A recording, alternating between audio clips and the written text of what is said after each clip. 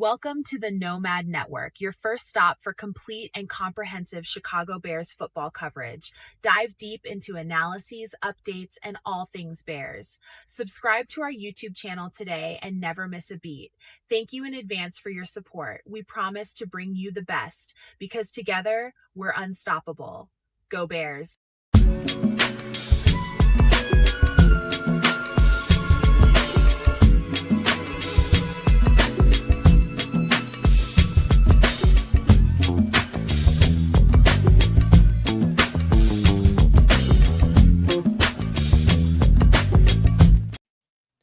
Yo, no maniacs. Welcome into another edition of Some Extra Sauce, man. And boy, is this show gonna be saucy.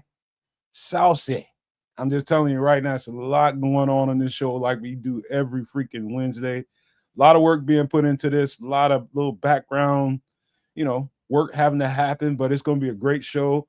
The Bears conversation, I cannot wait to get to right now because I feel like right now is when the games are the most critical. Everybody knows that this part of the season, that little stretch run where you got to show and prove you're worthy to be in that playoff conversation. And what a better team to prove your worthiness against than the Philadelphia Eagles. That's going to be that conversation is going to be right tonight. I'm telling you guys right now. And welcome into the show, Naj. I mean, let me give a special shout out to Naj, man. And only because you said these words in the chat, Naj, I'm going to say this to you, man, all my heart, man. Keep good vibes. Keep your spirit good. Man, Naj lost two parents in the span of a few months. In August, he lost his mom, and just here recently in the last week or so, he lost his dad.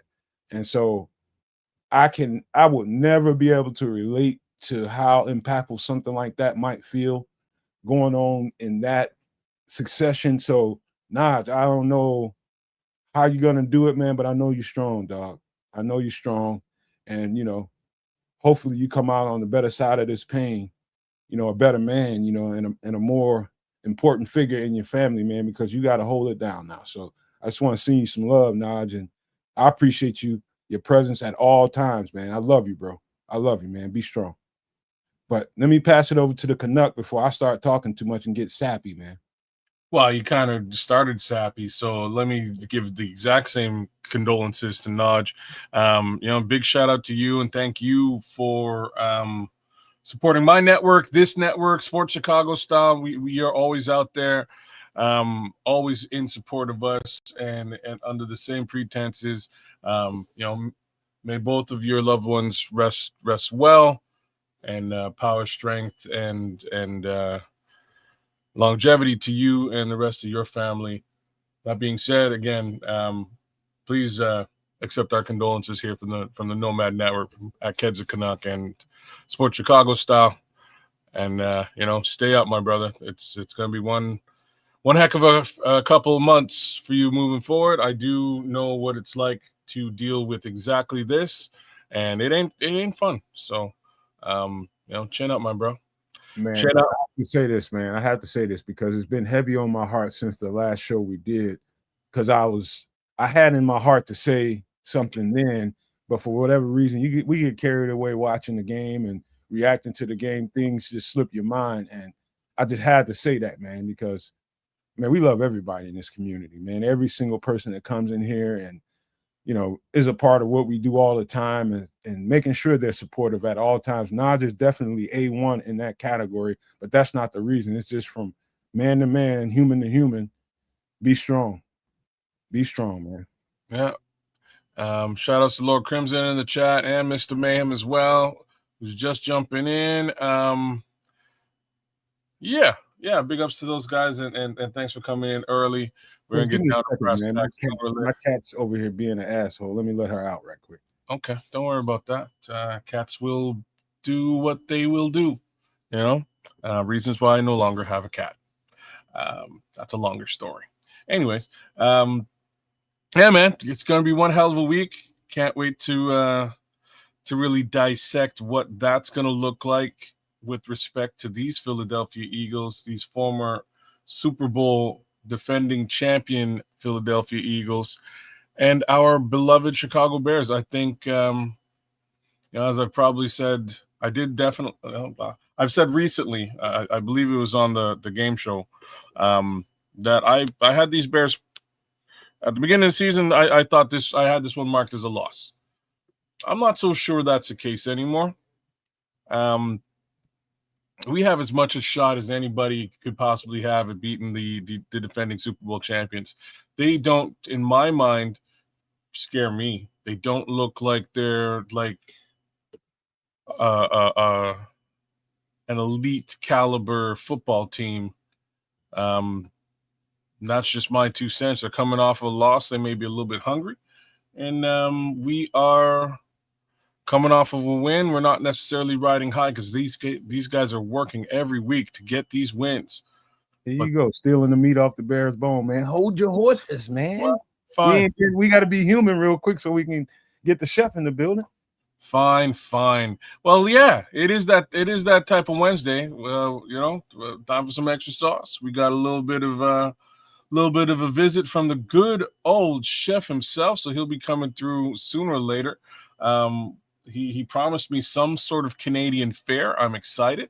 I don't know what that really is. Is it poutine? Is it some flapjacks? Some Canadian bacon? Something maple infused? I don't know, but it sounds like breakfast. Whatever it is, he's already in there eating it. Oh, snap, man. Shout out to Liberty's Outlook and the good Minister Charles. Tim Basemore just jumped in as well. Shout out to all you guys, man. Big up. But yeah, crazy, man. Crazy. Who's Tim Basemore? I was like, who's Tim?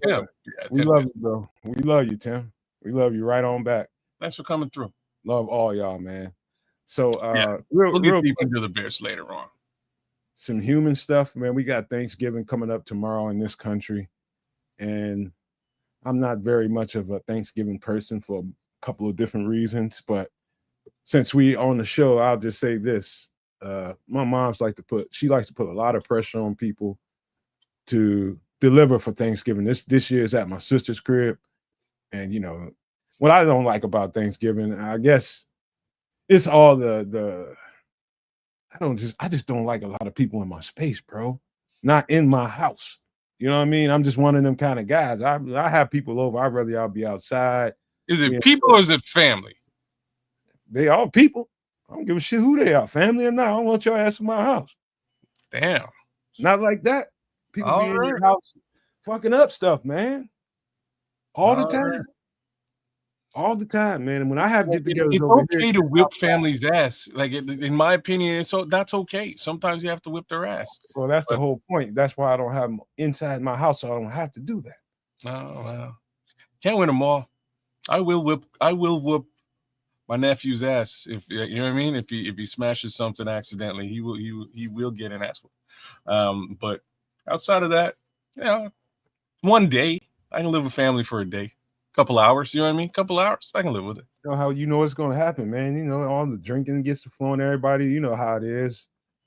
Uncle Nate, come over there, and they didn't ate a plate and a half, maybe 2 plates. And next thing you know, people in there unbuttoning jeans, and next thing you know, they're picking up the drink, kick the shoes off, feet smelling like aged Parmesan, and just stinking. It's just bad, man. I can't stand Thanksgiving, man, because. And whenever it was at my house, guess who had to clean up all that shit? Well, it's your house, so the answer is you. I'm talking about when I was growing up at my mom's house, bro. Hey, if it's her house, the answer is you. Yeah. Yeah, awful, man. Oh, snap. I know how that feels, man. Shout out to Minister Charles. He said, this Thanksgiving, I'm thankful for the podcaster, whoever that podcaster is, that took it upon himself to sponsor a fundraiser and raise the money to buy my bottom dentures. That's good, man. I think I know what podcaster it is, and yeah, that's good. That's really good, man. It's nice that people are willing to do that kind of thing, man. We do it over here if we need to, for whatever reason. We did it for Brian. Yeah, we'd have done it for you if I'd have known you needed it like that. We would have done that. Did it for Brian. We'd do it for anybody. Yes, sir. Big ups to Mr. Charles. Big ups to Minister Charles for getting that squared away, and big ups to the podcaster in question. Shout out to BCP. Give those guys a little bit of love. That being said, man, shoot, ain't my Thanksgiving, so I've been giving my thanks already.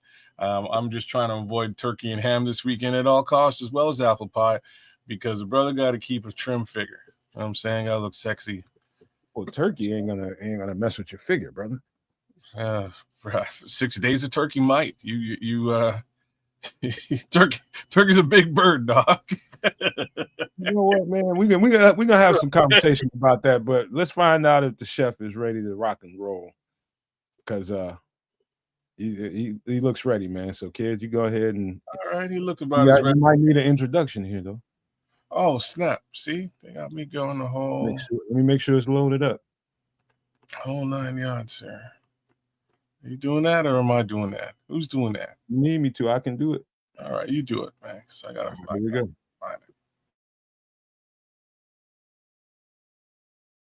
Chef Trips. Chef Trips. Chef Trips. Chef Trips. A motherfucker in the kitchen. And it will be beautiful. That's my guy, man. Love that guy. Here he is. Ladies and gentlemen, Chef Trips. Hello. Can you see me? Can you hear me? Very well. Hey, Chef. Welcome to the kitchen of Chef Trips. I am your owner and proprietor, Chef Trips. And for the segment here on Some Extra Sauce on the Nomad Network, I am a MFer in the kitchen. There's my guy. Now that I must tell you that let's go directly to the camera because the oven is already hot. Boom. For the food. There it is. There it is. So what we are doing right now, we are putting the ground beef into our medium heat skillet, and we're going to break it up. And and we're going to add some onion and some garlic in a little bit. You got me already. I'm in. All right. Now on the back burner over here, you have these peas, the beautiful green peas, and we're gonna just have those on a very low heat and let them heat up. But right now, also, the oven is on, so it may get a bit hot in the kitchen, as it should. And we have the oven heating up, as we have some things in there as well. But for right now, we're going to be breaking up the meat. And I would also like to send my condolences on behalf of Sports Chicago Style to Dinaj on the loss of his parents. But while it will suck because the parents have loved you since before you were born, it is the natural order of things. Because it would really suck if they had to bury you, sir. So consider this the way it should be, and they are at peace and at rest together. And for others that may be going through things with your family, as we are coming up to Thanksgiving, and as many of us get older, we have already lost many members of our family, and many that may have made those days or those holidays special. But don't fret. Just remember why you loved them, who they were to you, and you pass that on somehow into other people's life. So you remember them in a fond, thankful way. And also remember that some of the people who have gone on were battling physical ailments and mental ailments, and it is better that they are at rest now and are no longer having those battles. So it is not always a bad thing. Even though it will make us sad and will make us miss them, it is okay. And we give you all the strength and all the love that we can from here at the Nomad Network, at Sports Chicago Style, and from at Kids the Canucks. Quick question, Chef. How do you feel about people in your place during the holidays? It is always a happy time to see the friends and the family for a little while, but I would prefer it is not at my place because we don't need all of those people up in here. Because when people go home, it's like, damn, I just had to vacuum the place to make it look presentable, and now I got to vacuum again because of all of the tracks and the prints. And then you always have to clean the toilets afterwards because some people just have no respect. Even family, huh? Even family. Sometimes those bastards are the worst. See what I mean, kid? If the worst part about this is real talk, I ain't really trying to have nobody over here either. I was just, I'm just trying to be a nice guy for the holidays and shit. That's basically the best thing that I can say. People will okay, do now, people will do as stuff. this is Browning, as the pink is coming out, I will now add real quickly the Onion. onion. Thank you very much, the kids. And then we will add a few pieces of the minced garlic. Mm-hmm. Right on. Get any cayenne pepper in there? No cayenne pepper just yet. Cayenne pepper. All right. That may be a little much. Okay. Crimson, your dig says, shout out to Crimson. He says his house is a fortress of solitude, as is mine, sir. I can't dig it. But we will throw in a little bit of the Worcestershire sauce. There she is. Who's your sister? She is a beautiful person, just not a beautiful person in the face. Oh, snap. Now, I wish that you could smell the aromas of the Worcestershire sauce, of the garlic, and all of the onions. Very aromatic. Trust me, I can, my guy. So we will let that. Let me give a shout out to my wife because I'm sitting here thinking about we did some tacos this week and I crushed it. I totally fixed up with tacos, but I gotta give a shout out to the wife for making me some bomb ass spaghetti last week. That was really somebody else who made the spaghetti all together, but she put it on the plate for me and made it hot. So I wanted to give her props. So that was so sweet. I just want to hear your wife's version of it. Talking about how you grilled tacos and shit. I want to hear her talk. Oh no, she knows what's up. she knows what's up because her version of tacos. She put the taco seasoning in there and she stirs it up. That's a whole conversation. But since the chef is cooking, because I want to ask you about that. That's the end of the story. that's a whole damn story. Me, I got some cumin in there, some turmeric, some pepper, a little bit of garlic. I had to spice it up. Some beans. She put the beans in there though. She got the beans in there this time. But yeah, it turned out real good. Beans. So everybody don't do beans with tacos. What kind of tacos did you do, man? Like what did you do? The Ortega with the hard shell? Did you do the soft shell thing? What did you do? So I did something very low carb. I just did it with I just did it with a lettuce wrap. No shells at all for me this time around. It worked out real good, man. But the key to that is you really got to have some flavor in that taco meat, man. So I flavored it up real nice. My taco meat is always delicious. So is my fupa.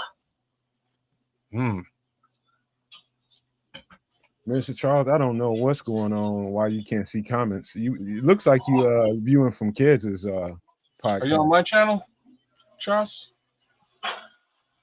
Let's see where you at. You're not on trip.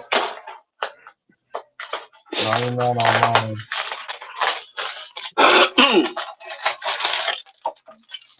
Minister Charles is not on any of the shows. How are you watching this, sir? That's real weird. I don't see your comments on any of them, but I see them on the back end. There's some weird shit going on with YouTube that I've got to get straightened out. I'll get it done after the holiday, man. Minister Charles, make your screen big and see if it says join. And if it says join, click join. Maybe you're booted out for some reason. Now that the ground beef it is done and the onions are softened, we will take these out into our strainer and we will put them to the side. Okay. What are you straining out? Straining The meat. Okay. Gotta strain that grease out of there. Nobody Yeah, I wouldn't strain it. I just me. I learned the paper towel method works. The paper towel method is also very good. Yeah, unless you plan to like reuse that grease for something else. And that is also a possibility. Yeah, there you go. That's why we let that strain to See, the I side can't. over there. In this house, I can't cook onions with too much crunch in it. My girlfriend won't eat it. Say what now? My girlfriend won't eat onions with all that crunch in it. Not in this dish. Oh, so you need them real diced up is what you need. Real diced up and them down.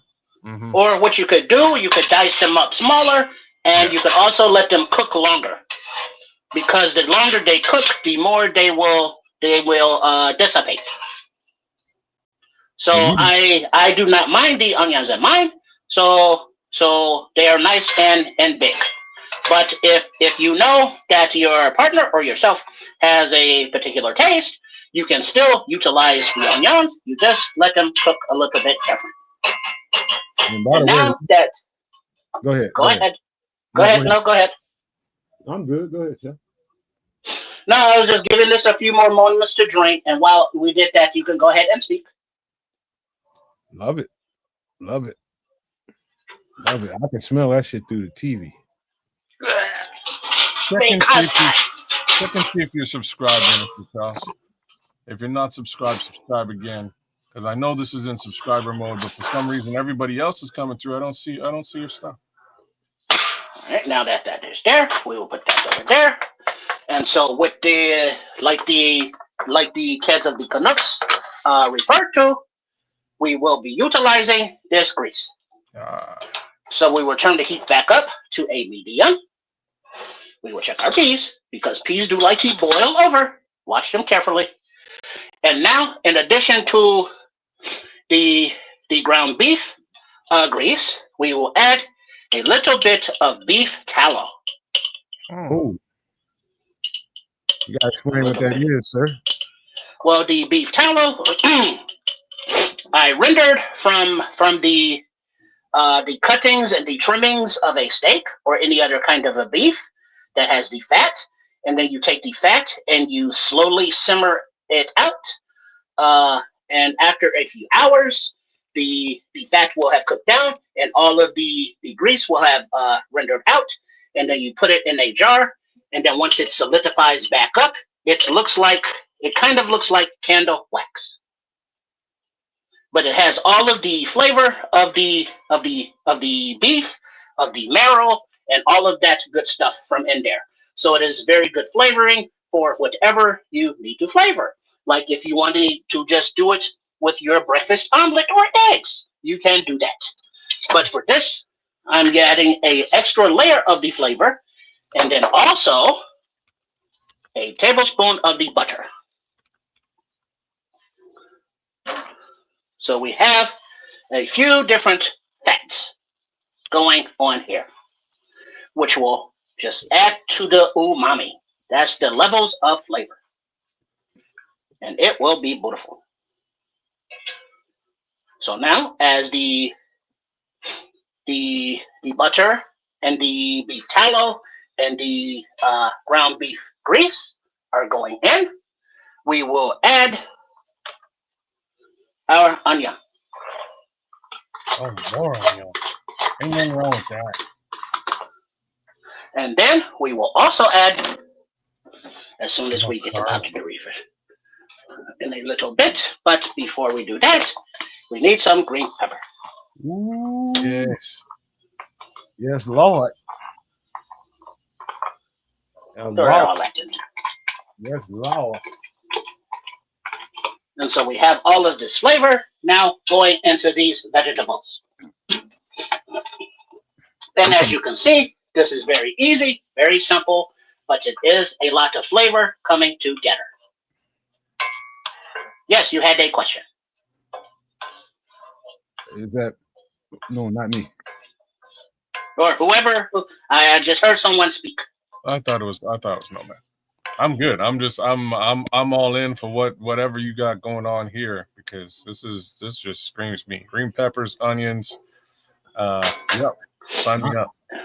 And then right now, we will let just that soften for a few minutes. And then while this is softening, please go ahead, Nomad, and go ahead. No, I was just gonna say that looks like a beginnings of a good pot of spaghetti.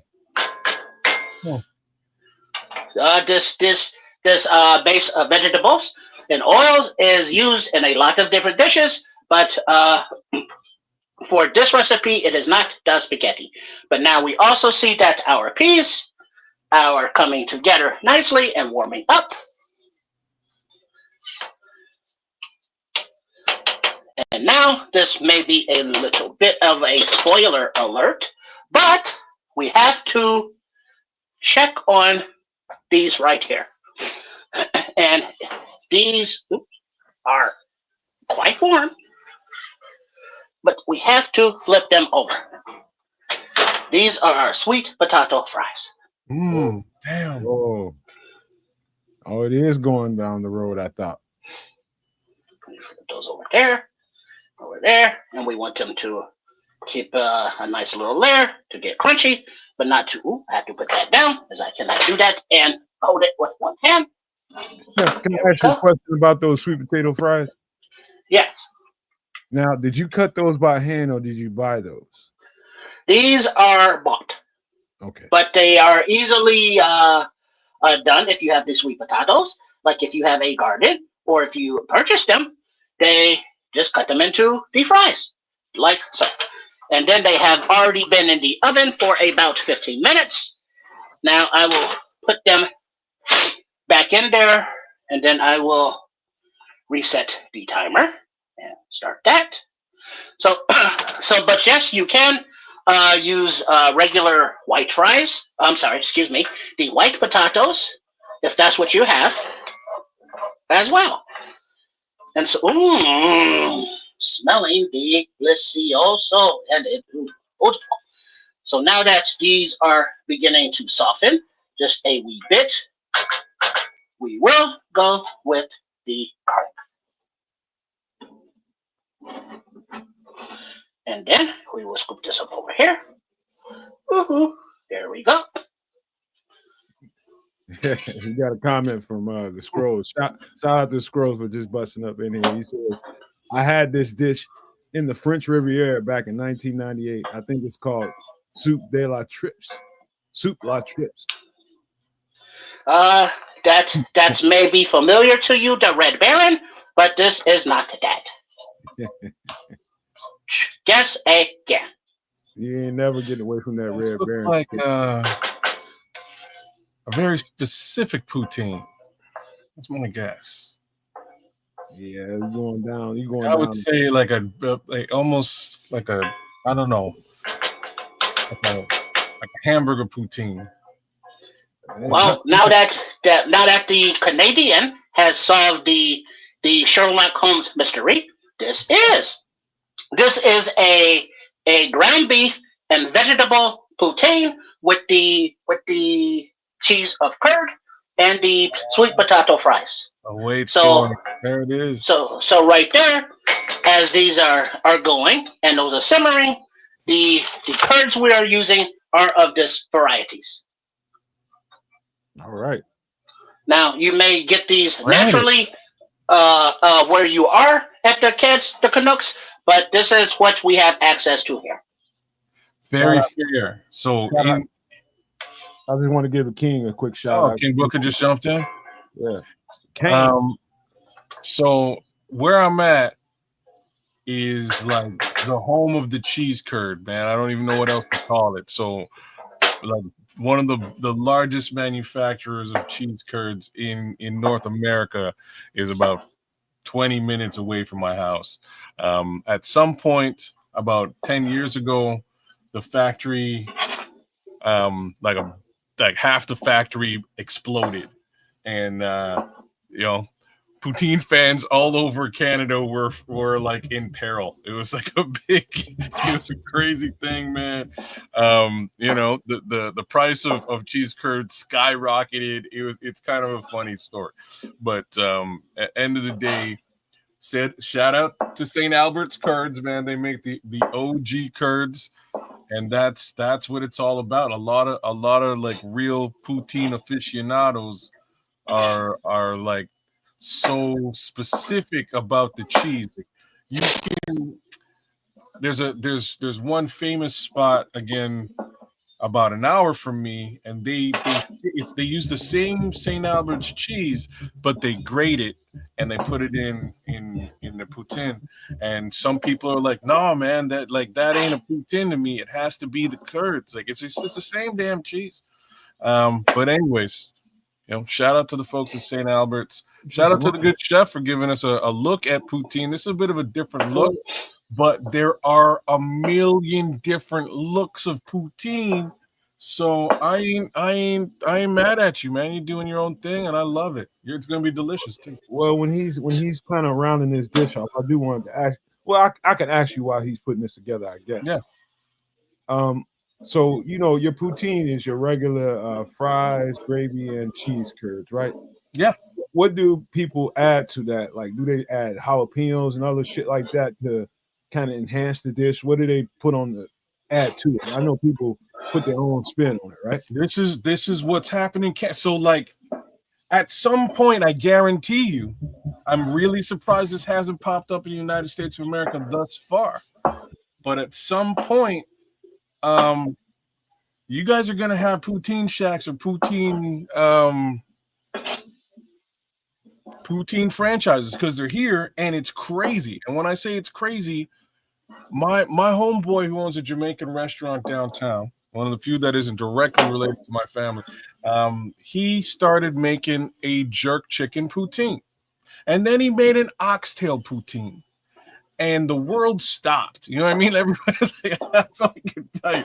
Everyone's like, oh, snap, because you get that like that jerk chicken gravy instead of just regular beef gravy. You get that oxtail gravy instead of that regular, again, beef gravy.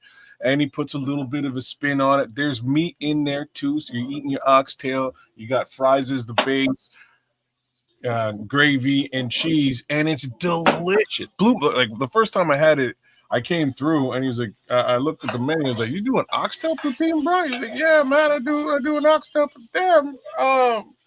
You gotta hook me up with one of those." So he gave me one on the house. I crushed it, and I was talking about it ever since. And then what happened is right next door, a dude opened up a restaurant where they sell all they sell is different kinds of poutine.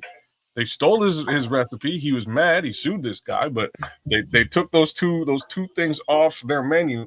But the store next door sells a bacon double cheeseburger poutine. They sell a maple bacon poutine, which is like they put maple syrup in there and bacon. Like you name, like you said jalapenos. They do like a like a con carne poutine with jalapenos and queso on top. They take the cheese curds out and switch it for queso. A little bit of salsa in there as well. Like you come up with any kind of general food idea, man. You like they do it. It's wild. You know what's hot here in this community is anything nacho cheese, fries, or anything nacho cheese, chili cheese, anything like that. Like so there's places around here in neighborhoods like mine, they'll bust open a bag of Doritos and chili cheese those things with all kinds of little toppings on it. Just bust the bag open, literally, put the chili and cheese and all that shit that they want in it, and fix it how you want it. a bag of Doritos. So imagine you liking Cool Ranch Doritos with some chili cheese with all kinds of toppings on it. Look, I'm trying to live. Is all I can really say about that. I'm trying to live, bro. Up over here, early grave. The amount of Cool Ranch Doritos I've eaten over the years, I just couldn't take it with when I first heard hamburger poon. I was like, what the hell? Yeah, poutine, bro. No problem, man. No problem. That's a whole other thing, King Booker. Man. Oh snap! No, I love that as an idea, Nomad. I love that as an idea, but honestly, that would probably, you know what? If y'all don't have well, those are what Nomad referring to. Some people call them walking tacos because you have the Doritos in the bag. Then you can put either ground beef or maybe shredded pork or pulled pork or barbecue beef or whatever the meat is. Put that in there, and then the nacho cheese over the top, and then a few peppers, and now you can walk around and have your meal. Did I say pulled pork poutine? If I didn't, I should have. It's there, but there's full chains all over the place that do like 10 to 15 different styles of poutine, and you just go in there and go wild, man. Okay. Now what I did, sorry to cut you off, I put in some flour, some whole wheat flour, because no white devils in this kitchen. Mm-hmm. And we let the flour cook, and I also added the mushrooms while you were talking to add another layer of flavor and vegetable. But now that the flour has cooked up, we will add some beef broth. There you go. There you go. And then we will put that in there.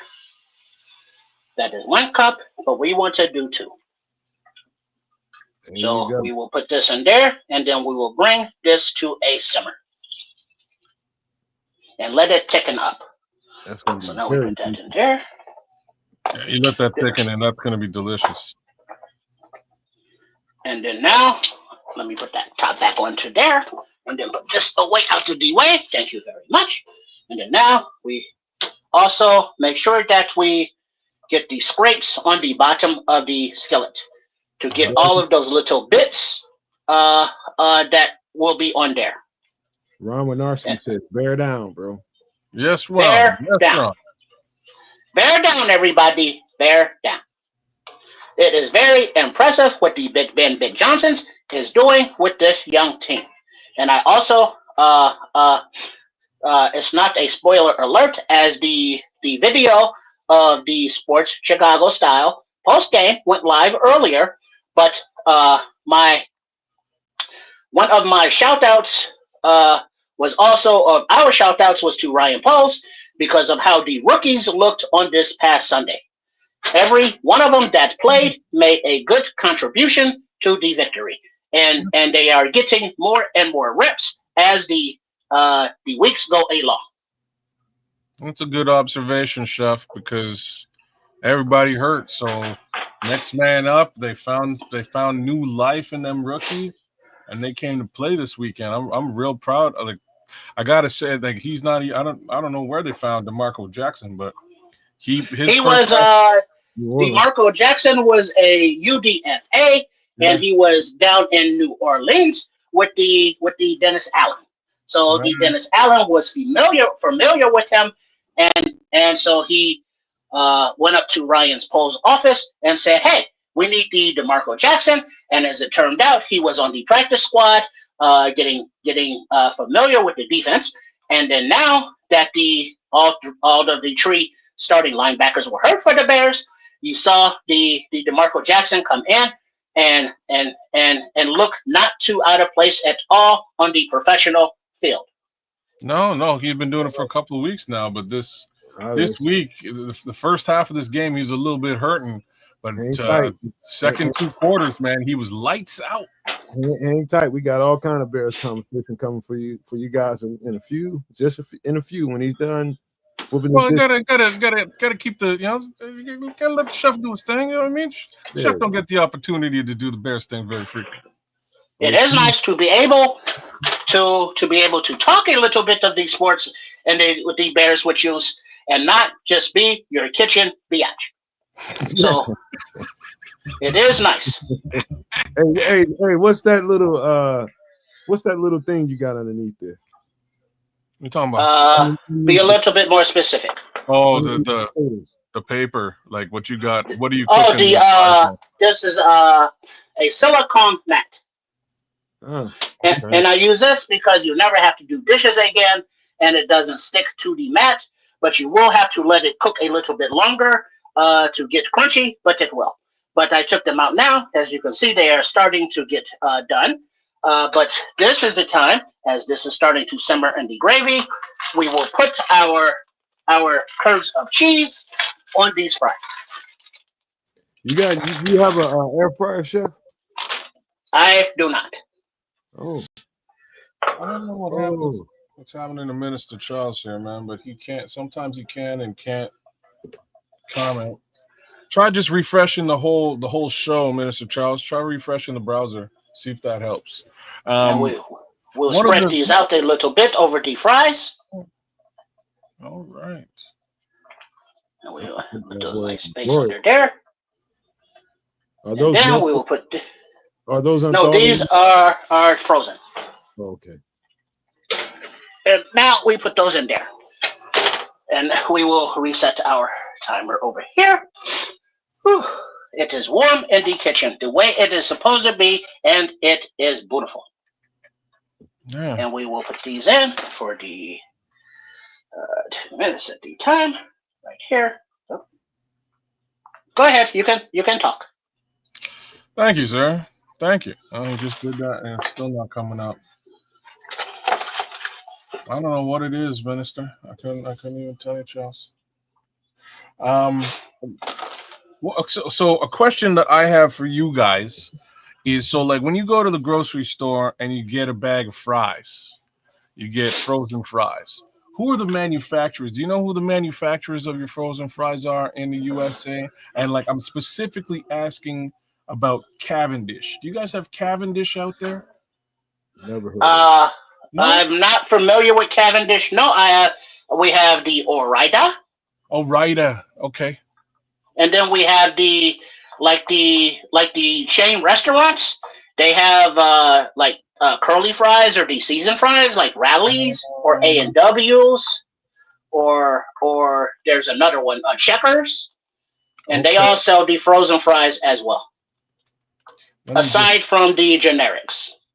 Let me check and see if Ore-Ida is really Cavendish, because Cavendish is like a thing. Reason I'm asking, like, man, brother, I found some bombs. So I've been eating, just to stay on the healthy side, man. I haven't had poutine in months, but just to stay on the healthy side, I've been eating them sweet potato fries you got, and Cavendish makes like restaurant quality frozen sweet potato fries you can get at the store. I throw them things I throw them things right into the air fryer, and they come out perfect, crispy. Oh man, it's to the level that I basically stopped buying sweet potato fries at the restaurant because it's almost useless. I just make myself like a little chipotle dip or sriracha mayo, something like that. Boom, goes so good with them sweet potato fries. I like them crispy, man. That is very true. As the French fries and potato chips are staples, it seems, of every culture's diets, whether it be healthy or not. But it is good because the sweet potato fries are not as starchy as the white potatoes, and not as I would say not as bad for you. So they are a little bit healthier. And so now, as you can see, the gravy is starting to thicken a little bit more. And then as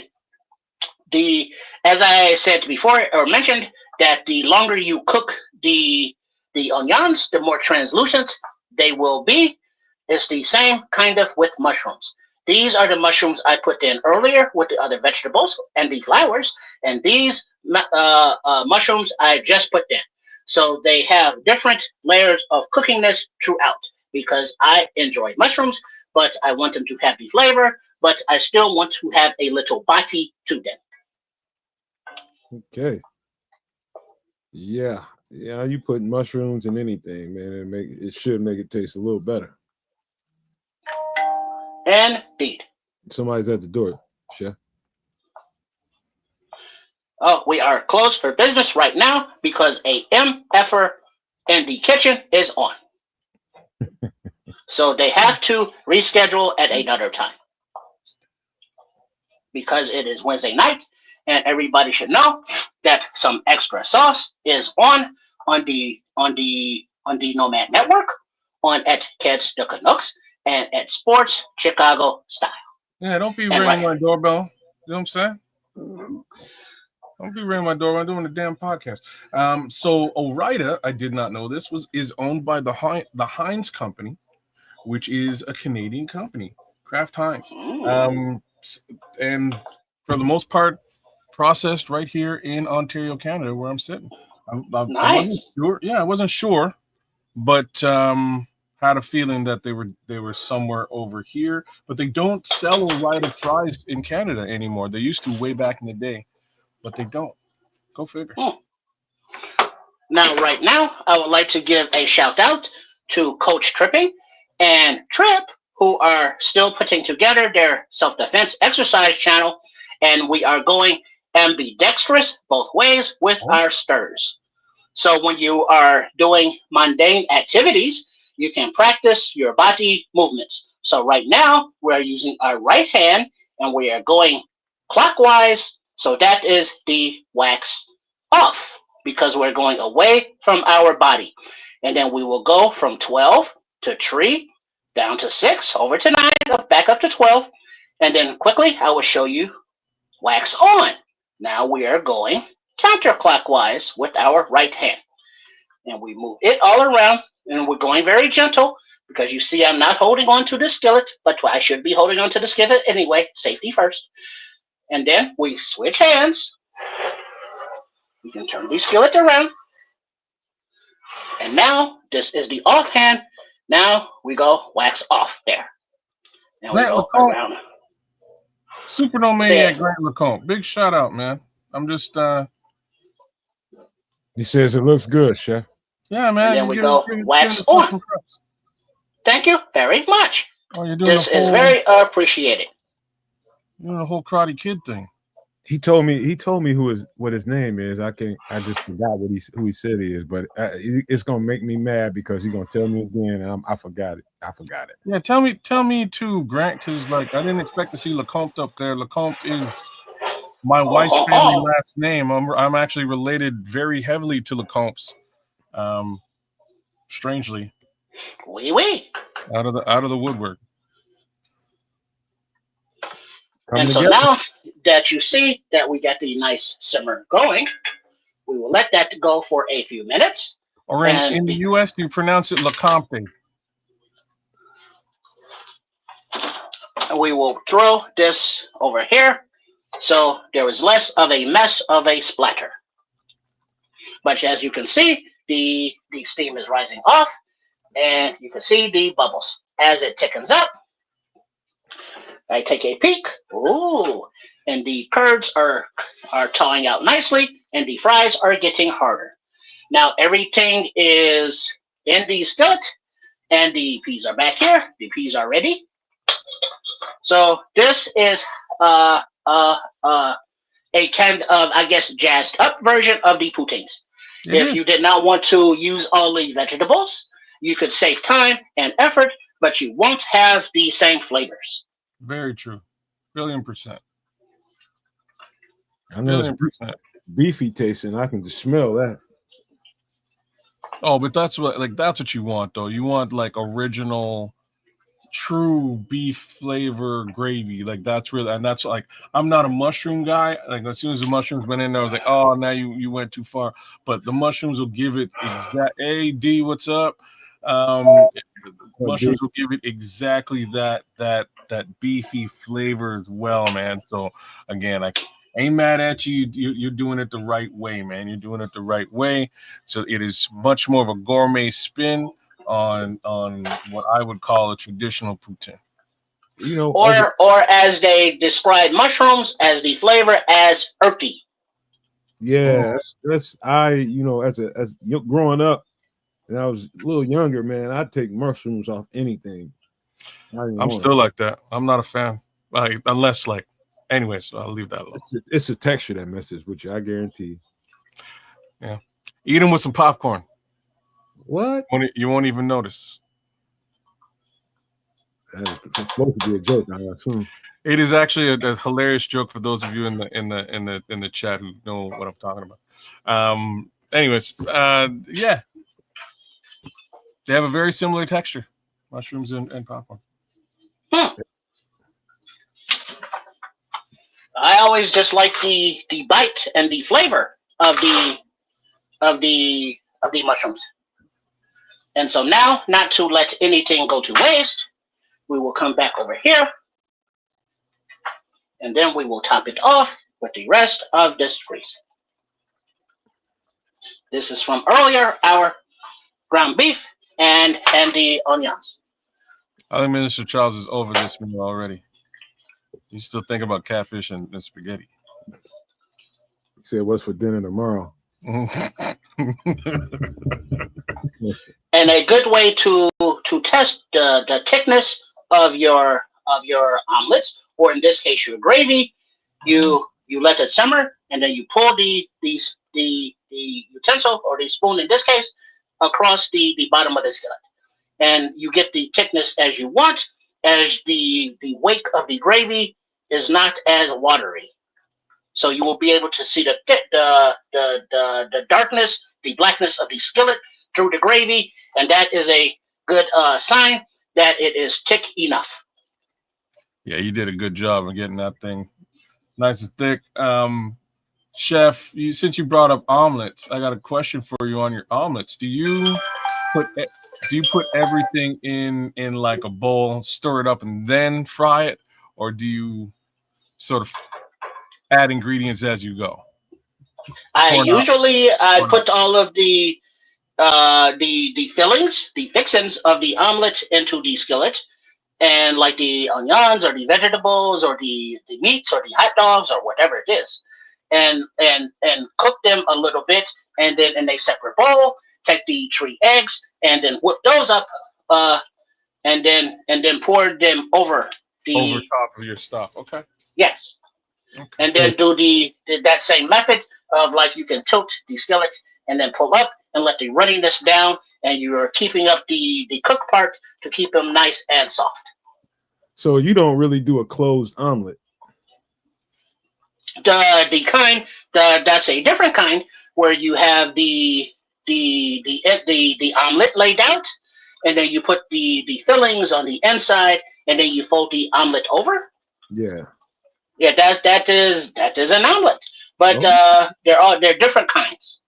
I do mine a little bit different too, and that's like just because you brought it up, I put everything in the bowl, cook it all down, and then flip and do a folded omelet. It's I do mine. Mine gets nice and thick. My omelets are second to none, like killer. Well, there's another way to do it. Is you put your egg down in there, and you get your egg to the right density you want it. Depending on how you like your eggs, you might like them thin. You know what I mean? You might like them a little fluffier. You cook them and then you put your fillings on one side, and then you fold it. Now we are checking on our curds of cheese and our sweet potato fries. They are coming along nicely. I think your curds need to be a bit more done. They're done? No, not done yet. I say that's why they are coming along nicely. Yeah. But they are not done yet. Okay. Hey, Grant, yeah, so I pronounced it the right way the first time. So it's LeComte, just like I thought. So that is, yeah, that's it.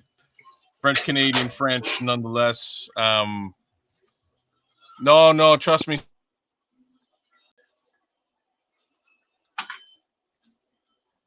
We scrolls. Yes, it's real simple. You went. The chef did it again. You know what I mean? He went full go with this thing, and I guarantee you it's going to be delicious. But Trust me. That's right. He was G-Man. My bad, dog. Oh, G-Man. Okay. My bad, dog. My sincere apologies, man. G-Man. Okay. Okay, Grant. I just didn't expect there to be Lecomptes in like the Illinois area. I guess that's just me. We have so many over here. But go figure. Crazy. Why wouldn't it be? I don't know. Just because it's to me it's a French name, and the how high the French population is where I'm at makes sense. I don't know how many French folks you got A lot. in Illinois. A lot. A lot. Okay, that's news to me. French, Polish, German. Well, Polish. I know you have actually per capita the largest Polish community outside of Warsaw, Poland. I'm not sure if you knew that, but it's an actual fact, which is crazy. Well, yes, that's because back in the day when the president or the leader of Poland, Lech Walesa, visited the United States of America, he came to Chicago because of the amount of people from Poland that lived there. So the Polish community is very, very large in Chicago, but it is also a melting pot of everybody else. Absolutely. This place, you can trust me. You can find your community here, no matter who you are. Wow. Yeah, no, I knew about the Polish situation. I wouldn't have guessed French at all. Like the other place that's heavy for French is obviously Louisiana and New Orleans. Aurora. Oh. Yeah. My boy G-Man is from Aurora, man. Them some hoopers out there in Aurora. I play a lot of good basketball out there, G. And they play some good basketball here too. We traveled back and forth back in the day. Oh. And now, as you can see, how it is thickening up.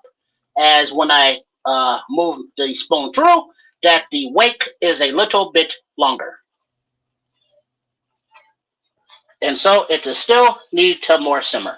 But every time through, you want to make sure you get a good scrape around the sides and around the bottom to get it all mixed in. Gee, where you at now? Where you live at now? Scroll says Polish women are known for being great at a certain thing. Yes, they are, Scrolls. Yes, they are. Made a couple of my come across a couple of them in my day. It is not to say that they are all the same, but I have met some Polish ladies myself, and they were somewhat adverse to the deodorant. Oh, I don't know if that's a cultural thing or they were just nasty. I think those ones were just nasty. Mine just weren't extremely. Now I'm gonna be a little bit. I guess you were a little bit crass. I'm gonna be a little bit crass. They just weren't. I wouldn't. How do I say this as nicely as I can? Well, I wouldn't confuse them for being rocket scientists. Well, no. Let me stop you there. Well, let's stick with the deodorant part, man, because something I learned about women, Polish women, something about the genetics, man. They have to usually find the right kind of deodorant.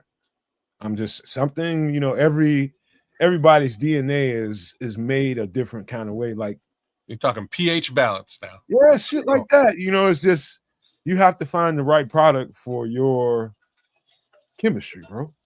And I found that to be the truth about few Polish women I met. Mm-hmm. Yeah. Now you can see more and more of the skillet in the wake. The thickness of the gravy is your preference, but we want it a little more where it's not so runny. So you let it slowly simmer. You do not turn up the heat because you cannot speed up the process. The process is the process, but you want to make sure that where the heat is burning, that it is still being mixed up evenly. And as you can see, the Nomad, that you can barely see the onion. But if you were to dice that up a little bit smaller, you would not be able to see it at all. And the peppers are fading as well, but since they are green, they stand out. Very good, man. Are you going to strain this, or are you going to just take it as it is? I assume you're going to take it as it You is. can't strain it. It's gravy. Yeah, once we let it thicken up, we just it's gravy. So there is no straining. That's why we want to get it a little bit thicker because there will be nothing to strain. Okay. All right. Well, Chef, I think you probably put a little too much broth in there. You want us to come back to you when you're ready to bring it together?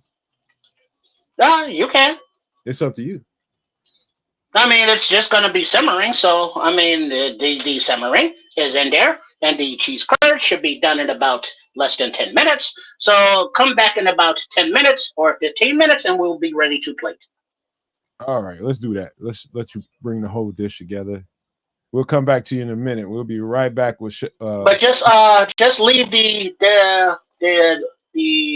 picture on one of the cameras. One of the panels? Cool. We can do that. We got you. Right on. There we go. All right, that's definitely coming together, man. It's just the smell of gravy, cooked gravy, kids. It's such a turn on for me. You know, it's like in my house, because I'm on a keto diet and my girlfriend adheres to it when she wants to, but it's just one of them things. Like we don't do that a lot around here. It's just one of those situations. Every now and again, I put a roast in the oven, and my girlfriend's got to have that gravy over the mashed potatoes, and that's the cheat day for me. The mashed potatoes and the gravy. Yeah. I'm back on that right now, man. So R.I.P. the potato. Rest in peace. Can't touch it. Can't stay away from them corn chips as well, man. No more rice. No more bread. It's a bad, sad existence for the next little while for this guy. But such is life. We're finding new things to enjoy, like yogurt. Damn it. So not, it's, you know what I mean? It's just nowhere near as fun as mashed potatoes. I'll trade mashed potatoes for yogurt any day. But so let me tell the chef what kind of comments you got in there. Give me a thumbs up. I know you can hear me, chef, but you get in the comments saying that, hey, sprinkle a little mashed potatoes in there, it'll thicken it up. Also, he scrolls, and that's from Crimson. Lord Crimson put that in there. And Scroll says, there you go. He was looking for some of that black pepper to get put in there. Yeah, man. I probably should have said something about that, but he caught it. He got it in there. It's kind of an important add-on into that gravy, man. That's exactly what was probably missing. Just a little bit of that. Just a little bit of that would take care of business. Yeah, it's definitely coming together now.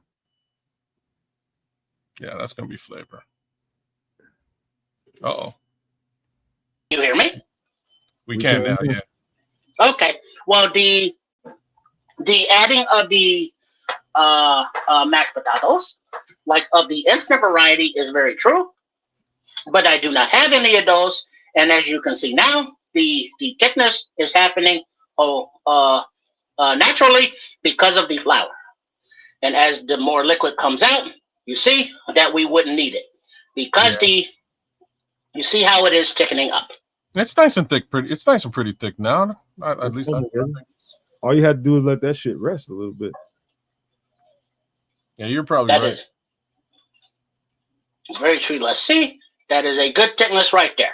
Yeah. As you can see, the skillet is there, and so that is still a little juicy that will thicken as it stands. But it is also a little juicy for the sweet potato fries to absorb.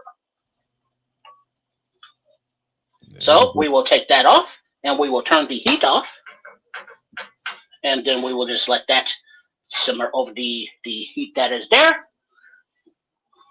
There you go. Come back. While we get, it'll get consistent. Well, actually, we are plating it now, so we can stay here. All right. Because now we have a nice sizzle on the curds and the sweet potato fries, so we can take those out. I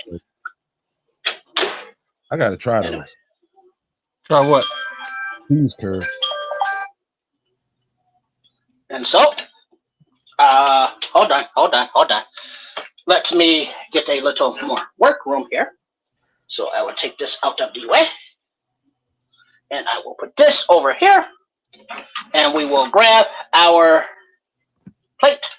Are there any other questions and or comments from the Nomaniacs and or the Super Nomaniacs? You're just getting a lot of support in there. That is much appreciated.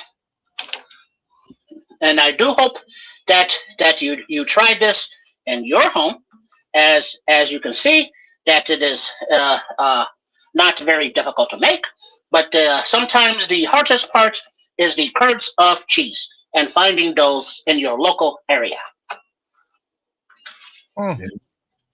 So like okay, I can dig it. Probably very hard to find in your grocery store. No, I wouldn't even say that. I'm just not one of the people that went ever looking for them. Nobody, like I wouldn't see anybody in the U.S. really like. What are you gonna do with a cheese curd? People buy mozzarella sticks. That's different. Like I know what you're saying. I know what you're saying. I don't know. And so the cheese, the curds, they are different, but pretty much the same thing. There's tomatoes. So right here, to present our plate, we will switch out the hot iron. Set that out of the way over there. And bring in the cool iron, but we will keep that over there. And then we will bring over another silicone mat to make a base there. Now we've already put our curds and our fries there. And so now we come back with the beef. I'm going to put that right over the top. I'm going to flatten that out a little bit. And boom, boom, boom. And then how about another one over there? And then guess what? Need some over there too. And so we are generous with the meat. And so now that we get that there, we come back to our star of the show, or at least one of the stars, and that would be the gravy. Oh, there we go. That's what I'm looking for right there. Over here. So now we come back over to our gravy.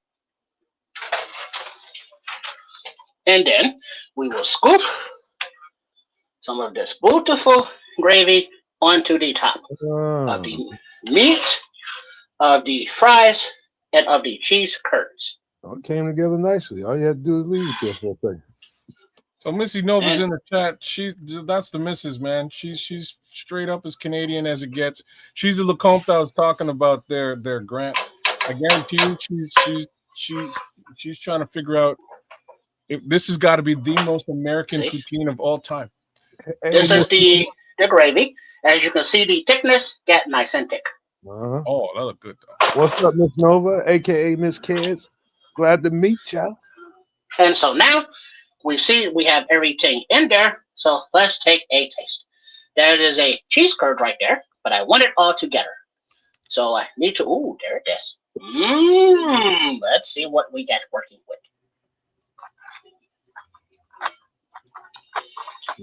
Yeah, he's taking a nap.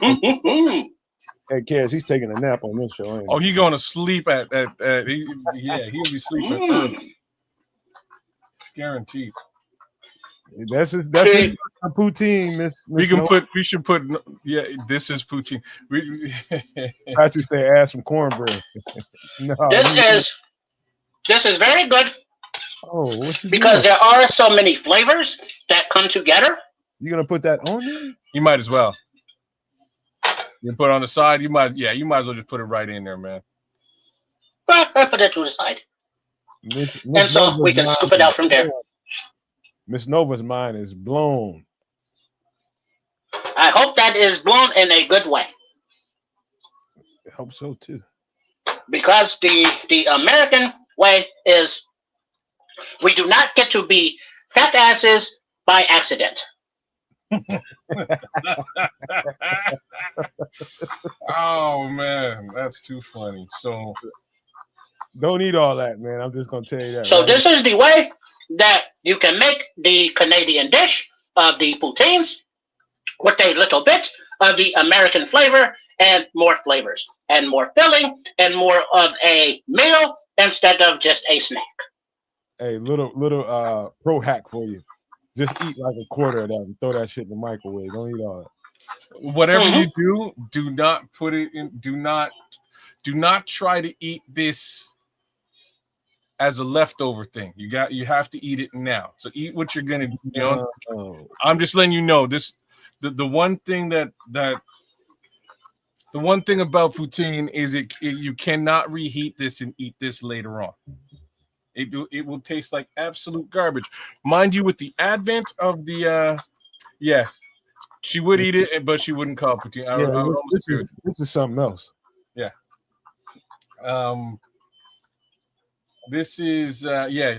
So with the advent of the air fryer, you can put poutine in the air fryer and bring it back to life. But under normal pretenses, poutine is a one-shot deal. Now you can pull this off. Now you can pull this off. You just gotta cup this thing in a little thing, aluminum foil, put it in your air fryer, and you can revive this. Only in an air fryer could you revive this. How are those curds? How did the curds come out? These are very tasty. As Yeah. you can see, they are filled with the cheese of cheddar and the crunchy outside. But the crunchy outside is a little bit muted because of the absorption of the gravy. Yeah, I think And that's a then good. so we have a little poutine. We have a little of the ground beef mixture, and we have a couple of sweet potato fries. And I wish that all of the no maniacs and all the super no maniacs could enjoy this right now, but you have to wait until you make it in your own kitchen. Are there any other questions and or comments before I get out of here? I have a comment. This looks like a shepherd's pie got on crack. Mm. Or meth. But if we really want to get it onto the crack, if you will, we will add a few sport peppers. Oh no, now you going crazy. Now you going wow.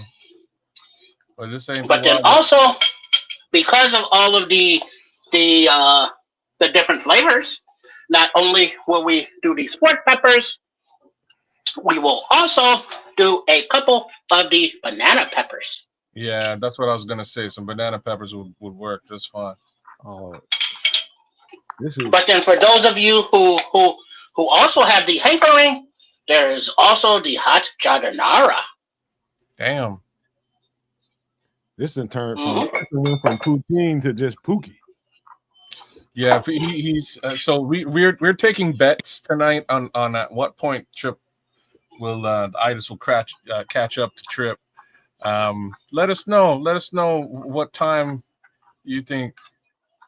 G man, you just. Well, I would hope that the triple R would be able to stay awake, as he is not doing all of this cooking and over this hot stove. So he should be fine. Now, if I was on there, that would be a different story. There you go. Don't eat all this, man. Don't eat all this. But it is so hard to stop, as I have not eaten all day. Do not eat all this. How's the flavor with the banana peppers and the sport peppers? It just enhances the flavor. I bet you it kicks. Acid. It brings some. It gives it that extra kick, which is one of the reasons I did not tell you earlier why I did not put any of the red pepper flakes into the meat, because cayenne pepper. Okay. I wanted to add these separate peppers and a separate taste. Okay, I get it. So when you did mention the red pepper flakes, I understood what you were saying, but I had another plan that I kept you in suspense for. You know what? You put those banana peppers on there and just reminded me that I didn't grow banana peppers this year. Now we usually can those, and that's part of another segment we're going to have a little bit later on when Triple R gets on here. Well, let me make way. We can. Hello. Let's go to my face cam, because I need my up close and personal as well. So I hope that you do try this homemade poutines. It may be the American style, and remember, you can use whatever kind of meats over the top, and it can be like loaded French fries per se with gravy. But the gravy is what sets it off. So you decorate or flavor your gravy how you will, and it will be beautiful. But also make sure to try the sweet potato fries if you have not, and especially if you are trying to live a little bit better and a little bit healthier. So once again, I thank you very much for joining me live here in the kitchen at, at Shea Trips for a MFer in the kitchen, because guess what? I am Chef Trips and I am that MFer. Be sure to subscribe to the channel that we are building at at Chef Trips, and the name of the channel is Shea Trips Kitchen with Chef Trips. That's here and that's me. And then also show a little love to Coach Tripping and Trip with their channel at Trip Kundo, TRIPPKUNEDO, for the exercise and self-defense stuff. And then you can always find our pregame and postgame for the Bears for the show with all four of us at Sports Chicago Style. So that is the hub at Sports Chicago Style, or the little at triple RSCS. We thank you very much for visiting, and we look forward to seeing you the next time, which is the last Wednesday of the month. So it will probably be the last Wednesday of the year. 2025 is gone by already, and we thank you all for all of your support on the Nomad Network, on at Kes de Canucks, and at Sports Chicago Style, at Trip Kundo, and at Chef Trips. Once again, if there are no more questions and or comments, I will get out of your hair. Real quick, you do have a question from G-Man. He says, ask Trips if he reheated the hamburger and onions before adding them. They were in the toaster oven over here, and then so they were kind of already heated up. But the important thing about the poutines is that the gravy is served hot over everything, because it tops everything off. All right, man. So high five from a distance, man. Good stuff. Ain't nothing on that plate that I wouldn't eat. Just don't try to eat it all tonight in one meal, man. Just eat like a quarter of it and put it away. That's my advice. All right. Thank you very much. And once again, thank you to all the Nomaniacs and all of the Super Nomaniacs. And I look forward to seeing you. Wait, did you pause? Oh, I thought you. Yeah, something went off of the camera because I was going to say night and bye bye. Where did this come from? But go ahead with the picture that you had. No. Do your thing. I was just going to say yes. Well, thank you very much, and I look forward to seeing you next time here in the kitchen for being that AMFer. So until then, bye. Peace out, love, brother. Peace out, Chef. Happy Thanksgiving, man. And off he goes. There's our guy, the chef. There's our. We're going to pull that down. I'm going to share. Big time. This. I share that just to give you guys a look at what huh? What was that? It was just this is what a traditional poutine looks like. It's real simple. Fries, curds, and gravy. Just like your mama would cook, mashed potatoes and gravy. Switch out the potatoes for fried potatoes. Trip did the whole thing, and I love it. It'll be a different flex for everybody to enjoy, and I think you guys can, get a kick and a decent meal out of it down the road. But yeah, that's our chef, man, doing the darn thing, man. I'm impressed. That was yes, yeah, she's white. G-Man, yeah. But he Scroll says, I need to know how to brine this turkey, Trips. What would be I'll tell you one thing, Scrolls. Let me help you out with that. If you're gonna brine, do it in a chicken broth and some sliced up oranges. You do some corn, peppercorns and put them in there for that little added. You need a little zing to it. I wouldn't, depending on who you're serving it to, I wouldn't put no red pepper flakes. But if people like it spicy around you, do a few red pepper flakes. But chicken broth, peppercorn, and some orange slices. That'll bring that SOB together. I promise you.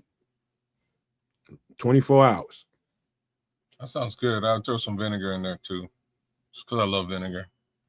You better not put too much in there because it's gonna make like when I say vinegar, like I would sneak some. If you have banana peppers in there, I'd sneak some banana pepper juice in there. Give it some nice kick. Trust me. The thing about that kind of flavor, if you want to put it in an overnight brine, that's gonna be more powerful than everything you do. So if he's putting oranges in there, you're not really gonna taste the orange because the first thing you're gonna taste is the sour.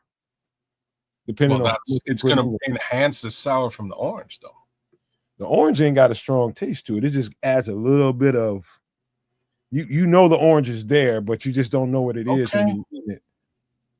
So you're doing curry French fries, Patrick. Okay, it's very similar. Like I was saying before, oxtail and jerk poutine. There's also curry chicken poutine. You'll find out here. It's crazy wild. The flavors in Canada are different. It's just different stuff because the melting pot is a little bit different. You have that very stark French cuisine, and then you mix that up with Caribbean, and then you mix it up with a little bit of Asian. It's wild over here, man. You guys would be very, throw some barbecue on that MF too. You know what I mean? Like it's a different flavor profiles over here that you guys would be very surprised about. And for that reason, yes, we pack on the pounds here in Ontario. Just saying. Man, one time one of my uncles got a duck for Thanksgiving. He didn't have everybody over his house. He just had his immediate family. And, we was kids. We used to go crash everybody's house. So we jump in the car, ride down wherever and go hit this uncle's house, this aunt's house, and just be eating everywhere. And we roll up on my uncle's crib, man. This dude had ate pretty much the whole bird. He dunked that thing in some now a duck is extremely greasy. I don't know if you ever had one. Extremely greasy. Somehow, man. I had duck recently, actually, and yeah, it's fatty, greasy, and it's good, delicious. But yeah, fatty and greasy. Yeah, he did something to it with orange juice, but then he put oranges on the duck as he was basting it.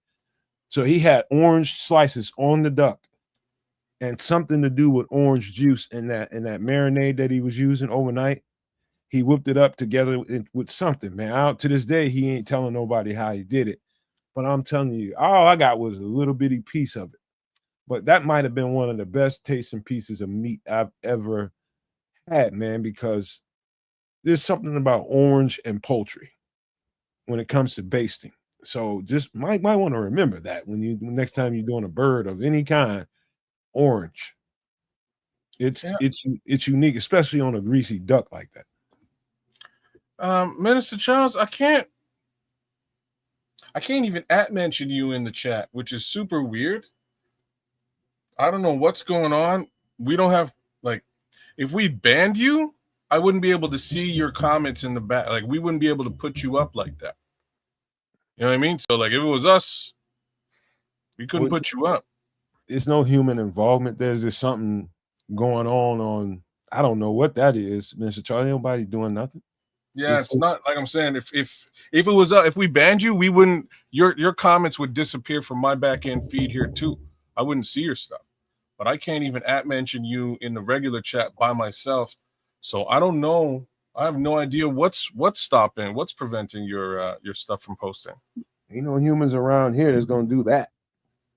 Yeah, maybe a YouTube update and restart the app. I don't have any, I don't have any other ideas around that. But like I say, anytime, like when we banned Chris Foster, for instance, I can't. His comments, all of them, immediately disappear from my back end console. I can't see nothing when we ban somebody. They disappear. They're gone.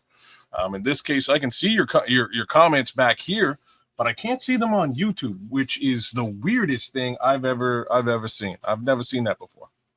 Wild. Well, Mr. Charles, I don't know, but brother, that is like there. Yeah, man. Or like. Nicely played, Scrolls. Nicely played. Like that would be a nice spin, a Chicago spin. That would. It'd be a nice Chicago spin on a poutine. You could also maybe do something with like a Chicago dog poutine, and chop up some, chop up a brat, put on the regular toppings for a hot dog, for a Chicago dog that you would put on, throw that on top minus the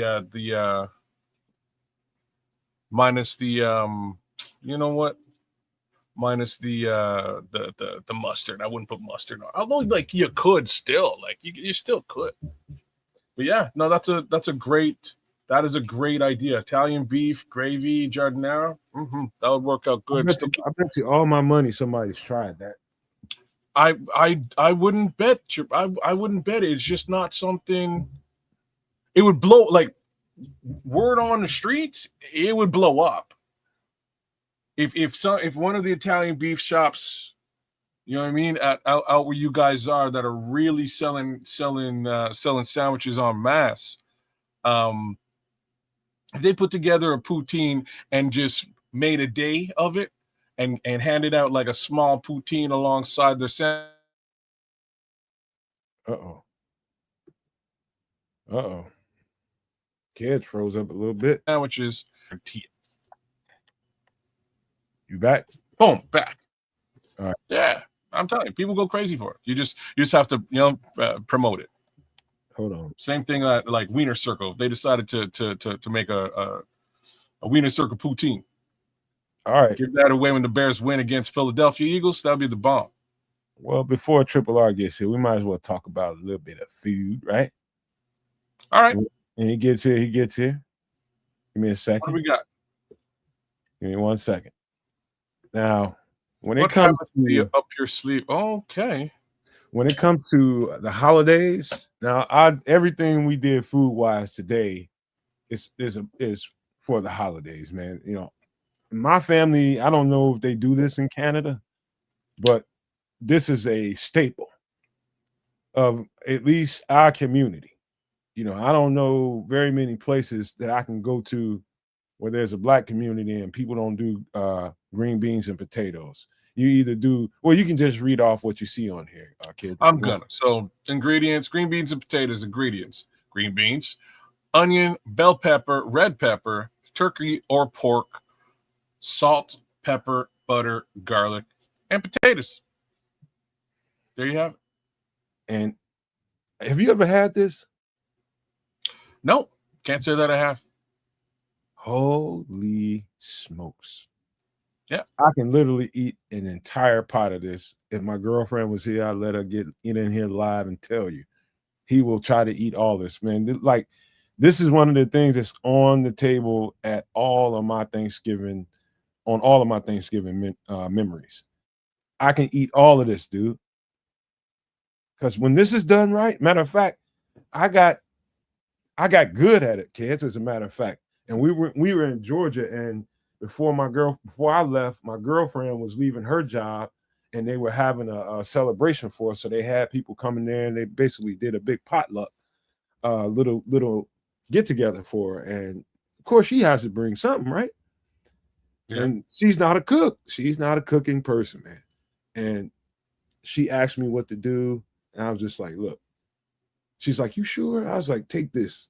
And I made this dish with smoked turkey necks. She said, holy shit, that shit got going so fucking fast. When it's done right, kids, dog, you would fall in love with this, bro. You would absolutely fall in love with it. What up, Trip? What's happening, y'all? Oh, there's a man. What up, Vizzo Joe? Oh, Joe Vizzo's in the building. Looks What good up? minus the green beans. See, I'm right there with you, Joe. I'm really. Everybody Green beans doesn't are know like this my shit. least favorite vegetable to have. I'm exaggerating a little bit, but I'm just not a big in soup. I might tolerate it, but not at that level. Like there's a lot of in that pot there, man. Some you went crazy with the green beans. That's just a little bit much for me. Wait, what you say? You go crazy with the green beans? I'm just not a green beans guy. Well, I mean, but I'm trying to it's say. the green beans are the star of the show. I hear it. I get it. That's why I would probably like slide right past it at the cookout. You know what I mean? Unless you tasted it. Yeah, because you got to look at the turkey or the pork, the flavoring that's in there. You know, because it's simmering for a long ass time, and there's a lot of flavor going into the beans, so they don't have that gardeny kind of like taste. It's kind of like, oh, okay, something going on up in here. And then with the potatoes absorbing that liquid as well. I mean, you're the person that don't use a bay leaf. Ain't that you? I don't use what? Bay leaves. Yeah. Yeah, exactly. So you don't know All right. nothing about no flavor. Oh, wait now. You're talking to a Jamaican now. You know, we have all kinds of special spicy flavors. Just we don't mess with no bay leaves. Well, but it's I couldn't tell you a single Jamaican dish with a bay leaf in it. But Well, do you have an aversion to bay leaves, or you just never used it? No, I've never found an actual use for it. There's no aversion. I would eat it. I mean, if it's in my food, I don't have a problem with it. But you know, never had. Next time you make soup, just throw a bay leaf up. I'm gonna. You gave me that little advice. I'm definitely gonna throw it into one of my bowls and see what happens. You definitely missing a level for sure, kids. That's just you're definitely missing a level of flavor for sure. Now this dish in particular, like it looks like it's a lot going on, but it ain't. It really ain't. When you get this thing in a whatever container, however you get it presented to you, I'm going to tell you right now. So have you ever had anything with smoked turkey in it? Yes. Kid? Yeah, for sure. What'd you have? Well, I've had soup and sandwiches with smoked turkey in it. I'm trying to think if I've had anything else with smoked turkey in it, but doubtful. I'm only saying that for the people that are non-pork eaters. You know, a lot of times people will put a ham hock in this thing. People will put what else they put in here? Trips. They put, fat back, fucking neck bones, fat neck back, bones, everything. Salt pork. Salt pork. That's a little too salty for me. But yeah, people put all kind of stuff. But for the people who don't eat the pork, I make mine with smoked turkey. And I'm telling you, get you a hickory smoked turkey necks, kids. That brand. Whatever hickory smoked turkey necks you can get. Put it in this pot with all these ingredients right here. Maybe the red pepper might be a little much, but I'm one of those guys that like a little slight kick to mine. But everything else, I'm telling you right now, you finish it once the dish is done, you put a little butter in there and you bring it together. And it's over the top good. Over the top. Man, especially when you got that pot liquor. You don't know what pot liquor is, though, do you, kids? Man. What you know about that pot liquor, though? I don't know about pot liquor at all. What's that? You see that liquid in the pot? Uh-huh. That's the liquor.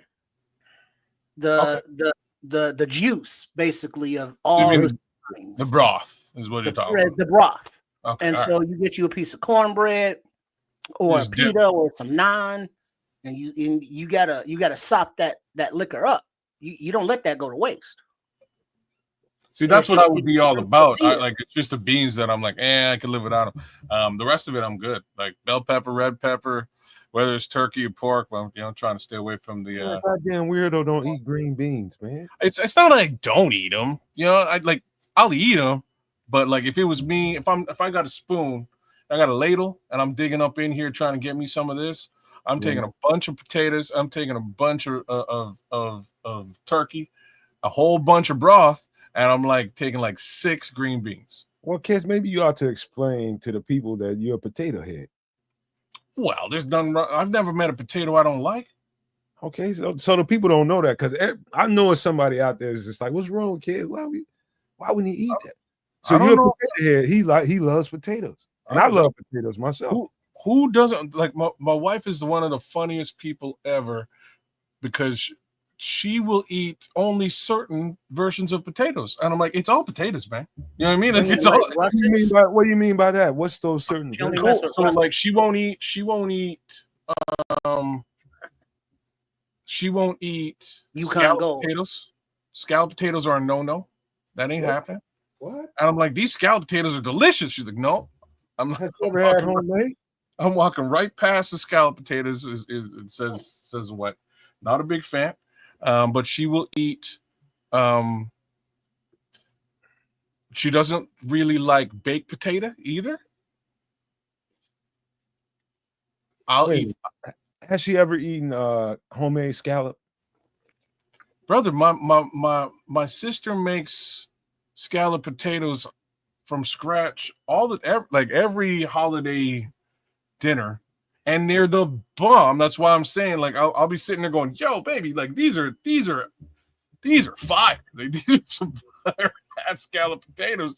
My sister knows how to do it. A little bit of ham in there. She does it real well. But no, my wife ain't eating that. She's not eating no scalloped potatoes. She will refrain from a baked potato under normal pretenses. Potato skins, not doing it.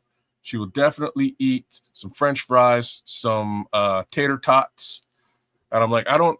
It's all potatoes, man. They're all the same. When you come here, man, we got to bring you and Mrs. Cash to the cookout, man.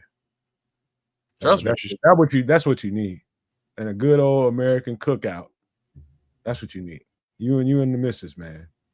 Cause it's some things I think you can look at this on an image and just run to all kinds of conclusions as to what this might taste like, but you have no idea until you taste this. Right or wrong, Trish? This looks like a whole goddamn mess in a pot. Yeah, because you can somewhat imagine what it tastes like, but you would be off because of the simmering aspect of it, letting all the flavors melt together, and the marrow that's inside the bone and the fat. You're getting all that, and that's very, very flavorful, very pleasing to the palate and the tongue. So, don't sleep on what you haven't tried. Just get you a spoonful. You know what I'm saying? You got to get a big helping. Just taste it. And then it's like, you don't like it, you ain't got to eat it again. But just be aware that not everybody cooks them the same. So the different meats will give it different flavors. And you may not like one, you may like another, or you may like them all, you may like none. But give yourself the opportunity to like it. So every Thanksgiving, there's a big pile of 3 things on my plate. When I was a little boy, it's macaroni and cheese, and there's ham on my plate. Every single year. That combination, I can hack all that up and put it in a blender and eat it. Well, a popular thing that I want to make if I get enough leftovers together, you get every scooping or serving of every every dish that's served during the meal. You have your turkey, you got your ham, you got your stuffing, you got your dressing, you got your greens, you got your mac and cheese, you got your cranberry sauce, you got your gravy, you got your green bean casserole. You get all of that and you put it into a pie crust like a pot pie, and then you top it with mashed potatoes and you put that in the oven, let it bake together, and now you get a Thanksgiving dinner pot pie, and that would be something that I think I want to try and put together. I love how you had to put that one up again. Listen, Windy City, you don't know what you're talking about. See, you got to read what he's saying, man. Windy City 88 is 888 is saying, imagine having to be Canadian during Thanksgiving. Couldn't be me. You just don't know, man. It's a whole nother level. Hey, man, Thanksgiving here is virtually the same thing. You're missing very little. I'm just saying, like, very. There are nuances different in Canadian Thanksgiving versus U.S. Thanksgiving. Dog, Only you get nuance. somebody's grandma or auntie with them fat back arms, the back of their arms big, whooping up some in that Chill kitchen. Boy. going. You think Dog, they have old ladies over here? We don't have old dog. ladies. They ain't like the ones over here, I guarantee you. Old lady. Oh, Come yeah. on now. Old ladies in the kitchen is old ladies in the kitchen. That's a universal. That's a universal thing. I'm just gonna say they might be making collard greens, which again you're not gonna see over here. There are nuances difference, man. Just a couple of things you're gonna find over here that you wouldn't find over there, and vice versa. But for the most part, those staples that Trip just yeah, man, we don't do collards over here. Oh, you know what, man, Vizzo Joe, I'll tell you a funny ass story. Yeah, if I tell you it's gonna get carried away, I'll tell y'all if y'all want to hear, man. The first time, and I only ate tamales like 3 times, but the first time I ate it is funny as a motherfucker, dog. Y'all would fucking die laughing and slap me upside my head at the same time. Y'all be laughing and hitting me at the same time. Like, what is wrong with you, dog? So a girl, real quick. So a female at a job I was at in Atlanta, I was managing a temporary agency, and I didn't realize that she was really on me like that. She was on me, and people was just like, "Hey, man, you know this old girl?" And I'm like, "Man, I'm busy working. I ain't got time for all that." She's somebody in the office. And long story short, I ended up being the only person in the office this afternoon. Everybody's out in the field, doing sales and all kinds of different stuff. And I get a call on the phone. She was like, "Hey," it was a Latino lady that made some tamales and sacked them up, and they was hot and everything. She said, "I left something for you. Did you eat them?" I was like, "What is it?" She's like, "They're tamales. I made you tamales." I was like, "Oh, okay. Well, thank you. I appreciate that." I said, "I'll try them." She's like, "Well, call me back and let me know." And so I go get them. They all wrapped up in foil. They're still warm. And yeah, that's exactly what happened. That's exactly. You didn't peel the wrapper off. I didn't know shit. I didn't fucking know. I had no idea, Patrick. So I go get them and they smelling all good. I just unwrapped the things out of foil. And I was just like, I just bit into it. I was like, what is this? Damn. I was like, what is this? So I was just like, and I bit it one more time. I was just like, maybe. I was like, nah, something's. So I get on the phone. I call her. She's just. I was like, well, something's up with these things. I was like, they tough. I said they tough. She's like, what do you mean they tough? They're soft as hell. I was like, I bit into them, and she was just like, well, did you take the what'd you call them? The husk off? Husk. I was just like, what's that? She's like, what's wrapped? I had no fucking idea. Look at Vizzo Joe laughing at me. I had no fucking idea, y'all. So is it wrapped in paper? No, it's wrapped in a corn. On a corn husk. He never had them either. He never had them. I've never had tamales. No. That's another thing about Canada that sucks. Like, we don't get real Mexican food over here. We don't really get, like, you have to go to a Latino's house to get that. And luckily I've dated a couple of Latinos Latinas over the years. Latinas hot and always spicy. Yeah, I got a little they'll bit. Cut you. They'll cut you deep. Yes, I may have also have been cut. Yeah, she loves mashed potatoes and gravy. Like, I'm telling you, it's just a little her thing, man. She ups and downs with the potatoes. I'll never get it, but go figure. You had 3 tamales today, Joe. Okay. You get what kind? I mean, because they're all different, innards for tamales. Look at Patrick. He said he did it too. Well, I mean, I was Yankee.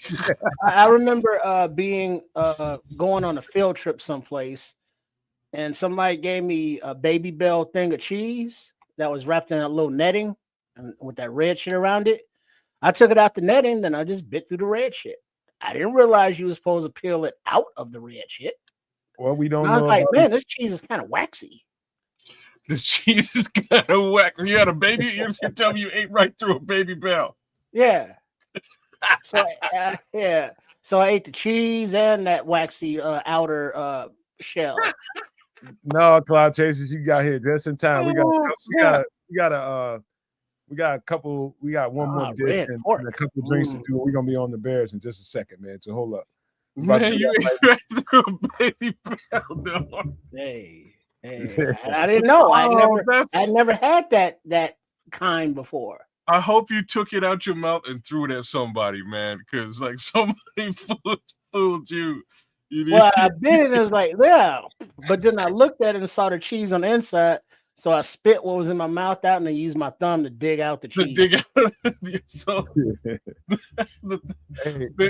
baby bells for the rest of you guys. There's a little part of the wax that just makes for easy access. You can just strip it off and pop the cheese out. So for future reference, you don't got to dig up into it with your thumb, with your finger. All right, we got to keep it going. Oh, that's hilarious. That's funny. Real talk. Oh, girl laughed at me so hard, man. I was so embarrassed. She was laughing out on the phone she was just dying.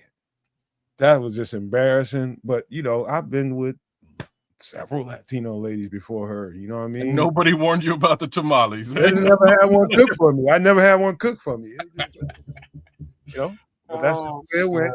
But you can tell you something. Every Thanksgiving, there's gonna be people that there's somebody right now that's preparing a turkey right now, and don't really know what they're doing. They're just doing the shit for the first time, and they don't really know what they're doing. But they're having people over their house, and they're gonna make a whole ass turkey. And you know what? Somebody's gonna have this shit going on in their turkey. When it's done, they done forgot to take the giblets out the back. They don't know nothing about that thing is in there. They got that thing right out the package, put some seasoning on that some beef, and threw it in the oven and finna have a whole ass Thanksgiving dinner. Just know, if I come to your house, you invite me to your house, and you cut that thing open, and this comes out of it, I ain't coming back over there. I'm just gonna tell you right now, I ain't coming back. Ain't no reason for me to come back. You know what you're supposed to do with those right kids? No, what do you do? What are you doing with it? Well, the giblets, I chuck it right out. You chop them up and turn them into gravy. Oh, you're making your gravy out of that. Okay. Yeah. I mean, the same way that shout out to Chef Trips, as he made that gravy earlier. Mm-hmm. Same thing. So you just make the actual, you chop up the giblets because now you got actual bits in there. And then you can also use that gravy that you pour over your dressing and your stuffing and your mac and cheese and everything that get that gravy in there. So you get a meaty turkey-based gravy with actual turkey parts in it. You don't waste none of those parts. I'm with you. I'm not a fan of turkey gravy. I'm a much bigger fan of like what Chef Trips did today. I like beef gravy more so than turkey gravy. Like I'll put beef gravy on my turkey and not give it any kind of. Obviously, you haven't had the right giblet gravy. No, I've had good gravy. Don't like turkey gravy. Don't get me wrong. It's just I don't know. There's something. Well, but then you also realize that turkey gravy is kind of the theme since the giblets are turkey giblets. Our turkey, yeah, like you know what I mean. So it's made for things like this is a Thanksgiving staple. I'll be frank about that. You'll get that on Thanksgiving. I've had it many a time. But if there is also like I'm the guy who's like, oh, there's beef gravy up in here, and I'll slide over the beef gravy. I'll use the beef gravy instead. What did James Hunter say? He said, "Grandma used to gnaw on the turkey neck like she was a dog." Yeah, get all that shit off. Your grandma's my people. Because in between the vertebrae of that neck bone, that there's the spine, and that spine is delicious. So you got to get through every vertebrae and getting all that off. You got to suck that out of there because it's a little bitty hole. So you got to suck that bone. Let me start over because this is important. Let me break this down. How this goes? Oh, see, now there's a bay leaf in there too. So in this bag, there comes a turkey neck, there comes a turkey heart, there comes a turkey liver, and might be one other item in there, maybe something kidney or I think it's the something. kidney. Yeah.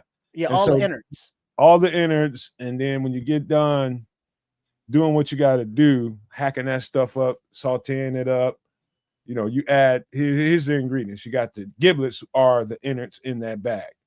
Then you got your turkey broth. Then you got your onion, you got your carrots, you got your celery, you got your bay leaf, you got your thyme, you got your pan drippings, which is probably the most important thing. So when you're making this up, your turkey is obviously cooking and is dripping off some juices, right? So you grab some of them up and you throw them in there to bring that together with that roux at the end, that butter and that flour when you're bringing it all together to make this up. So you've already hacked up all the you make it into giblets. That's why they call it giblets. You hacked up all the little pieces to turn it into that. And maybe that's a turn off to a lot of people if you know exactly what it is before you eat it. So the first time I ate it, I had no idea what it was. All I knew it was giblet gravy. And so later on, I found out exactly what it was. I was just like, damn, would I have eaten that, knowing this ahead of time? Absolutely the best gravy I've ever had in my life. Turkey giblet gravy is the shit, bro. Absolutely the shit.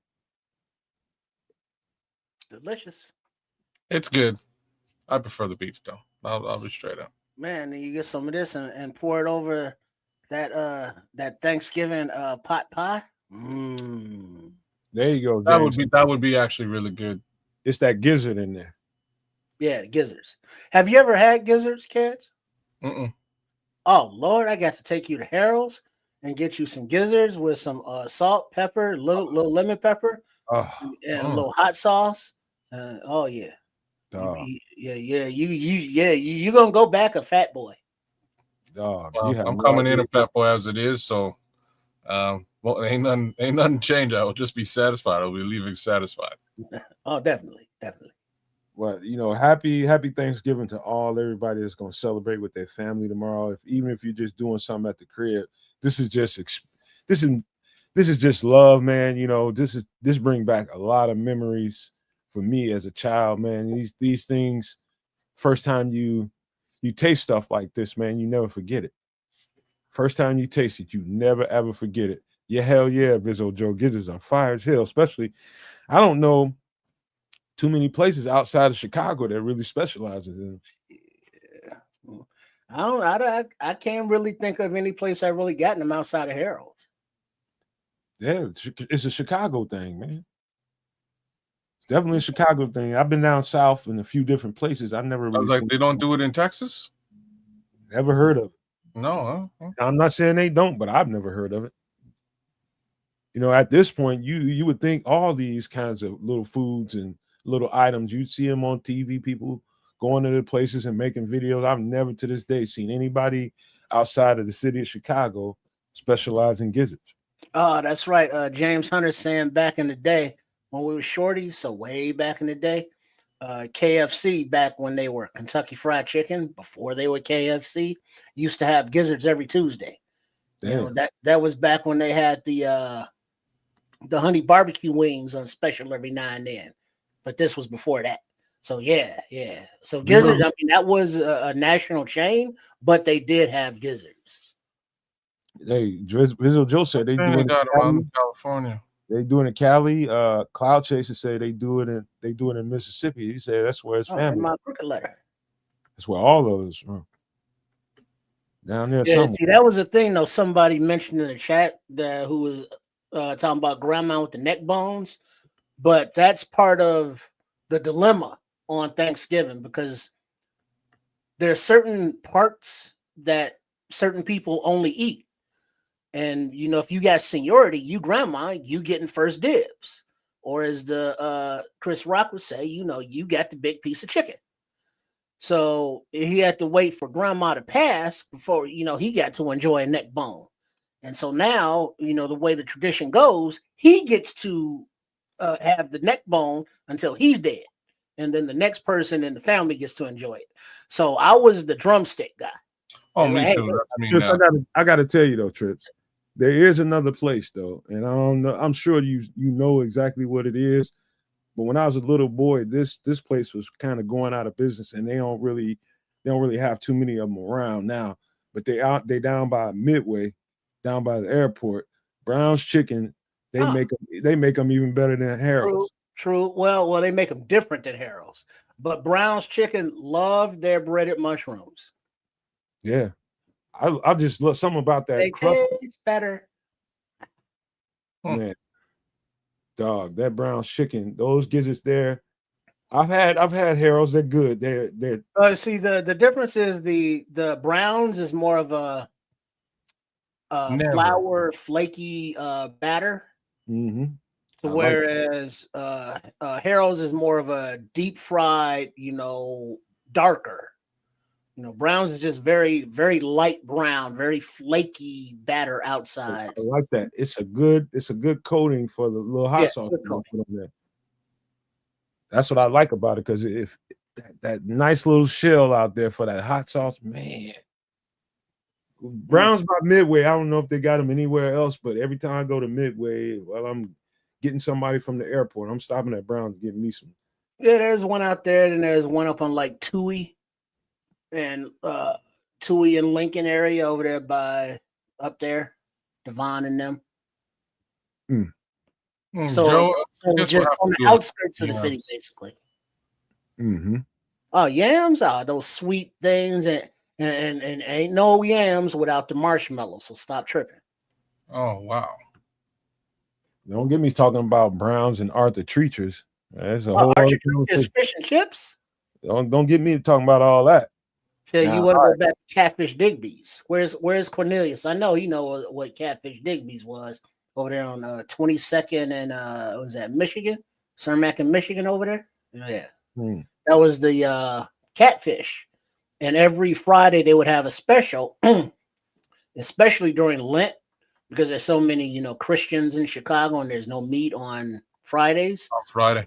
Yeah, so they had special every Lenten Friday. They would sell out, and you could smell it. It was one of those places that when they were cooking, the whole neighborhood was lit up the way the wind was blowing, and it was like, oh, if you're on the train or the bus or something, it's like, yeah, let me go ahead and hop off, go and get me some fish, and then use my transfer and hop back on.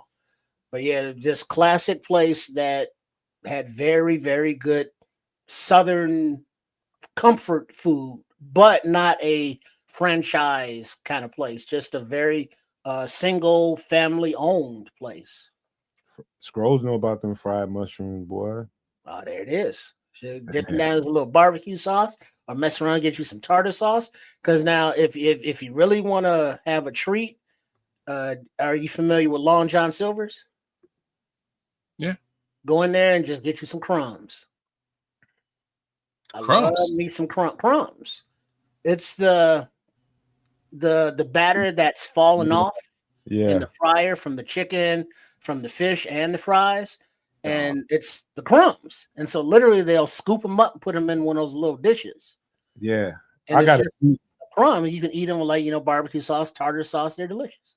You gotta let me tell us, and before we move on to the drinks, we're gonna have them real quick, and we're gonna get to the Bears conversation. Y'all, I know y'all came for that. We're gonna get it. But I got a deep relationship with Long John Silver's. That's the first official job that I ever had. First official job that I ever had. The crumbs he's talking about, like if you go in there and you start working there, they give you the, you got to go in there and actually cut the fish, and it's cod. You cut the cod the right way. It's at the. Is it only cod they do? They don't do multiple different kinds. They now have probably expanded on their fish repertoire, but mostly it was cod. It was cod. And I've seen perch and chicken. Chicken planks for sure. Cod and chicken was the main things that we did. You did breaded chicken or you did battered chicken. You did breaded fish or you did battered fish. And so, long story short, what he's talking about, it's a wet batter. You mix it up. You put that cod in the batter. You don't have to season it or do nothing. That stuff comes ready made, and you drop it into the grease. And in that grease, you're gonna always have the drippings that come off of that wet batter. And they use those crumbs. That's what they call the crumbs. They put them in the window right along with the chicken, and they use that as the bed for your fish or your chicken or whatever you got going on. And let me tell you something. This is the last part. I fell in love with the taste of that batter. So here I am in Columbus, Ohio. I'm out there and I'm just got a craving for this shit. And I find the Long John Silver's in Columbus, Ohio. Fucked around and seen like a whole heap of black girls working back there. And I'm just like, oh yeah, I got to get a hold of some of that batter. I was just like, hey, what I got to do to get some of that batter? She's like, what you mean batter? I said, I need a few batters of that batter. What you gonna do with the batter? I said, I'm gonna cook fish with it. She said, what you gonna give me? I said, what you want for it? I give you $20 a bag for that. She had me full, sitting out there and bagged up, taped up around the garbage can when she took the garbage out. And she had them like on the side and just set them there. She was just like, when I tell you, just come up here and get them. So I don't want them just sitting out there by the dumpster. And she had them things. And I had them bags of batter for at least 3 years. You can use a little bit of that batter and you can probably make fish for about 10, 15 people. Just a little bit of that powder. All it takes is water. You ain't got to put nothing extra in it. And I had those bags for you. That's the hookup right there where you go dumpster diving, you know, but when it's next to the dumpster and the bag all ready for you, it's like, thank you. And now you have whatever that restaurant has, you know, so that batter, you know, you're putting in your fish and your chicken when you have it. And that's something that will keep, you know, because it's dehydrated. All you do is add the water and you're good to go. And it's just the flavor that's specific to them, that individual their taste. But like James is also saying for Long John Silver's, that one of their condiments is malt vinegar. Yeah. And that's delicious on the crackles and the French fries. So a little, like, instead of ketchup, do a little malt vinegar on your fries. Totally different flavor profile. On the batter, the battered fish is exceptional. That's like an East Coast thing with the malt vinegar, man. They love that. Fish chips and vinegar. It's a big thing on the East Coast. Yeah, man. I used to have a homie who used to work at McDonald's, did the same thing. Well, man. Long John Silver's. I mean, Long John Silver, you know, East Coast, seafarer. Yeah.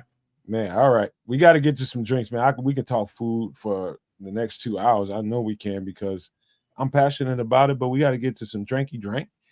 And Trips, this one's for you because the second one's for Kid. You want to read this off? Paloma cocktail, shaken, not stirred. Not stirred. Ingredients of tequila, don't know what kind, mezcal, jalapenos, spicy, orange strawberry syrup, sweet, ginger syrup, different, ice, and a shaker. All right, that's a wedge of orange in there. Yeah, it's a wedge of orange in there. Let's start this off right. Let's start with the obvious. Kids and Trips. Would you consider a drink that's been shaken with jalapeno, first of all? Oh, yeah. I've never had anything that even remotely looks like this, but this sounds interesting enough for me to try for sure. I give this a shot. Yeah, literally. Give me a shot of that. Yeah, give me a shot of that. Let me test it out, and maybe I'll get a full glass after. What's interesting to me, the reason why I did it is because of the jalapenos, of course, but the ginger syrup I've never heard of. That's the other part that makes this super interesting. Yeah, ginger is such a distinct flavor, you know? It might steal the whole flavor profile. I don't think you can, because ginger is very specific flavor profile. Jalapenos. Oh yeah. You know, mezcal, that's really sweet, right? Yeah. And then tequila's tequila. You know, so there's a lot going on there. So you got the top of the tongue taste buds, you got the back of the tongue taste buds, you got the front of the tongue taste buds, and in between, all jumping off right in this drink. You know it, Patrick. You goddamn know it. Hey, Jim Hunter, man. Jalapeno cucumber mules. You gotta put the recipe for that in the chat. That's a Moscow mule with cucumber and jalapeno. So is that all it is? Because like I'm a Moscow mule guy. That's my drink. That's my drink. So you're saying ginger beer, lime juice, vodka, jalapeno cucumber. Word. I'm gonna have to give that a shot. So I've had a drink very similar to this with vodka. I didn't have the ginger syrup in there. I have no idea what that tastes like. It's probably good. Ginger But soup you'd is be sick. surprised. You'd be surprised with the sweetness that Trip just pointed it out. The mezcal, that's a certain kind of flavor. It's pretty sweet. The variation of flavor, what hits off of each other. You'd be surprised at that twang of that jalapeno. It's not like it's going to be hot. It's going to burn your ass up. It's not going to do none of that. But it's going to offer. That's all. It's going to offer something to your palate that is a contrast to the sweetness of the mezcal. Mm-hmm. And it's I'm just going to tell you right now, you don't turn your nose up to something like this if you see the ingredients and why would I have a jalapeno in my drink and what I'm doing with ginger syrup. You'd be surprised what the flavor combinations might do to you. Crazy. That's very interesting. Like I say, it sounds like it would have a little bit of a kick. I would definitely test this out and see where it leads me. I have to say. Anything else, Trips, kids? No, I still want a little shot of it. See what's up. This next one is you, kid. You can lead with this one. I think you might like it. What do we got? The Half-Blooded Prince. Sound like my kid. Pomegranate juice, whiskey, raspberry chambord. I don't know what that is. Lemon juice, maple syrup. Oh, that's why it's me. Yeah.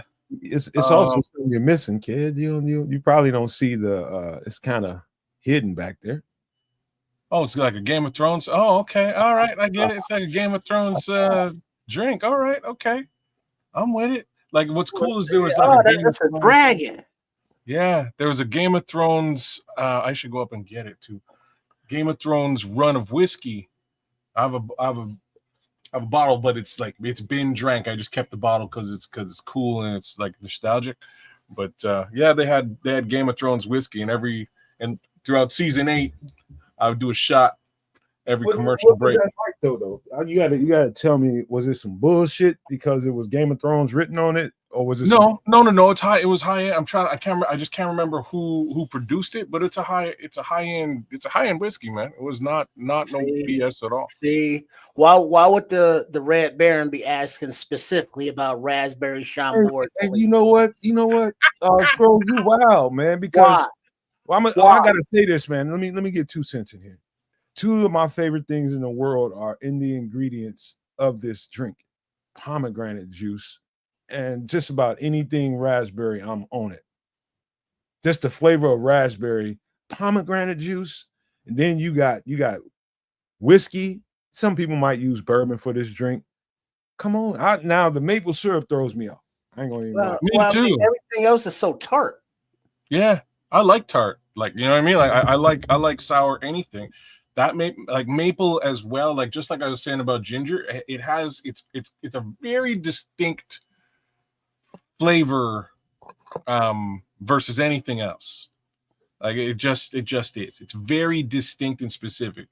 So to the person who pours Aunt Jemima's up in this and starts drinking it, I would slap the shit out of you. It has to be real. Because it's not maple. No, it has to be real ass, straight out the damn tree Canadian maple syrup. There's nothing better than it. But like I don't know. I don't know if I would actually I don't know if I would really put that up in this drink. I think it would. By the way, it's not a shaken drink; it's a stirred drink. It would have to be stirred, man. You'd have to stir this up. Like maple and whiskey stand alone, delicious. Like if you're doing a shot and you just want to sweeten it up a little bit, those 2 things together, great. I'm just not sure. I'm not sure how this mixes with the other things because everything else kind of gives it sort of that raspberry lemon lime, kind of profile, and I don't know how that mixes with. Well, by looking at the way that it's served in this glass, there's names for glasses. I forget the name of this one, but there's a single ice cube, and it's shorty. So this is more of a sipping kind of drink. just by this presentation. Nah, So this is something that this is not you're shooting or you're down, and this is something that's you gotta what do you call that, nursing for a little bit. You need a straw. You're gonna straw this one up. If it ain't a straight shot, I ain't sipping shit. No, this ain't no shot. Look at that. That's like I mean you don't put an ice cube in a shot. Yeah, I know. And look at the size of that. Yeah, that's you shooting this, you getting home some other kind of way than you realize. They carting you home. Oh, this is kind of sexy looking to me. I ain't gonna even lie to y'all, man. This reminds me of this music.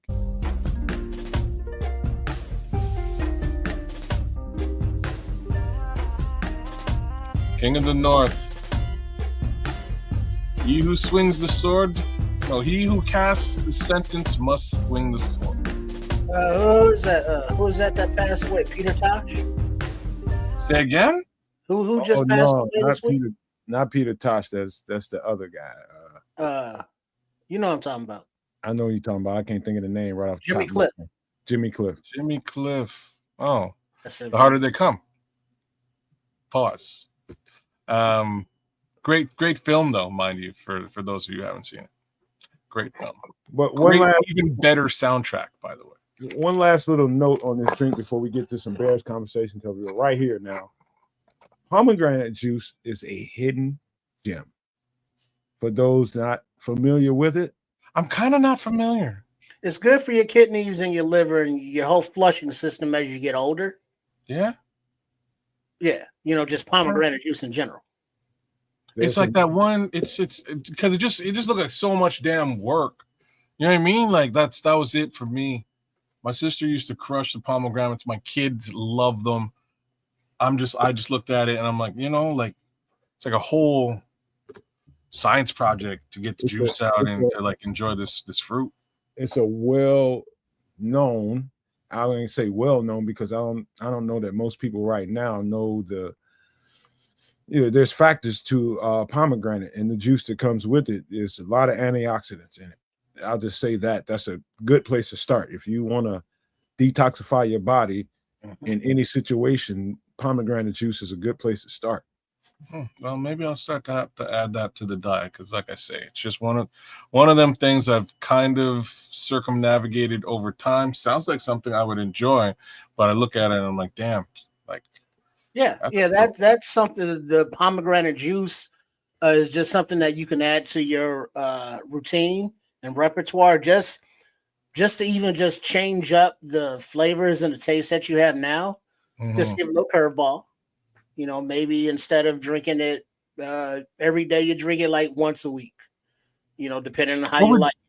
What would you compare the flavor to? If they're kind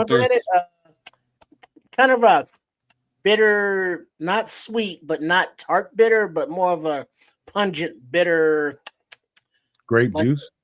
Okay, like real sweet, concentrated grape juice kind of thing. Okay, all right. You grape juice. You'll love this. All right. Yeah, I mean it's like a intensified grape juice. I don't know about y'all, but just for this. Thank y'all. I just got inspiration. I'm about to order me a couple of cases after this blackout is over. So the blackout is, people are trying to hurt the billionaires and not buy from stores, big brand stores, and trying to buy local people that own businesses in their local areas. People are buying from now to, I think, December 2nd. We are adhering to that in this house. We are adhering to trying to saw Palmetto there, Scrolls. Taking it to the billionaires and not buying, from your regular brands. Everybody orders from Amazon. We're not doing shit until after this, man. We're gonna make them feel us. So that's going on right now. But get you some pomegranate juice, kids. It's gonna change your life. All right, I'm with it. Again, if you're gonna compare it to grape juice, damn. This is more of a, like, grape juice is delicious and all and has its own health benefits, but pomegranate is more better for the whole plumbing system. It'll really clean it out and detoxify more than grape. Read what Sproles is saying. I'm with what he's saying. Drink pomegranate juice and take saw palmetto daily for prostate support. I'm so with the saw palmetto. I use it quite frequently, and it works. There's all kind of properties in it that helps you in all kinds of different ways to just to detoxify your body. That's one part of it, but other parts of it gets into your bloodstream and helps you in other ways too. And you can also, it's not just about how you how you consume it. You don't have to necessarily drink it straight or a shot. If you do smoothies, just add it to your smoothie, because you're getting the benefit of it in there, just mixed all in with your fruit, your other vegetables, or whatever you got in your smoothies. In fact, I haven't even bought my Christmas yet. After in another week or two, I'm gonna buy my Christmas. I'm getting everybody goddamn pomegranate juice. All my older relatives, my mom, my grandma, everybody getting pomegranate juice. They're gonna be like, man, fuck you. As soon as they be drinking it all healthy, and she'd be like, damn it, no man. Yeah, they gonna be talking all that bullshit. They be like, I see all them goddamn pomegranate juices gone. Well, yeah. But remember back in the day when it was like, oh shit, Toys R Us, Jeffrey Giraffe, and all them fools be going up and down the aisle, be like, oh, I want this, looking in the newspaper on Sunday when they had the big toy sections, and it's like Christmas is coming, and it's like you get the toy, and then it's like you shaking the box, it's like, oh, what does it sound like? What does it sound like? And then you open it and it's like, socks. What the fuck am I gonna do with socks? Be mad as hell. But then on a cold day, and like in a few weeks in January, and it's like, that window got all this cold and white stuff on it, and I got to go 2 blocks to the bus stop and wait for the bus. Them socks come in handy, don't they? These socks is nice as hell. Okay, I see your socks. Look at James. It's like, practical gifts. So how about this? That I would love to be able to give these for gifts to everybody I know. Fire extinguishers, something that I hope you would never have to use, but the majority of people don't have one in their homes. That's true. Very true. Look at what James Hunter is saying.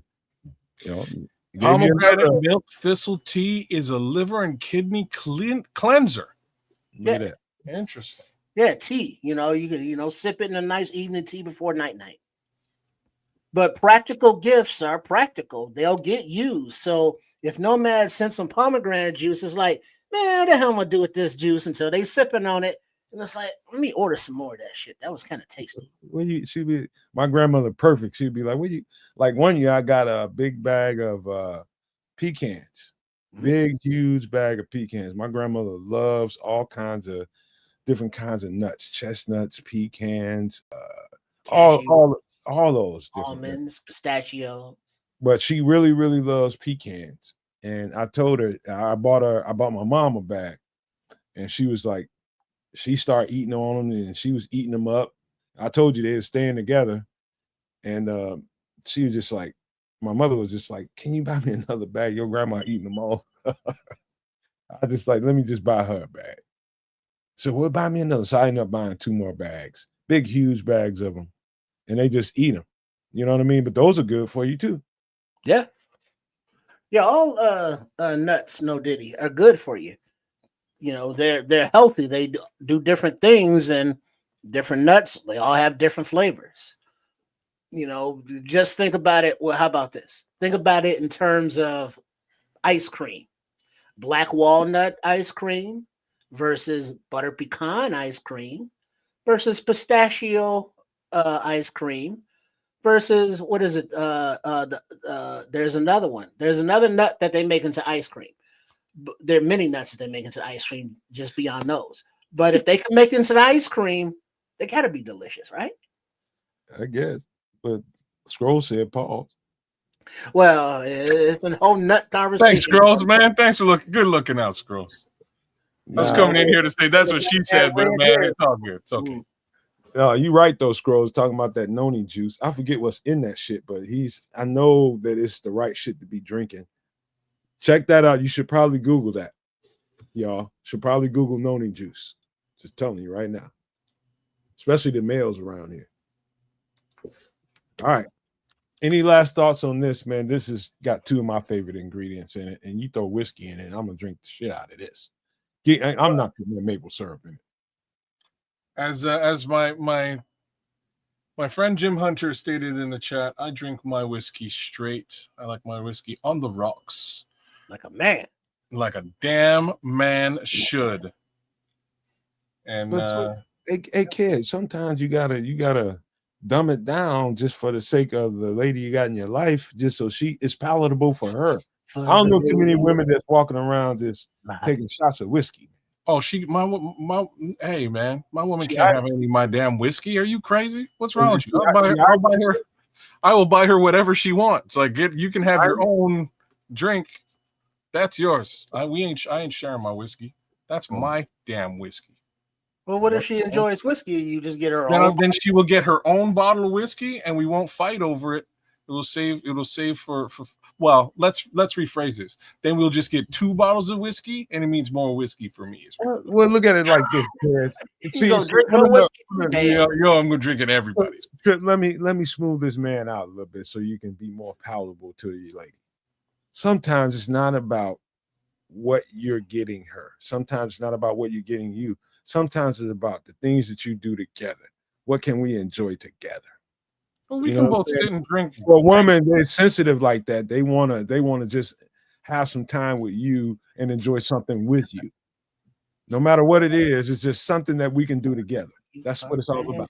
I can't argue with you, but at the same time, that leads to men drinking super fruity ass drinks, and I like. You gotta go down that road, bro. I've been known to potentially do it for the sake of a woman, but odds are I'm drinking a scotch on the rocks. That's just it. Give me a Glenfiddich and leave me alone. Trip's having a moment with you. Ooh, so let me tell you, baby, let's. Man, let me get this off the screen. Oh, he killed you. He shut you down.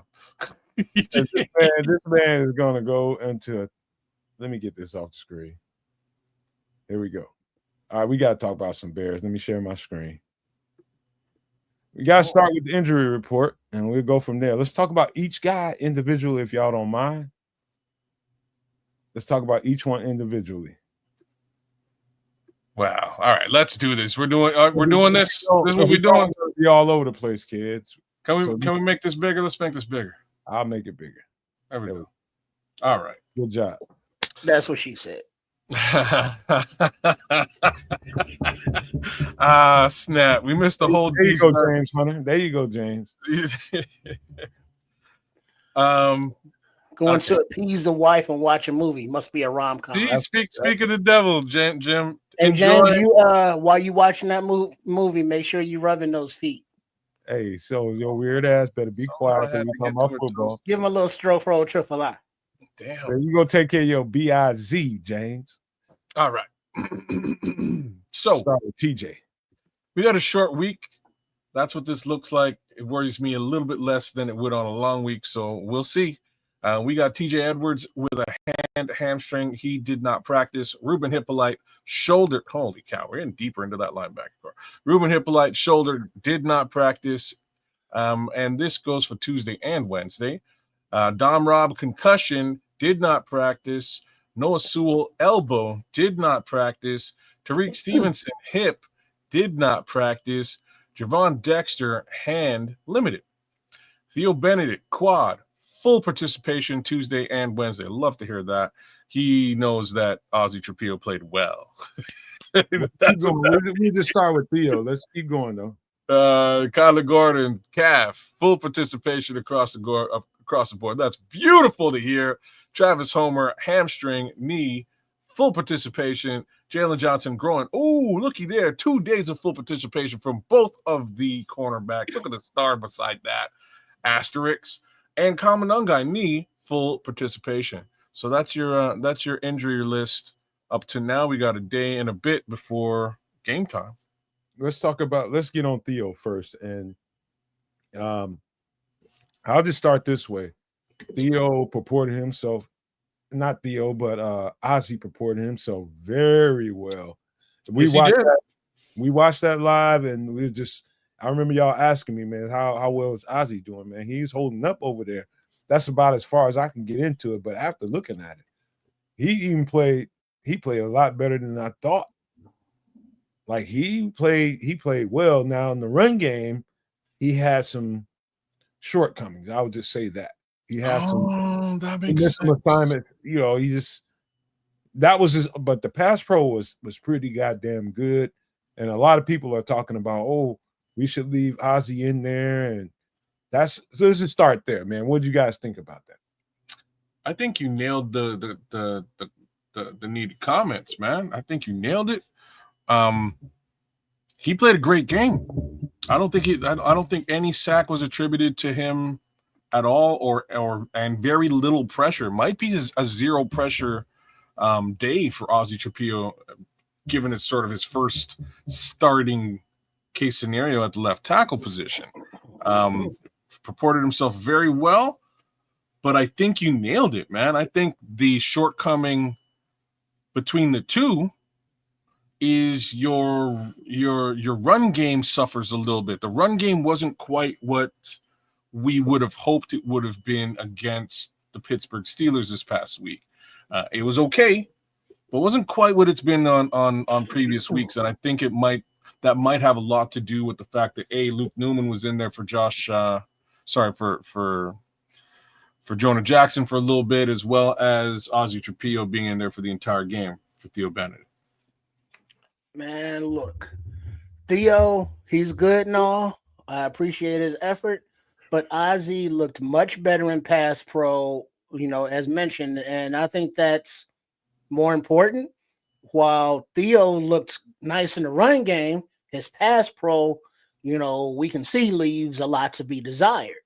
So as the starting left tackle, if we got to choose between the two, which it seems like we do, let's go ahead and roll with Ozzy. He looks like the more stout, with a higher upside going forward at left tackle. And Theo looks awesome as a swing guy. So he still can be utilized. He can, even do the other things that Ben Johnson does with his offense. Like Ozzy's been in at fullback. He's been in as an extra lineman reporting. Theo can do all that stuff. Let Ozzy develop next to Tooney and learn and develop with the rest of this team, because we can't keep going back and forth. It's like, all right, well, Theo got dinged up. Let's throw Ozzy in there. Okay, Theo's back, swap him back out again. Ozzy looks better overall. He wasn't detrimental. They obviously helped him with some chips with the tight end and backs, and that was fine. But we got some games coming up. Myles Garrett there in the distance, among others, and I want the best pass protector available to be watching. Caleb Williams is back. Well, I'm gonna argue with you a little bit here, Trips, and I'm defending Theo from this standpoint. When I tell you that Ozzy was leaking, and this doesn't mean that Ozzy Trapilo can't get better in the run game, because I know he can, but you can tell that there was a heavy emphasis on making sure that the pass pro was A+, and he's pretty high as far as his pass protection rate goes. And I'm not talking about any analytics. I'm just talking about how many snaps I saw and how good it looked. He was pretty goddamn solid. That's one thing. At this point in the season, everybody knows the Bears can attack you downfield with the weapons that we have. What's more important right now is we establish that running game and make sure that we can lean into that running game and have that thing kind of carry us through situations. And so I'm going to differ with you in this way. Theo, every offensive lineman has their ups and downs and their whatever their weaknesses might be. It ain't so bad that I'm just going to I'm not going to eject. If it's me, I'm not going to eject Theo. I'm going to leave Theo in there and make Theo give me a reason to take him out of there. At this point, I don't see any reason to take Theo out of the starting lineup. I think you got what you need for right now. This guy he plays some good football, but he excels in the running, especially. And so You need that right now. I'm in full agreement with you here, especially for this game. Things may change a little bit as we move forward, but for this game on Friday, I think it's in the Bears' best interest to again crack toss and set up screen game and go a little bit laterally away from Jalen Carter and that pass rush. Like Theo's more fleet-footed than Ozzy. this is what I'm saying. Like on those edges, Theo and Darnell are doing a great job providing run support, and I think that's what the Bears need to attack this weekend. Sorry, this Friday, right? Like that's my thoughts. I expect there to be attempts north-south, but I expect those attempts to be thwarted relatively easily by by Jalen Carter and that interior for Philadelphia. It's the exterior, it's their edge rushers that aren't quite they're not the Myles Garretts of the world. They're good, but I think we can attack them there. That's where I think the best way to attack Well, them. look, the edges. They got the dude from Miami, Phillips, Jaden Phillips, Jalen Phillips. Jalen Phillips, I think. They got 3 or 4 guys. They've got the edges are okay. The strength is in the center. I think they're a little bit more better than okay. They're all right. Oh, Like, they're I'm just saying, good. the strength is in the center. Yeah. So what Vic does, he's a shell coverage guy. He was a shell coverage guy when he was here. He's a shell coverage guy wherever he's been. And he kind of plays to the strengths of whatever his personnel is. So he knows that he can get home with 4. And when you know you can get home with 4, you're going to play more shell coverage. You're not going to be gambling so much with the man-to-man coverage when you know you can play shell coverage. And those guys in the back end, they only have to cover for so long because they got a pretty dynamic front. And so Theo or Ozzy, I think it's going to be Theo. I'm just going to be honest with you. It's going to be Theo. Theo's going to see a different variety of guys like Ozzy saw this week with Pittsburgh. They got different kind of edge guys, man. They got different sizes, shape guys. Same thing with Philly. And so Theo is going to get the fire hose put on him too, just like Ozzy did this week. And Ozzy held up. Now, if Theo gets in there and those edge rushers start getting the best of them and it starts to cost us, don't be surprised if you see Ozzy in there. Now, I'm going to say this. Theo is as competitive as Ozzy is. He wants to maintain that job. So I expect to see the best of Theo Benedet this week. I kind of well, look at it from also this perspective, kids, and no maniacs. From the general manager's view, who would you prefer was out there at LT? The general, let me answer that. The general manager, of course, he's going to think your draft picks, but the general manager has less to nothing to do with this, right? At all. It's the fucking coaches, and where are we right now? It's the fucking coaches. Where are we right now? Where are we at our best with Theo, or are we at our best with Ozzy? Right now, with the games played, they're going to say Ozzy. Ozzy's probably going to be the starter. Ozzy or Theo? That's what I meant. Theo. Sorry, Theo. I'm just saying Theo's going to be the starter. Ozzy's going to be the swing. So Theo's been playing at the position. There's a reason for it, as well from the GM position, which is an interesting look, right? So, Theo's a year. He was drafted a year before Ozzy. He's a UDFA, which means he doesn't have the same type of ties to the team. Starting a UDFA and having him play well on what might be one of the better offensive lines in the league right now is a very interesting prospect. If they don't decide to have him stick around over the course of the next couple of years, building him up now and trading him off for capital is definitely something in the cards. So there's a different way of looking at that too. Ozzy has talent. They want to start him. My thoughts is Theo runs runs the show until the offseason for the most part, and then they go back to competition again. If Ozzy beats him out, he takes a job, and that still bodes very well for Theo Benedet and the Chicago Bears, potentially in trade case scenario. Hey, kids, you know what this comes down to? You have to look at it this way. That don't mean you have to, but I'm just going to offer this as a perspective. Mm-hmm. Look at it this way. How well were we doing before Theo got nicked up? How well was Theo doing before he got nicked up? How well was the team doing before Theo got nicked up? How well was Theo doing before he got nicked up?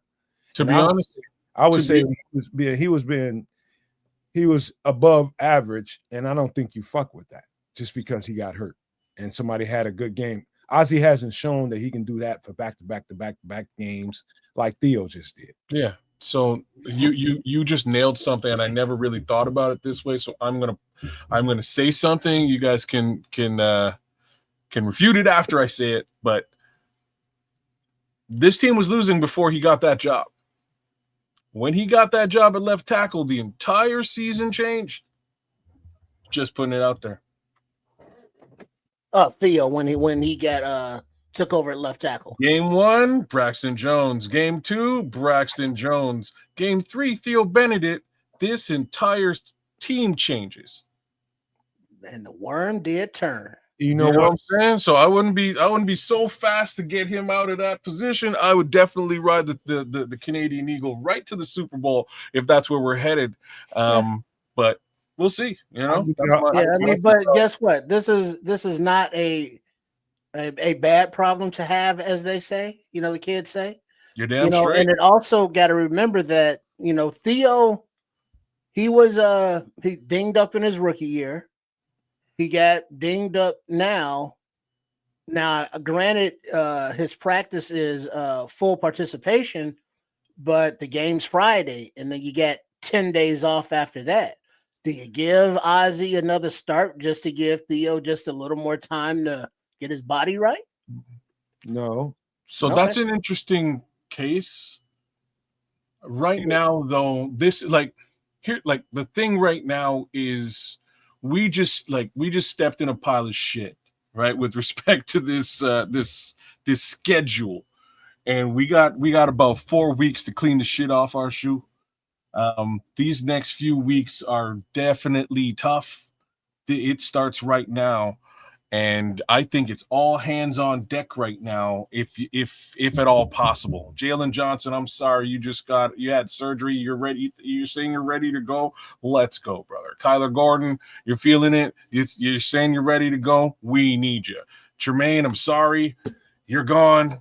What can we do? Like, we're hurting in many areas there, just to sort of consider it all. But that's my thoughts, man. That's like it's all hands on deck right now. Let me answer Lawrence Kennedy's question. He says, Nomad, would you rather have a guy that's proficient at run blocking or a guy that's better at pass? Great question, Lawrence. And that is a great question, Lawrence. My answer is this. I would say that the difference in those two in pass blocking ain't that much different. I would say Ozzy was better in this particular game than Theo was. It's a great pass blocking performance that Ozzy just put forth, and you can't take anything away from that guy. But that's what I'm saying, Lawrence, is that's one game, and you got a stretch of several games that you can grade Theo on and just kind of gauge, if Ben Johnson and the offensive coordinator, the offensive line coach have a conversation, they're going to say Ozzy had a great game. This is my opinion. He had a great game. But can we count on this? Can we just snatch? Well, that's not the question, though, Matt. No, what you saying? The question is, would you rather have a LT that is more proficient in run blocking or pass blocking? He's trying to make the difference between the two. Well, no, just which would you prefer? So a run blocking heavy left tackle or a pass blocking heavy left tackle? I'll answer the question. Under normal pretenses, the answer is pass blocking. That should be the answer. Like, I'll be frank here. My thoughts for this season, this is a season where we're trying to allow the rookie quarterback to grow into who he is. In order to do that, we need to have a sound run game. And if the difference between the two is that the run game becomes sound and something that you can lean on, and that has worked, you keep it simple, stupid, right? Like that's now don't where I keep think we it are. simple. Look at Scrolls' comment there. When you have a franchise quarterback to protect, pass pro always trumps run back. And again, I'm fully with you. The same token, you need to have a run game in order to take the onus of the game off of the rookie quarterback's shoulders. We don't want him to be Superman every set of downs. We want to be able to say, hey, DeAndre, hey, Kyle, take the rock, get us into third and manageable. So again, he doesn't have to be Superman. And that's been the formula. And like that's the formula for this week. That's been the formula all season. I gotta say this. We're splitting hairs because we're fans just like everybody else is. I'm no different than nobody else, no matter how much football I may or may not understand. We're all fans and we have our preferences. What I'm trying to say to you all is maybe the body of work is more important than your urgency to see another fucking football player out on the field. The body of work favors Theo. Right now, for sure. Well, just by what, like 4 games? It's no. Again, he's been in there since he's only missed 1 game, and he's been in there since. What do you think a coach is going to lean on? The body of work or 1 game? I'll guarantee that Ben Johnson is leaning towards what he's seen over the course of a season. But like even in the chat, this is a very interesting conversation because not only did Ozzy play very well at the LT this week, but the kid for the most part shut down Max Crosby. And the facts are, Theo had a hell of a time dealing with Max Crosby in that game. He had a hell of a time doing it. Didn't look good, and all of a sudden, Ozzy came in, handled Max, and they moved Theo to the left. And next thing you know, the offensive line starts to flourish, and it flourishes for weeks on end after that. So I'm not trying to take anything away from Ozzy Trapilo. I'm under the impression that he becomes sorry, Canadian. I think he will be the starting left tackle for the Chicago Bears in 2026. I expect that to be the case. Hell, I expected that to be the case in 2025. Guess he wasn't quite ready yet to do that. Give the kid the season to get to where he needs to get to. And right now, I think we have a working situation with the Canadian Eagle, and I would not mess with that at all. Well, you know what I mean? I wouldn't ruin that chemistry just to test it out. Not to be sitting here trying to agree with you, but just to take you back a little bit, just remember how this shit played out in training camp. Ozzy was kind of pegged to get in there and get all the starting left tackle reps, and he was getting them. He got them. And he was getting them, and then it didn't work out, and they just ejected him and put him over on the right side and said that he wasn't ready. That wasn't, okay, we're done with him at left tackle. That meant that he wasn't ready to take them reps over there now. So during the course of the season, somehow, practice makes a difference. It sure does. And during the season, he's gotten better over on the left side and became a viable swing tackle.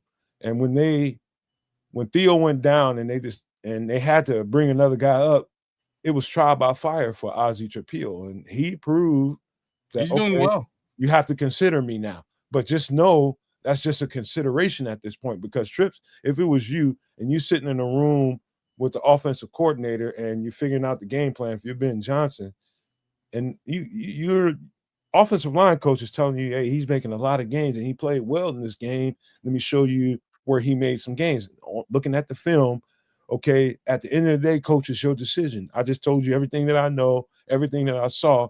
If you're Coach Ben Johnson, what would you do under the circumstances, Trip? Well, I obviously want to win now. I want the best player to play, but I also have to consider the development, because if you look at the way that this coaching staff on both sides of the ball have brought the rookies along, every week they've gotten more and more responsibilities, as I'm sure they've gotten more and more knowledge and comfortable with the offense, and the coaching staff more comfortable with them. It took Ozzy a minute to get on the field to get comfortable, but now that he's there, I mean, we have a limited body of work. But the Max Crosby example, Ozzy was a night and day better difference, in that game, apples to the same apples, oranges to the same oranges. It's true. And then you look at this pass game against the Steelers, and not once was it, kind of like, a pressure got to worry about Williams's backside. It was like Ozzy was cool. And somebody else mentioned, just not to beleaguer this conversation so we can move on, but there was somebody in the chat saying, as an offense, you can control to which side you run to, right, left, or middle. On the defense, you can't control where they're going to blitz you from. So you got to be able, or rush you from. So you got to be able to have comfort in knowing that your franchise quarterback is going to be protected on his blind side. And a few times, Theo's pass pro, when he gets out over his feet and starts leaning, and those rushers just go right around him, to his credit, he turns and he tries to get back after him. But several times with Theo at left tackle, there were free rushers at Caleb's back, but him doing his thing, he spun out of it. Ozzy didn't have that problem. Yeah. Look, just so we fly, can Eagles fly. Eagles fly higher. Just for the sake of us ending this conversation, we can pick holes in the situation, but at the end of the day, the coaches will decide. They're going to tell you exactly what they think, and I'll put dollars to anybody's dimes is going to be Theo if he's healthy. Yeah, and see, and like, cloud chasers of me are always kind of line of sight, man. This is exactly my thoughts on the issue. Give me the Canadian Eagle to finish the season and flip him for picks going into 2026 season. Like, that's what a real GM does. He plays he plays the undrafted free agent that he paid absolutely nothing to get. He turns him into a third-round pick going into this coming draft, and then you got some things going on. Like, that's I think you can do that. G-Man's comment might be as powerful or more. He says the coach usually doesn't put someone else in for a starter that missed one game. Yeah. However, I think it's the same thing, man. It's, he probably is going to be the starter next year. He should be. They invested a second. Theo have majorly raised his value. He's made himself some money. I think that. Oh, hell yeah. I mean, because flipping him for a third, I'm all over that, because now you draft another tackle, or you get a free agent. You still got Mills on the roster. I believe that Jordan Mills. You're still developing him. So if you can go from a UDFA to a third round pick or whatever, the way he's played as many teams that are left tackle needy, he's proven that he has value to a team. This is what I'm saying. He's already a commodity. You play, and let's really look at this, right? Like, the real view is this was probably the 32nd ranked offensive line in the NFL a year ago, right? Like, this was the pits. UDFA left tackle, this offensive line is now ranked in the top 10. By the way, kids, these are the best pockets I've seen in 20 years as being a Bears fan. Easily, without a shadow of a doubt, since maybe Olin Kreutz and Kyle Long were here together. That's probably like the last time you saw something like this. It's been a very long time. So the amount of left tackles that are required in the NFL is huge. People are always looking for them. A third round pick it's peanuts for an LT that's caliber, that can actually help you in the NFL. Boy, I think the Eagles proved it. I think any team would flip a third for him, and I think that's solid effing gold for Ryan Poles, right? Like, that's my thoughts. You let the kid ride, and the better he plays, the better your potential return on investment. Rock on. Yeah, man. Where we going next, man? We got all kinds of bodies. Let the bodies hit the flow. There's bodies all over the place. Hey man, did y'all see that injury like Hippolyte when he got hurt? I thought he was concussed, but they're saying it's a shoulder. It was on Darnell Washington was pulling to the right on that goal line play, and Hippolyte was coming in off of the right tackle, and he caught the full force of Darnell Washington to his head and his upper body area, and he went down and he didn't get back up. Well, so we don't have to go there. My bad. I had to run in the other room real quick. Just so for the sake of time, man, we're almost 3 hours into it. I don't want to keep too many people here on Thanksgiving Eve. I'm glad y'all still rocking with us. Love y'all. So remember, Nomad, it's Thanksgiving Eve. What they call it? Is it Wet Wednesday? Isn't that what they call it? Because tonight is a night where everybody gets toe down and toasted. I just, the tradition. I ain't trying to wear out my welcome with the people. I'm just, Oh, true. Yeah, but just be aware that it's a whole lot of people viewing right now that's turning up. Okay. I'll tell you what. Drinking. Oh man, I guess maybe I should have got into that scotch. Let's get to the meat of the conversation that ain't left tackle, and that is and then if we need to fill in some blanks with some of these other guys and talk about them, that's cool. But let's get to the meat first, and that's Jaylon and Kyler. Yeah, man. Asterisk. Looks like we have cornerbacks again, brothers. Unfortunately, we're still shy about four linebackers. So I'm going to postulate something crazy. I'm under the impression that we're going to see C.D. Johnson lined up as a linebacker. C.D. Deuce. I think he lines up as a linebacker, man. Don't talk things you don't know, because that's a whole conversation with me, kids. Now you know that. Because dime packages, different. So we play and him on the field. I think that's a destructive force. Yeah. You got. I saw 3 safeties on the field multiple times when we had to get off the field on certain downs. You're doing downs and distances, third downs, and end the game situations. They had Elijah Hicks on the field. They had Jaquan Brisker, the last play of the game for the defense. Elijah Hicks, Kevin Byrd, and Jaquan Brisker at the line of scrimmage. So that's kind of like a big dime package. Wait a second now. So they're playing Elijah Hicks basically as a linebacker as well? In that situation, yeah, you can call him a linebacker based on how he was aligned. Okay. And so that's what sometimes you can do funky shit like that when you got a lot of DBs. Yeah, you got a lot of DBs that can play some hella football, but particularly when you have DBs that can play well at the line of scrimmage, that gives you options as a coach. And so Kyler coming back and Jaylon coming back just makes the defense more dynamic. It doesn't mean that, we need to argue about who needs to be the starter. Should it be Nashon Wright? Should it be forget all that shit. It's about situational football. And situational football, guess who has the trump card? Pardon the pun. It's fucking Dennis Allen with all them goddamn DBs he's had. You got a lot of options now. Okay, now Nomad. Question. Now this is basically Jaylon's, first action all season and Kyler's first action in a month and a half. How many plays do you think they'll get? What percentage of these game reps?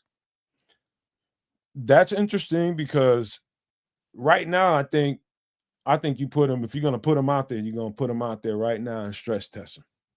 You're going to put them both out there and say, hey, you're going to be the starter, you're going to be the starter. So it'll be Kyler starting at nickel. You're going to have Jaylon starting at right corner. And until they can't take it, you leave them out there. There's only one way to get in football shape. I don't give a shit what them two been doing on the sidelines or in the facility. It doesn't matter. Until you play real NFL football, down in, down out, you're not in football shape yet. And so the only way to get in football shape is to do what? Play football. Exactly. So does this mean that we're looking at Nashon Wright at left cornerback? Nashon Wright's going to be a backup if Jaylon's out. Who's starting at left cornerback? I don't think he's going to be a backup, brother. I think Tyreek is out. If Tyreek's healthy, he's a go. Tyreek's not healthy though. So Tyreek's a DMP right now for the past 2 days. he has been going out like he needs to rest. Like this is almost we're gonna have the same conversation we just had a minute ago about. If you look at it that way, you got to think about who's been taking what reps where. Have you seen fucking Nashon Wright go to the other side of the field yet? No, that's no, because there's nobody to make him go over there. So have you seen Jaylon Johnson play on the other side? No, but they haven't been on the field together. Well, but hold on. Here's the thing. You're looking at either Nashon Wright or Nick McLeod starting at left cornerback because Tyreek is out. He's a DNP right now, and he's been dinged up. And you got Jaylon. He's a right cornerback. We already know this. He's always on that side. Mm-hmm. And you got Kyler at nickel. So who's going to start at left cornerback? I'm going to be honest with you. If Jaylon, if they put Jaylon on the right side, I'd be hella surprised. That means they're doing some reps that we can't see, and they should be doing that kind of thing. And if you feel like that, to agree with you two guys, the right thing to do under that circumstance, if Tyreek is out, is give Jaylon some reps on the other side because Nashon has played so well on the left side. Can Jaylon play the left side? I think you're confused. Jaylon's talking about the right side. Jalen's playing the left. No. You don't want to move. Johnson always plays the right cornerback. No, right? Jaylon always. Okay, you got to look at it from the right defensive right. From the safety back, from the safety on. Yeah. You got to look at Nashon's on the right. All right, if we're looking from the safety down. We're looking at the offense. Yeah. Looking at the offense, Nashon's on the right. Cool. As well as Nashon is playing, if I'm the coach, if it's that situation, he's the guy I'm probably not going to move. I'm going to challenge my $1 million cornerback if that's the case. I would put Jaylon Johnson on for Tyreek Stevenson and give Tyreek the week to rest. It's got nothing to do with capability. It has to do with availability. He's going into these games and going out in the first quarter. And I got, again, nothing. There's nothing wrong with that to me, except for the fact that the young man's hurt and he needs a minute to get back. So give him that minute, give him that opportunity, especially right now.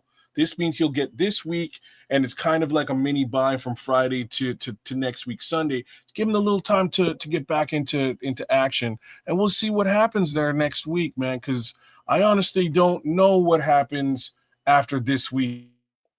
After this week, it's a question mark, y'all. I don't know what happens. Who starts? If Tyreek is healthy and he's a starter, Nashon's going to be a backup.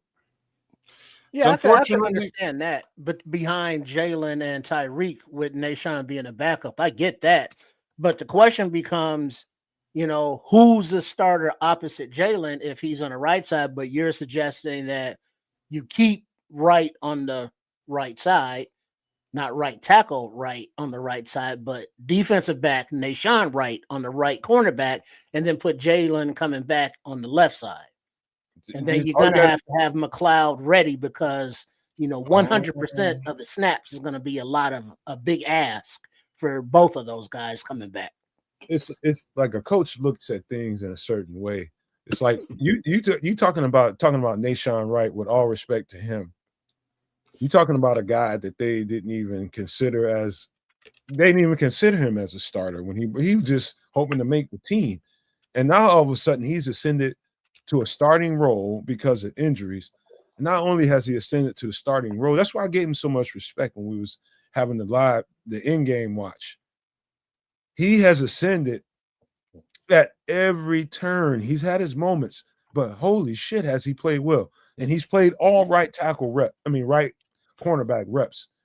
If a guy's playing that well under the circumstances, the last thing a coach wants to do is to move him around and put him under some more pressure. He's playing well right now at that. If he's not playing that, it better be a damn nuclear disaster before I put him on the other side. But do you think he can play left?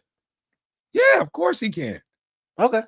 It just wouldn't be smart to do that to him at this point in the season when he's playing so well on the other side. Okay.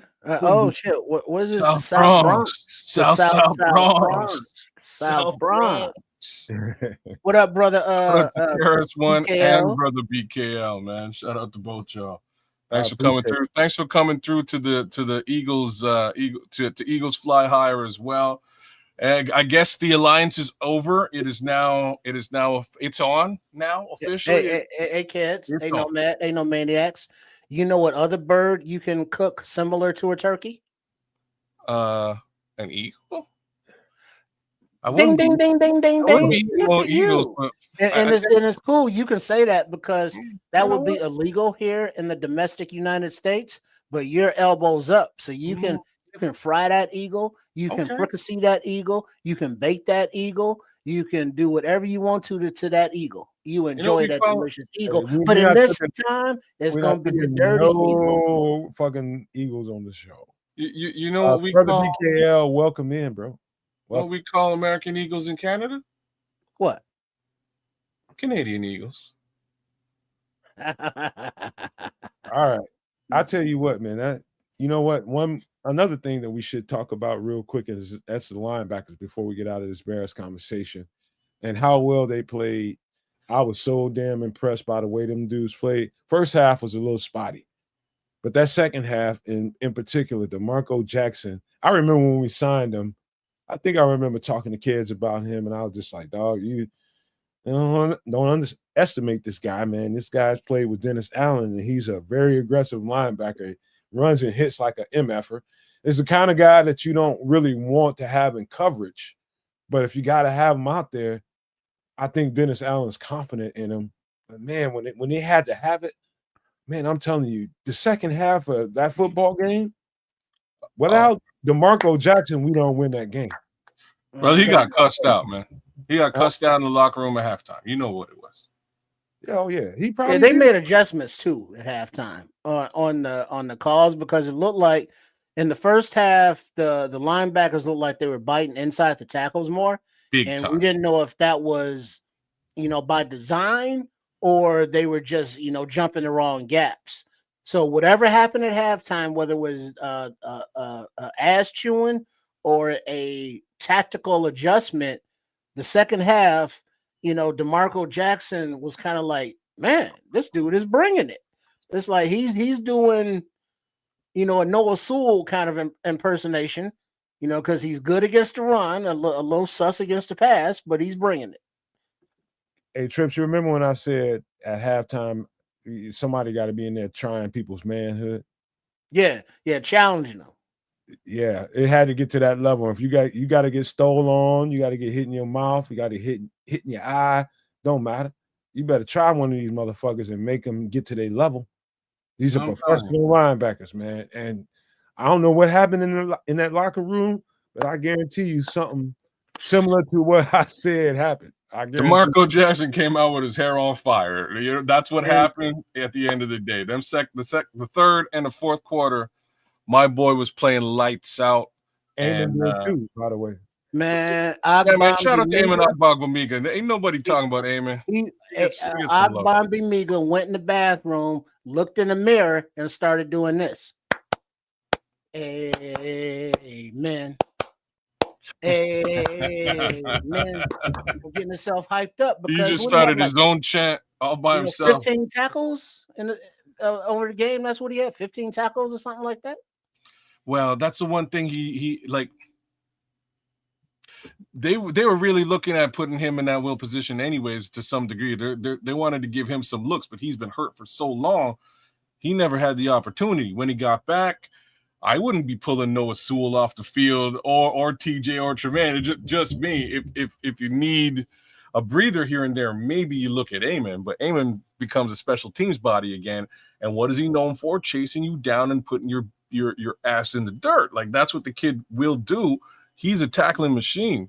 So cleanup man comes in and he does exactly that. I'm impressed by what he put on this week. I kind of expect to see it again this week too, but I think that we're going to get, like I think Cloud Chasers put it down in the chat, but I think we're going to see a little bit of C.D. Johnson in that linebacker core or in like a dime package. It's either CD or Jaquan Brisker, and that was the other certain downs, kid. I wouldn't get other idea. there's gonna be this challenge that's gonna come to the Chicago Bears.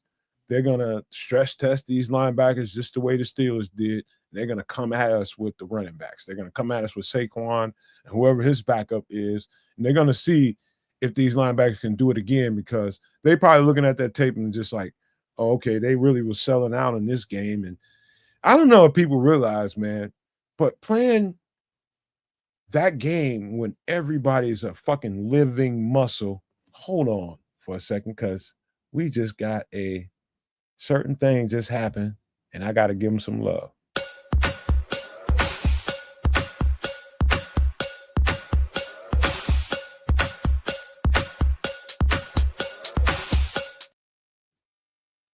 Thank you, Cloud Chasers Radio. Anybody want to read it? Go right ahead. I got you. Big ups Cloud Chasers Radio for the $5 super chat. I hate how people bring up the quarterbacks we've played or teams we've played like they're not playing our practice like they're not playing our practice squad defense. I'm so with you on this. I was listening and like, yeah, all right. So I was listening to Chris Broussard and Danny Parkins and them boys there earlier today. And Chris Broussard is not a believer, and that's fine. You don't have to be a believer, Chris. Everybody kind of, except for Danny and I can't remember the other homie's name. But it'll come back to me. Chris Broussard is really poo-pooing on just the idea of who we've played and what their caliber is throughout this season. The Bears have not played a team that's caliber.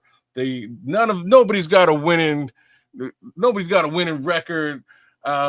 It's all trash that we've been playing. Hey, you know what? You play who's on your schedule. You win, lose, or draw. That's just how the game is played.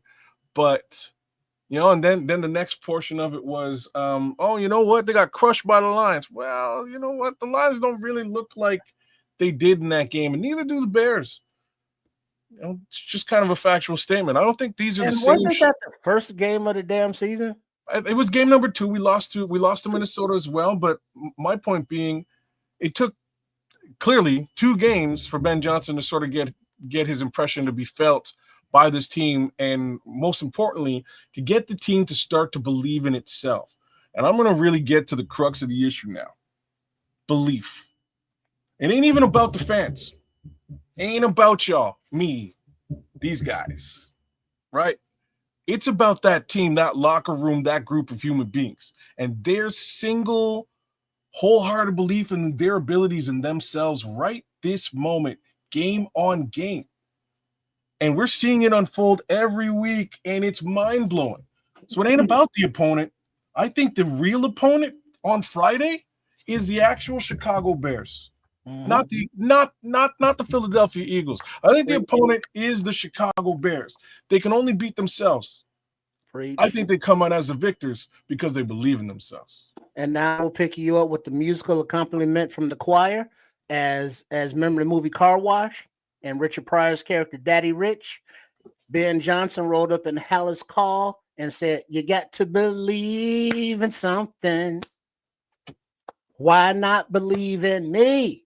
And we see that belief going on in the way that, from the top of the roster guys that are like Montez Sweat is coming along and standing out more, all the way to the churn of the lower end of the roster, like your Dom Rob, who went out with a little concussed. Hopefully he'll be all right. To the new free agent signings, practice squad guys and signings are and all rookies too. Hey, if y'all don't mind, I'm gonna break this down the right way. Thank you, Cloud Chasers, for your support. We don't get that many super chats around here, so I want to make sure we thank you, man. I want to say this about the quarterback and people that's criticizing the quarterback. And I'm one of those people that don't really give too much credence to any of that. You know what I mean? I watch what I see and I believe what I see. And the truth is, if we're going to get to reach that next level, and we got a plateau to cross right now, and that is, we got the team, we got the kind of makeup, the character makeup of the team to get us through that plateau. The quarterback he's been progressing well, and I watch the tape and know the things that he's progressed well at. Different things that I can say right now, but just to put it in a nutshell, for us to cross the plateau that we have to cross, the Eagles being the starter of that, you gotta take your quarterback into the next level, and that is delivering and taking advantage of the opportunities given to you. So some of the criticisms that Caleb is getting, some of them is probably some bullshit. I don't even know exactly who's been saying what about Caleb, and don't care. But I just know what I see on film, and I see progression, a lot of progression. Now, for him to get to that next level, yes, he has to cross that plateau right with this team, and he's got to take his quarterback into the next level, and that is not wasting opportunities. That's probably the biggest thing that I can tell you guys. Not fucking opportunities off. Take advantage of every opportunity given, because the next level of football is going to start happening to them, because people are going to want to make their move for the playoffs. So you're going to see another level of football play. Everything that you've seen so far has been really, in NFL standards, average football. The next level is going to start this Friday. You're going to see a whole other level of these teams and what they can bring to the table. Every fucking player is going to bring their every best effort to the game. And so you're going to really have to step it up a notch. And that goes for Caleb, that goes for Rome, that goes for DJ, that goes for Javon, that goes for every motherfucker on this team. They all got to step it up a level. And so the criticisms, I take it in stride.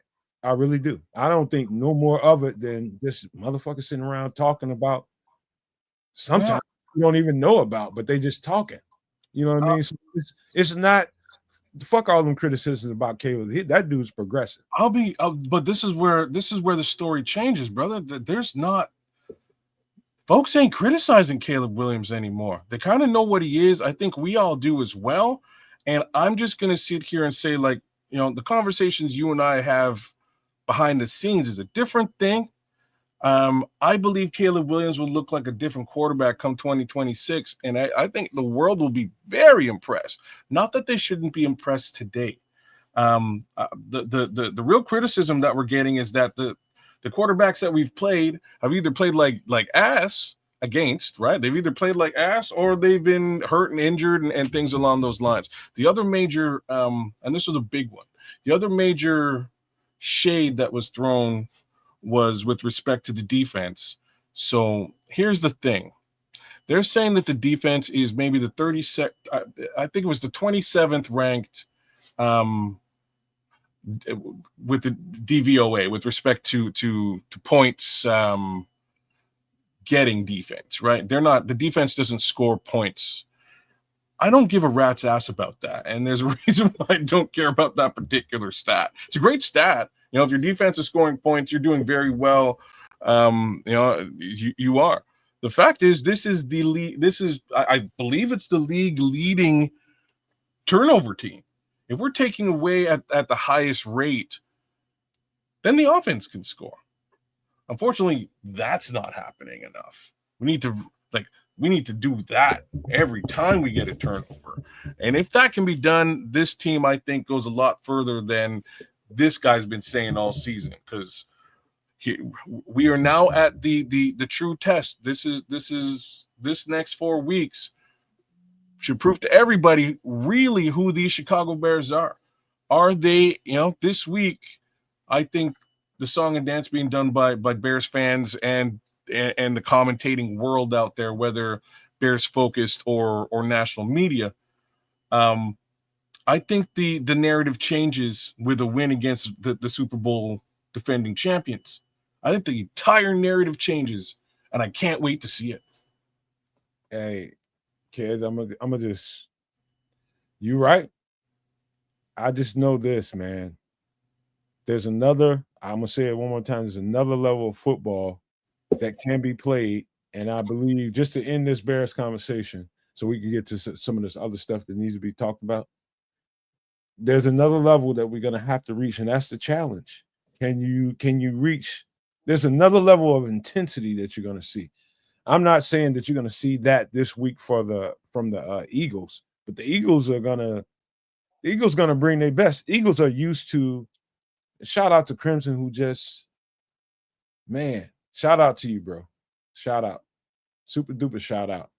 We have to, it's levels to the shit, man. It ain't, there's no other way to put it. There's levels to this, and we have a plateau to go over here.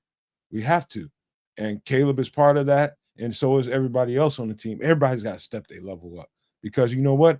Every other team, we ain't surprising no fucking body no more. Now everybody's just like, man, the Bears are good. Hold up, man. Nah, I don't believe it. They're gonna want to come in here and take our head off.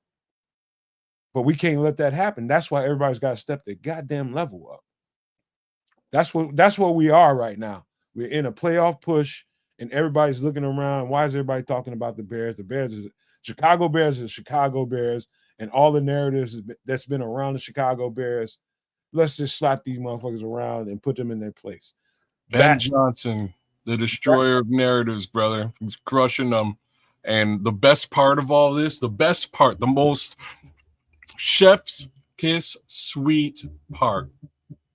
Green Bay's a little bit frightened right now. I know them Packers fans out there listening to the show right now. FGB, y'all a little bit frightened about what's been happening in Illinois with this Bears team under Ben Johnson. You're a little bit worried that things ain't going to go the way that they have traditionally gone for your team. And I'm super pleased by that. That's a great thing. All right. I embrace that.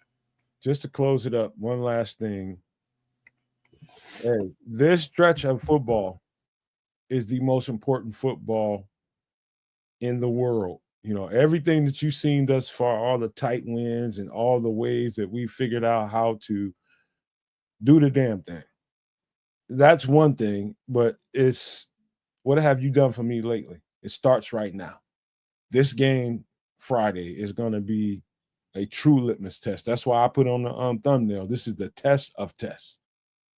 It's got to happen right now. I don't care what you think of whoever. I don't care what you think of whoever. This is the shit right now. And let's see who steps their level up. And we can talk about it afterwards. But that's, any last thoughts? Let's be really quick, and we're going to get up out of here. I'll just leave it on this note. Bears fans, believe it, bruh. That's it. Believe it. It's happening, and it's a thing of beauty. Well, and then we'll leave it on this. Well, I'll leave it on this. And this being Crimson's comment. Fun fact. Caleb Williams has more passing TDs than Jordan Love and more receiving TDs than Matthew Golden. FGB. That's cold, Crimson. That's a cold ass stat. All right, man. We can talk about Chicago Bears for, of course, until we fucking pass out on the show. But we do have to do other things, man. And that is starting with this.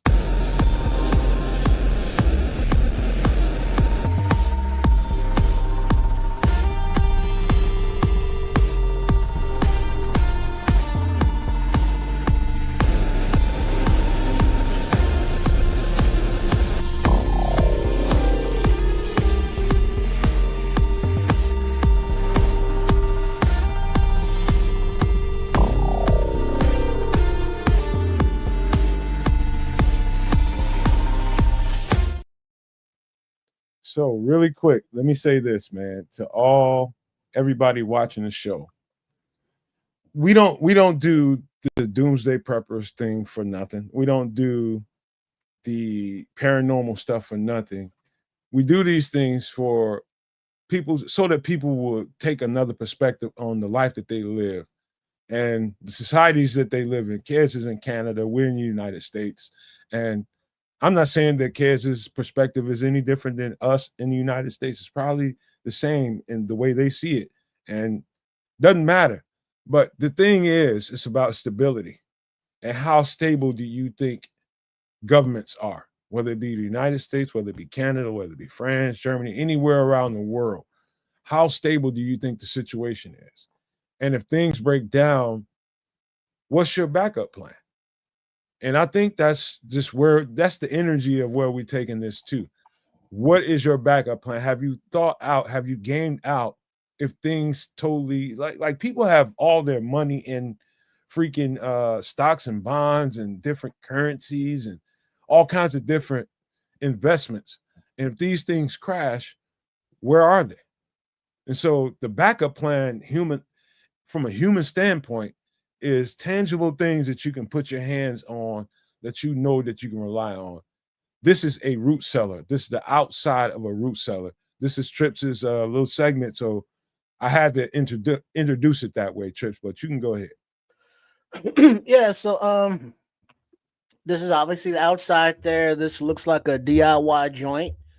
You need a shovel or something to dig with, some cinder blocks and rocks and mortar. You put it all together, and you can store your fruits, vegetables throughout the winter with no need for refrigeration because it's subterranean. It's cooled by the earth. And over the top, you can see that there's rock, earth, dirt, grass. So it's not getting baked by the sun, so it stays cool all year long. So it's a nice storage place for your food stores.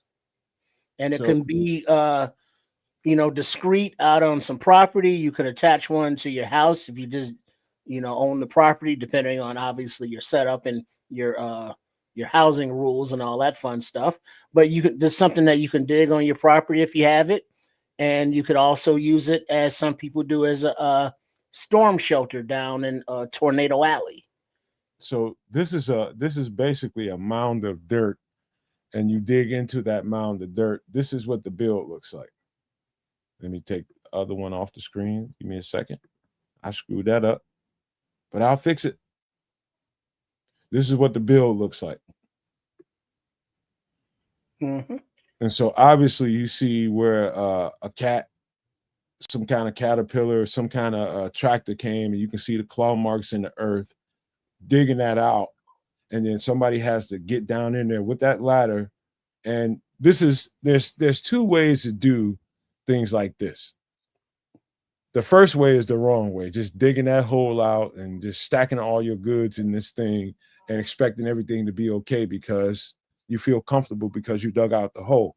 And there's another way to do it, and that is this, and that is the right way, and that's securing the walls of your dig. So if you're going to go through this much work to secure whatever goods you have as a root cellar, then you should go the extra mile and make sure you bring in what you need to secure those walls so it doesn't cave in on you. Because what happens to earth when earth gets soft, it fucking will cave in. Right. So if there's a rainstorm or it gets wet for some reason, instead of the walls of your root cellar turn into mud and just washing away, now you have a cinder block walls, and they're going to put a foundation in there to keep the earth back, to keep the critters and the insects out, and then the concrete, the cinder blocks as well, will keep that subterranean temperature, which is, what is it down there? You think like 60 some degrees, 50 some degrees, or whatever it is, but that will keep it cool. And then you have a tarp over it to keep it waterproof as well, as somebody just mentioned. So it will be secure from all of the elements. That's right. And another thing that's important with this is definitely the roof structure. So if somebody like you saw the face of that thing where it's dug out of a hole, I mean a heap of dirt, you think you don't have to make any kind of roof structure on the inside of it, but that heap of dirt can be in your bed, in your lap, and on you, and you have to dig out of that if you don't make the proper roof structure. So you need beams, you need structure poles alongside of you. Need to brace that thing. You need to brace that thing. So if you're gonna go this route, and so the reason why this is important is because a lot of people don't have basement strips. And I learned that when I went to the South. So a lot of people down there that don't have basements. There's a lot of ranch style homes from Atlanta on down. It's a lot of ranch style homes. And these people ain't really prepared for something like this. And these are the things that you might need to do to make sure that you got food prepared and food saved away for yourself, man. And this is what it looks like once I take this down. Well, yeah, because remember, the actual name is a root cellar, and then they had storm cellars, and then they have another kind of cellar, like a wine cellar.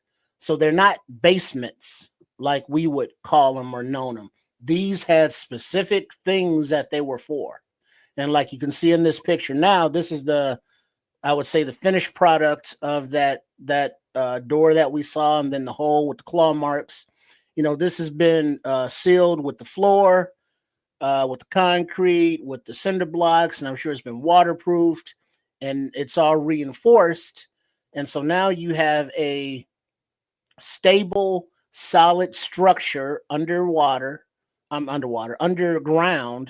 that's waterproof, that you can store your food down there and don't have to worry about anything getting down there to eat it. So you can see some of the things that they have in this picture. On the right side, they have the shelving units that you build in there. And they have all their canned goods. And no, I'm sorry, these are all glass goods, things that they've jarred. Probably right there on the property. Looks like pickles right here close, and then all of the different items along the way. Then on the bottom, you got your root vegetables down there that will keep very for a while. And then what is that in the back there in those bins? I was waiting on you to stop so I can talk about that. Those are potatoes back there. Okay, there you go. And a pro tip for people that grow and people that want to preserve their harvest late into the winter and into the spring when you start growing again, potatoes will age well if you have a basement, you don't have anything to worry about, especially if you have a temperature controlled basement. Even if you don't have a temperature controlled basement, it's going to be cool. If you have a cool basement, you don't have to worry about any of this because you can do all of this and some. But if you don't, and you need to, this is in order to keep potatoes over an entire winter, you're going to need some dirt. And so if you want to keep potatoes for a while, you're going to get some dirt, you're going to get some earth, and you're going to put it on top of those potatoes. They just did this for the picture. For whatever picture they had to take, they did not show you how you maintain and preserve potatoes over a winter. Those potatoes will not stay healthy out in the light like that. You have to put dirt on those potatoes so they feel like they're growing. And those things will absolutely grow eyes. They will grow stems and stalks out of those potatoes. I did it 2-3 years in a row. So that some about that dirt, I'm talking about, you can do that with carrots, you can do that with potatoes, any root vegetable, beets, carrots, potatoes, anything you can think of that grows in the dirt, you can put under the dirt through the winter and it will survive and you will have food all that winter. And now some of the things that it looks like a couple bushels of apples back there, some squash. So you got your garden, which you don't consume, you put in the root cellar, and you have it all winter. Now, somebody, Crimson saying that's learn to forage and cultivate food because stockpiling isn't sustainable, and that's true. But this is not a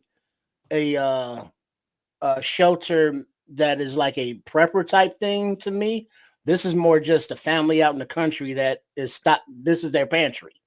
You know what I mean? This is their cellar, because when you go into some of the country places that have farms, this is their store. So they don't go to a supermarket throughout the year. They go to their basement throughout the winter time. And in the summer, they replenish it by growing it.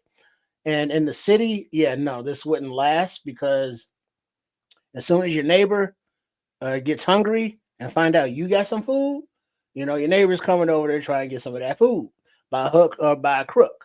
You know what I mean? So if they know that you got a garden, it's like, oh, wait, I know that Nomad got a garden and I'm hungry too. Yeah, I'm going up in his garden. So now it's up to you to how you protect your garden, how you protect your root cellar, and how you protect your property.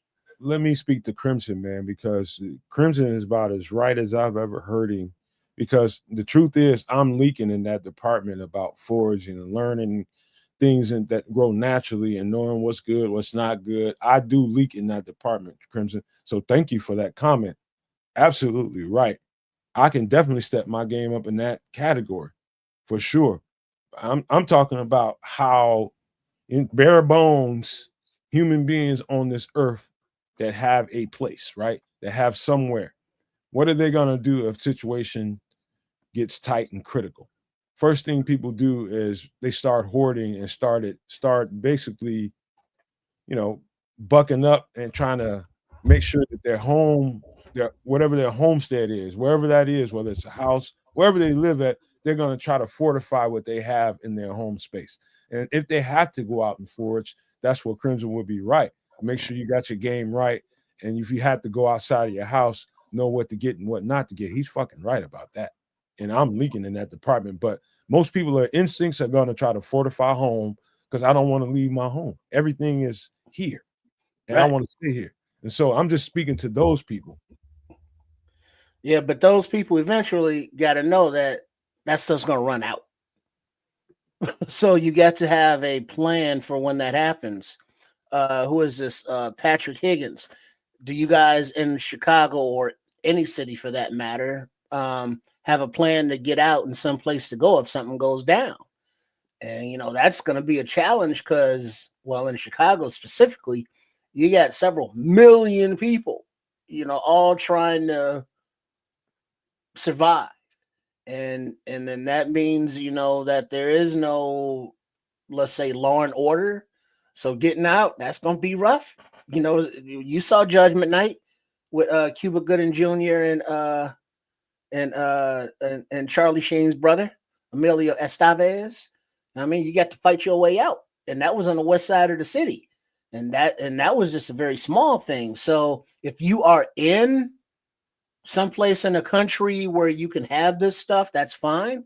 But just know, even in the country, your neighbors would be like, I wonder if they got a pound of sugar I can borrow. And I tell you, I tell you a hidden secret to being in a place like Chicago that most people would probably look at that situation like, oh hell no, that's the last place I would want to be. Here's one of the hidden gems to Chicago and the land that we live on here in Illinois. It is filthy rich soil, number one. So you're gonna always be able to grow and eat. You're gonna always be able to grow, stockpile food, and if you know how to maintain food through a winter, you'll be able to eat. And the beautiful thing is, there's a lot of homes that are not lived in. There's a lot of abandoned shelters that are not lived in. All of those can become quasi greenhouses, quasi shelters for your food. You know what I mean? So let's just say you got 3-block radius and things went left and you start looking around, it's like fucking 12, 13, 15 fucking homes nobody's been there, and it's pretty much all you gotta do is hit a piece of wood and the whole thing might fall down. Homes like that all around the place. If you look at it outside of the box, you can see opportunity there because there's nothing but black dirt up under. And so you can use these as quasi greenhouses to grow your shit. So it's not as bad as it might look because you're in a congested area. It's about how you utilize it. And then also be aware that while people prep for many different disasters, one of which that can throw a monkey wrench in your whole program is seismic activity, as somebody mentioned, because Crimson is up there in the Northwest, Pacific Northwest, and they get a lot of rumble bumbles, because that's the north end of the San Andreas Fault, I believe, and that's a very active fault line. So even throughout the Midwest, we've had earthquakes here in the city in the Midwest. They haven't been, high Richter scale movers, but they've happened. So if you have a underground structure and something happens and it shakes up, just be aware that you could sustain damage or it could mess up your shelter. So even if you do have an underground shelter and you think you're all set, you got to have a backup plan in case the shelter gets destroyed, beyond your control. Hey, you know what, man? You Crimson muted, kids. Crimson is tearing it up in here. He's talking about you can enrich soil, and that's a whole other conversation. I think I had this with you guys when I tell y'all how I gather my leaves every year out of my 2 big sugar maple trees, and I turn them into soil every year. Put them in my garden, and I turn them over in the dirt, and they become more dirt, and it definitely enriches the soil. So knowing those things, my sister's, her and her baby daddy. They ain't really her baby daddy. They together, but they not together. But We his didn't mom. need all that information, but continue. Friends with babies. Anyway, his mom What are we talking got in touch with me, and she was just like she was wanting to know how I keep getting bumper crops of vegetables, and she was just like, how you keep. And I told her, I was like, don't throw your leaves out. You use your leaves, put them back to the earth. That's where they belong. Enrich your soil, because you keep attacking that soil every year trying to plant your products, but you want to keep feeding that soil, because beneath that soil, things that you can't see need those leaves to eat, and so And that just keeps also know, nature Matt, going. What's that? that's something else that will assist with that when you, let's say, have a tree that's blown down because of a storm, or you need to cut it because of just landscaping and what have you. Reuse that tree and chop it down and turn it into charcoal. It's not hard. You just get you a metal Every year. container, like a big garbage can even, and you put that wood inside of it, you seal it up, and then you put that container over heat that you got to keep fed for the course of a few hours. But then eventually, with a little exhaust hole to let the steam out from the inside of that barrel gets so hot that it dries out all of that wood and it becomes charcoal. Now you can use that in your garden. You can use that in your compost. You can use that with your worms. You can use that to filter your water. You can help use it to filter all the bacterias and all that stuff. So when nature blows something down, instead of looking at it as like, damn, now I got to find something to do with this old tree, reuse it into something that's beneficial for going forward. And true that, Trips. But and shout out to Crimson for taking me there, because he's, man, again, that's spot on. Here's the thing about burning good natural wood and putting those things that does replenish your soil. Now the thing is about that is, let's just say you want to spread that. Let's just say you burn, like I do this every year. That's coming up next week or the week after that. I'm going to burn all the shrubbery from around my house that came out of the trees, turn it into ash. Like usually I put it in one area. I'm lazy. I'm gonna go pour that thing right in one area because I don't want to have to walk too far to spread it out. If you put there's a certain chemical aspect to it that will cause, I don't know if it's too much sulfur. I don't know. I'm not that smart as far as that goes yet, but you can definitely damage one area of growth if you put too much of that ash in one area.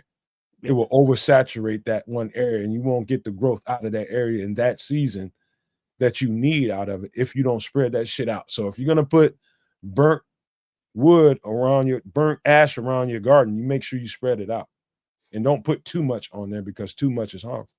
Yeah, just like the same rules apply with manure, with any kind of fertilizer, with any kind of a natural pesticide. You got to spread it out evenly, just like you're prepping the earth to bear fruit to the seeds that you put in there. Those fruits and vegetables want to be healthy and as sweet as they can be and as healthy as they can be. So that means as much nutrients from the soil as they can be. And if you're not using soil, use those big tubs, those storage tubs, and rig those up with the soil and with the yard clippings and the ash. and grow in there on the inside with, LED grow lights.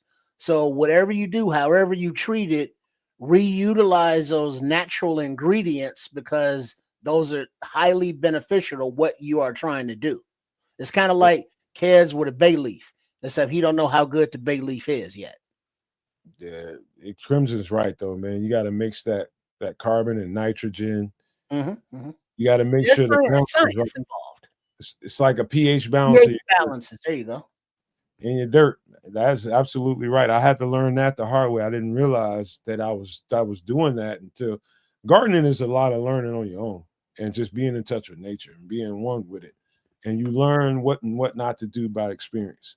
And you don't have you get a crop like you see on this image by experience and learning and just getting some know-how under your belt. There's no other way to do it. Figure out how to grow vegetables and grow them the right way. There's nothing harmful in that. Kids, any thoughts about this before we move to the next point?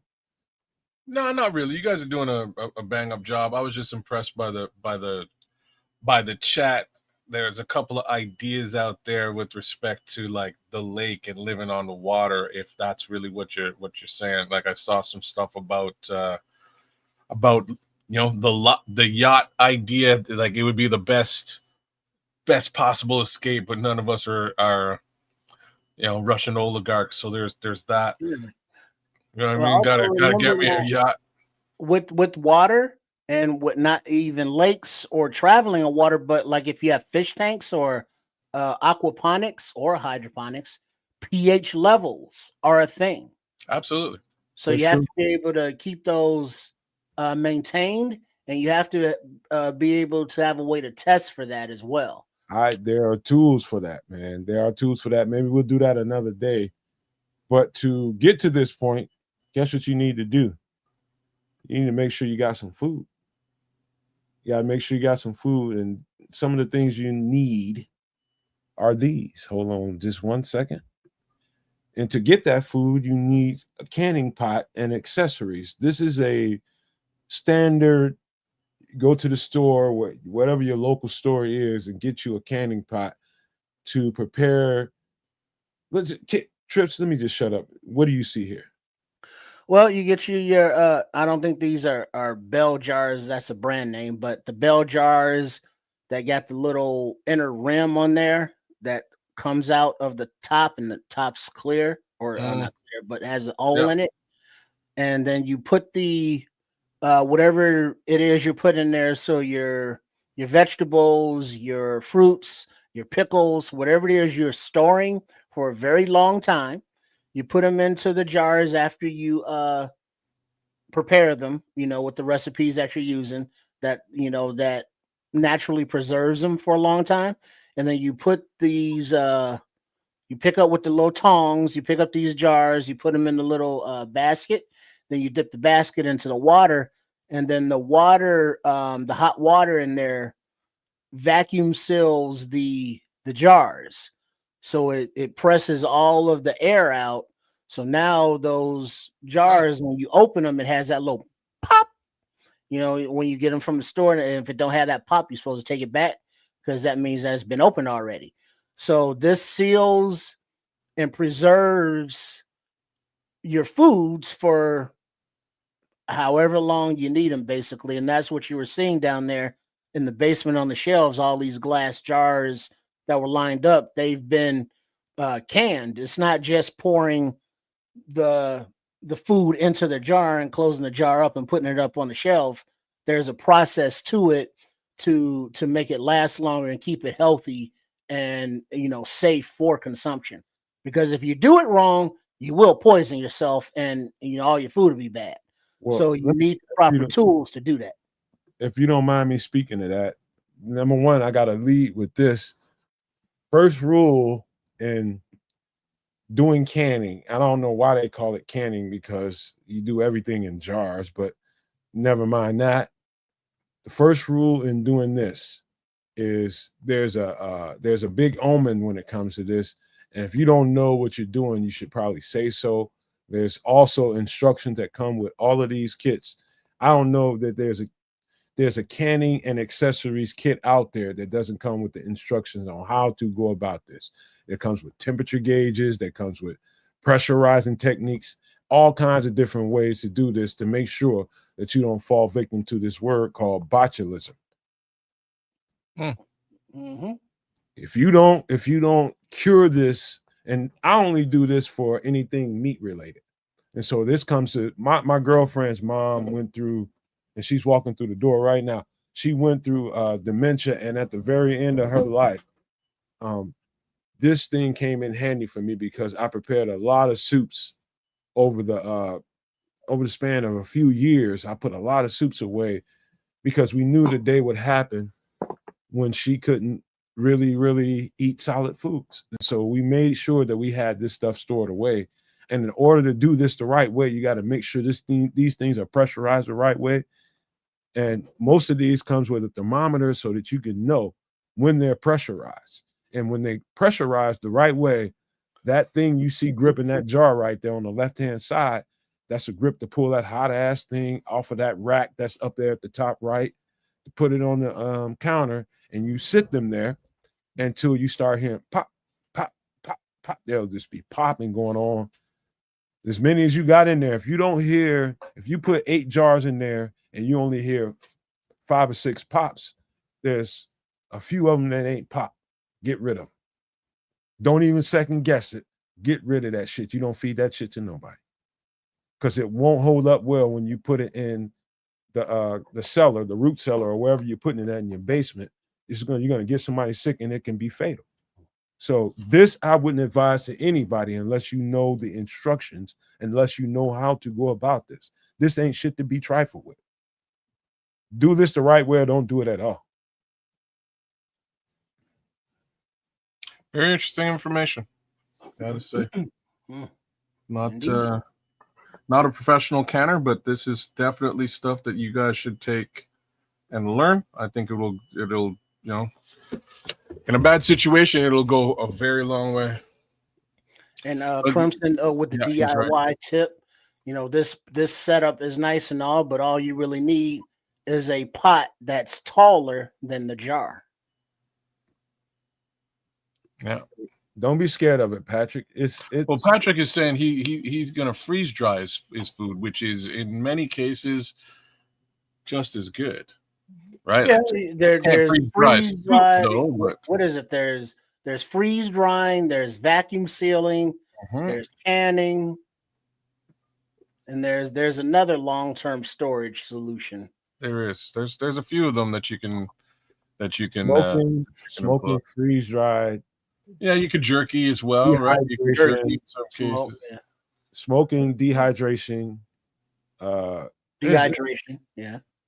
So, I mean, there's techniques for all of it, but this is, if you want to store bulk food, you have to, this ain't difficult, Patrick. This ain't difficult at all. You just gotta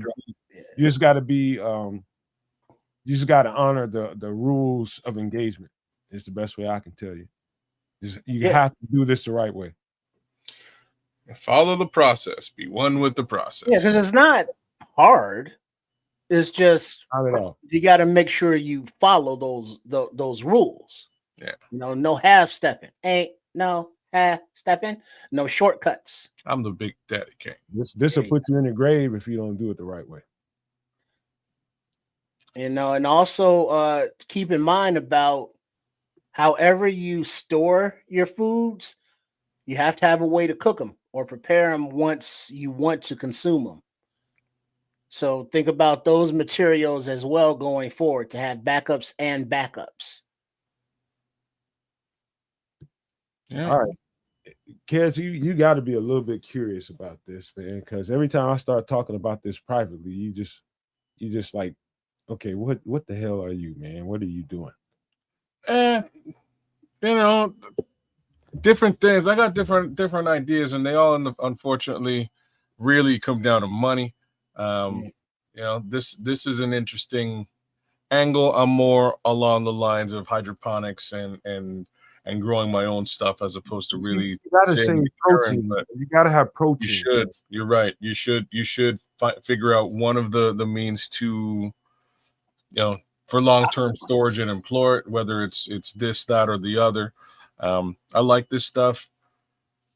I just think there's also other things that could be done in these situations that I don't think the world has really explored. I think we should, and I wonder why. Like, it always brings me back to the Jetsons.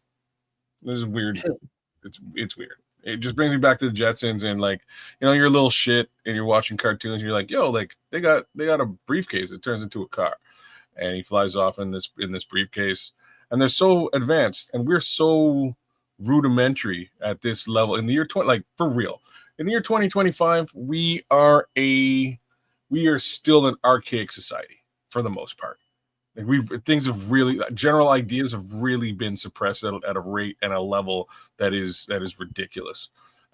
But things like cities on water, cities in the sky, cities underwater, all of these are doable with the technology that we have. Nobody will do them. Yeah. Well, let's stick where we are though, is preservation of self. Yeah. Well, why I bring those things up is because these would potentially be other means of preservation of self, right? If we could easily have a self-sustaining ecosystem of homes in an underwater capacity that actually fish themselves, like the home itself fishes for you. You know what I'm saying? Like there's so many things that we could really do if we put our minds to it and the resources to it, but the effing powers that be are too busy just hoarding all those resources. Well, we about to dance right into your conversation because for the second week in a row, we're gonna have to probably skip 3-hour Atlas update because we got to get to your stuff. But Patrick is saying it exactly right. Patrick Higgins, thank you for this one. He says society in general hasn't needed to care about food preservation. Thus far, you're right. Mm-hmm. But I'm challenging you all to start thinking about life a little bit differently because it doesn't feel like to me there's any guarantees anymore. And so when you have society at that point, then plan B needs to be optimized. And that's what we're talking about here is plan B. How do you take care of self and how do you take care of family? How do you do it for at least a period of time where you can, and if you one of those people that feel like, okay, things will be back okay, they'll be good in a while. All we got to do is take care of this for this stretch of period of time. These are the things you can do. This package right here, you can probably get this. This is probably one of the higher level, mid to higher level ones you can get. Probably can get this for like $80, 70, $80. I paid like 70 for mine. But there's lower level ones. You can get them for $25, $35, $45. It won't have as many accessories as this one, but you can do this in a big pot in your house. You just got to make sure that stuff is cooked hard.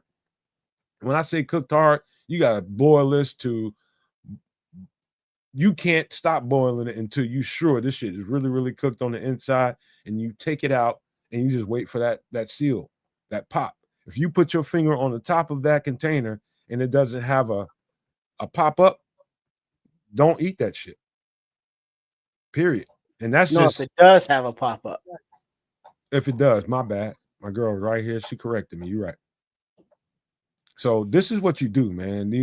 You have to start thinking outside the box because people are losing their shit out here. They're losing their shirt, they're losing their pants, shoes, everything in this economy, man.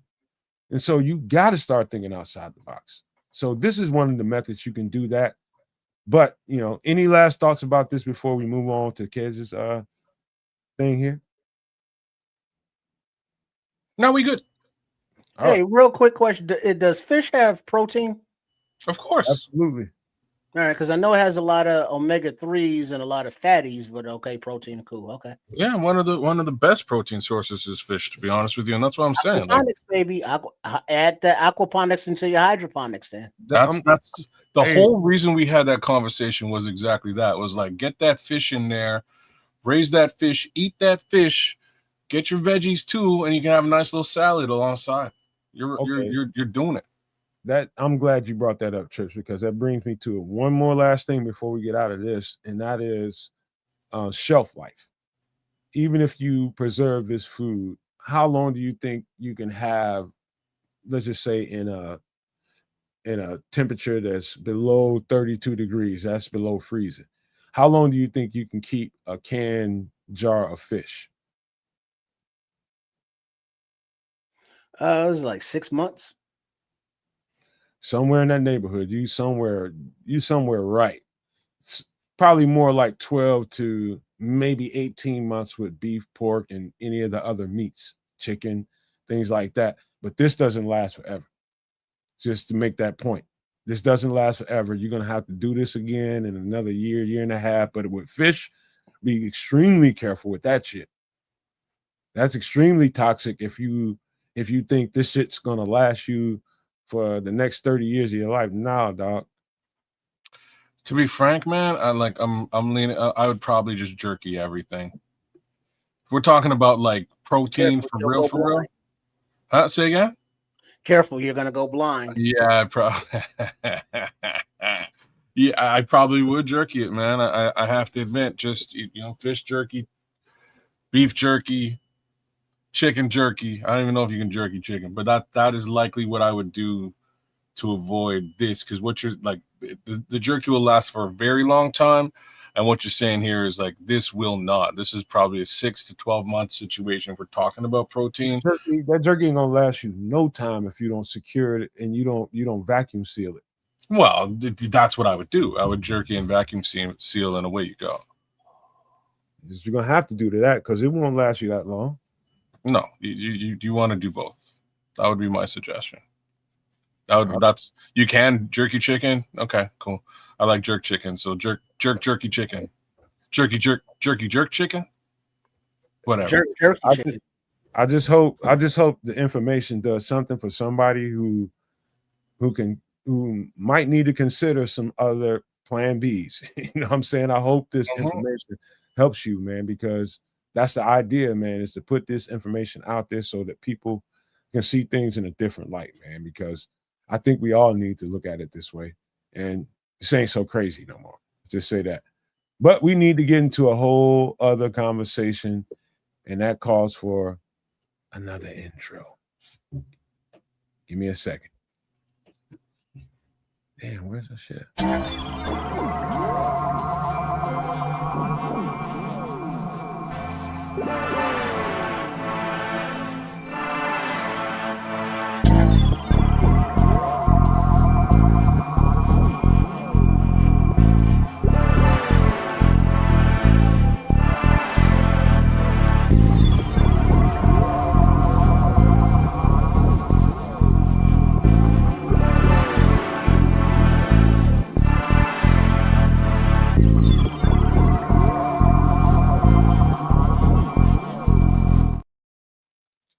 And we're back. Hey now. Before you take off, kids, this probably should be spoken to, and people might be wondering why would Nomad be playing a alien intro to the story about a fucking comic book on the screen, and there's all kinds of good explanation for it. I'll let kids take it from there, but I had to give it a prelude.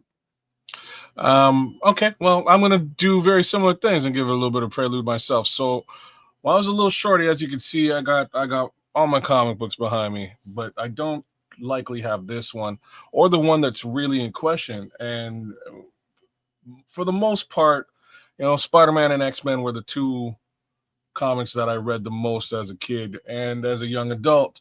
One of the stories that was sort of introduced to me at some point, and it originally debuted in X-Men 10. I'm much younger than that, which was launched or debuted in March 1965, was a story about a special area of Antarctica called the Savage Land. This area of Antarctica, the reality is, Antarctica is cold, at least that's what we're all told. But this special area of Antarctica wasn't. It was lush, green. It was a jungle or a prehistoric jungle type area with all sorts of untouched animals, like potentially dinosaurs and saber-toothed tigers, sort of as you can see right here on the screen. There's a dinosaur in the upper right, and saber-toothed tiger a little bit lower down. This is just sort of a fantastic story that Stan Lee and Jack Kirby sort of came up with and introduced me as a young man. There's a bigger reason why we're sort of discussing this, but I wanted to sort of just let you know that there's Super Clark Khan coming through. What it do? I just wanted to sort of let you know that comic books in their own right sort of push you into a weird direction. A lot of things can be hidden. The fantastic can be explained very well in comic book concept. And Nomad and I sort of got to talking about this general concept that we're about to introduce to you guys, which is just some wild, crazy, weird stuff. And the funny part is I just sort of guessed where we were headed with this, and he was like, oh my God, like, how would you even think along these lines? And the answers are the Savage Land, this general fantastic idea from a comic book that I read as a kid. And anyhow, I think we can move off of the X-Men portion of all of this and perhaps move into the more meat and potatoes of it. Well, hold on, because I don't know that you're really telling it the way it should be, because this is again, he said that this was published in what, 1960 what? 1965. So in 1965, Stan Lee and his partner, whoever that was, what's his name? Jack Kirby. They're basically the fathers of modern comics. Those two guys. Jack Kirby eventually went on. What up, Crooked? Jack Kirby went on to be a big. He was a sort of a leading force on the DC, with DC Comics as well, and him and Stan Lee sort of wound up going sort of back, sort of going against each other for many years there. But to start things out at Marvel Comics, they worked together. Jack Kirby as the artist, and Marvel and Stan Lee as the general writer of most of these comics. So that story, I'm gonna reiterate what Kez told you all. Me and him had a conversation yesterday about this topic, and this was off script. It was just totally. I started talking about it. I started showing him some stuff, and his mind just went here, and I was just like, wait, what you say? And it's like, a comic book? When was this comic book published? So we started going back and forth, and he told me what it was. So he's telling this whole story about Antarctica, and what we know about Antarctica is what? It's frozen. There's no life there really, outside of a penguin and a damn walrus, probably. Other than that, what's there? There'd be a polar bear out there, maybe. You know what I mean? Polar bear, whatever. It's nothing green to be found there, right? And so here comes this story in this comic book, and if you look at the story from the face of the comic book, he's just like, okay, this is a wild ass comic book story, but this is a perfect prelude into what I'm about to show you all right now. And I'm gonna shut the fuck up for a second, man. I'm gonna get this off the screen. I'm gonna just let you guys hear, and we'll fill in the blanks after that. Take this off the screen. I'm gonna share my screen and show you all what this is. Yeah, it was cool little comic book story from back in the days that sort of related to this more slightly potentially true to life story that we're going to get into. That's a little bit wild and crazy and different. You want to make the screen a little bit bigger there before you press. I got to make sure I got the right story here, man. That is also an important factor. So do those things. And here, you want to take it down for now and just make sure that you got it. Yeah. Here. There. Just figure that piece out, get it ready to rock and roll, and we'll throw down. But yeah, this is, you never know what you'll find in those comic books. There's just some fantastic minds out there coming up with crazy ideas. Same token, they may have been introduced to some of these concepts and decided to throw them into comic books, A, to hide them, B, to introduce future generations to fantastic concepts that nobody was really talking about or discussing in the real world. So this is sort of where, where Nomad and I had this conversation yesterday, and he was like, "Holy smokes, how did you guess down the lines of where he wanted to go with this particular topic today?" Right? I got a few No stories. polar bears in Antarctica. That's very strange. Hold Why? on. Let me say this, man. I hope this is the right song. If it's not, I'll get to the right one. Just give me a second. Let me just play this. This was very important that after the conclusion of World War II, Admiral Byrd was asked if he would mount a large armada and go for 4 months. It was supposed to be that they would go in December, January, February, and March, and there was a list of military goals that they were to achieve. But by the end of February, something happened. One of the mission's official goals was investigating sites for potential military bases in Antarctica. But during his explorations, Admiral Byrd allegedly came upon something highly unexpected. This story is said to come from his diaries, not his published account of the trip, but something he held back and then later was suppressed by government authorities that found it frightening. In his diary, which was discovered by his son after his death, Admiral Byrd tells an extraordinary story. Admiral Byrd heard there was an entrance to the center of the Earth through the South Pole. And he took planes into the South, under the South Pole. And when he did that, he discovered that as he flew over the pole, suddenly he's looking at things that shouldn't be there. I mean, it was temperate. His squadron flew under the Earth, into the Earth. It turns into this lush and green area, and he can't even believe his eyes. But that's just the beginning of his extraordinary story. He tells how all of a sudden he starts to see a shimmering rainbow city that's made of crystal. His airplane is taken control of when he suddenly sees these flying disc-shaped objects around them that lead him. Okay, let's stop right there just for the sake of this is YouTube. And I'll put an overlay over this. Oh, maybe I won't. What do you think so far, Trips? This is your first time hearing this. Yeah, some shit going on under the earth. Cool. Good. That's what I would say too if I was Trip. Right? You want to? I would. You know what I'm saying? We want to sort of go through the better part of some of these interviews and get some of the information. But things I can tell you is that Admiral Byrd was a U.S. naval officer. He was also an aviator and polar explorer. He was awarded the Medal of Honor. He's like a legit real guy. He's known for his historic missions and all right in the Arctic and in Antarctica. And he's the first to achieve several aviation milestones over the polar regions. Okay, hold that. Save that because we're going to need it. Hold on. Let's finish this. To the ground.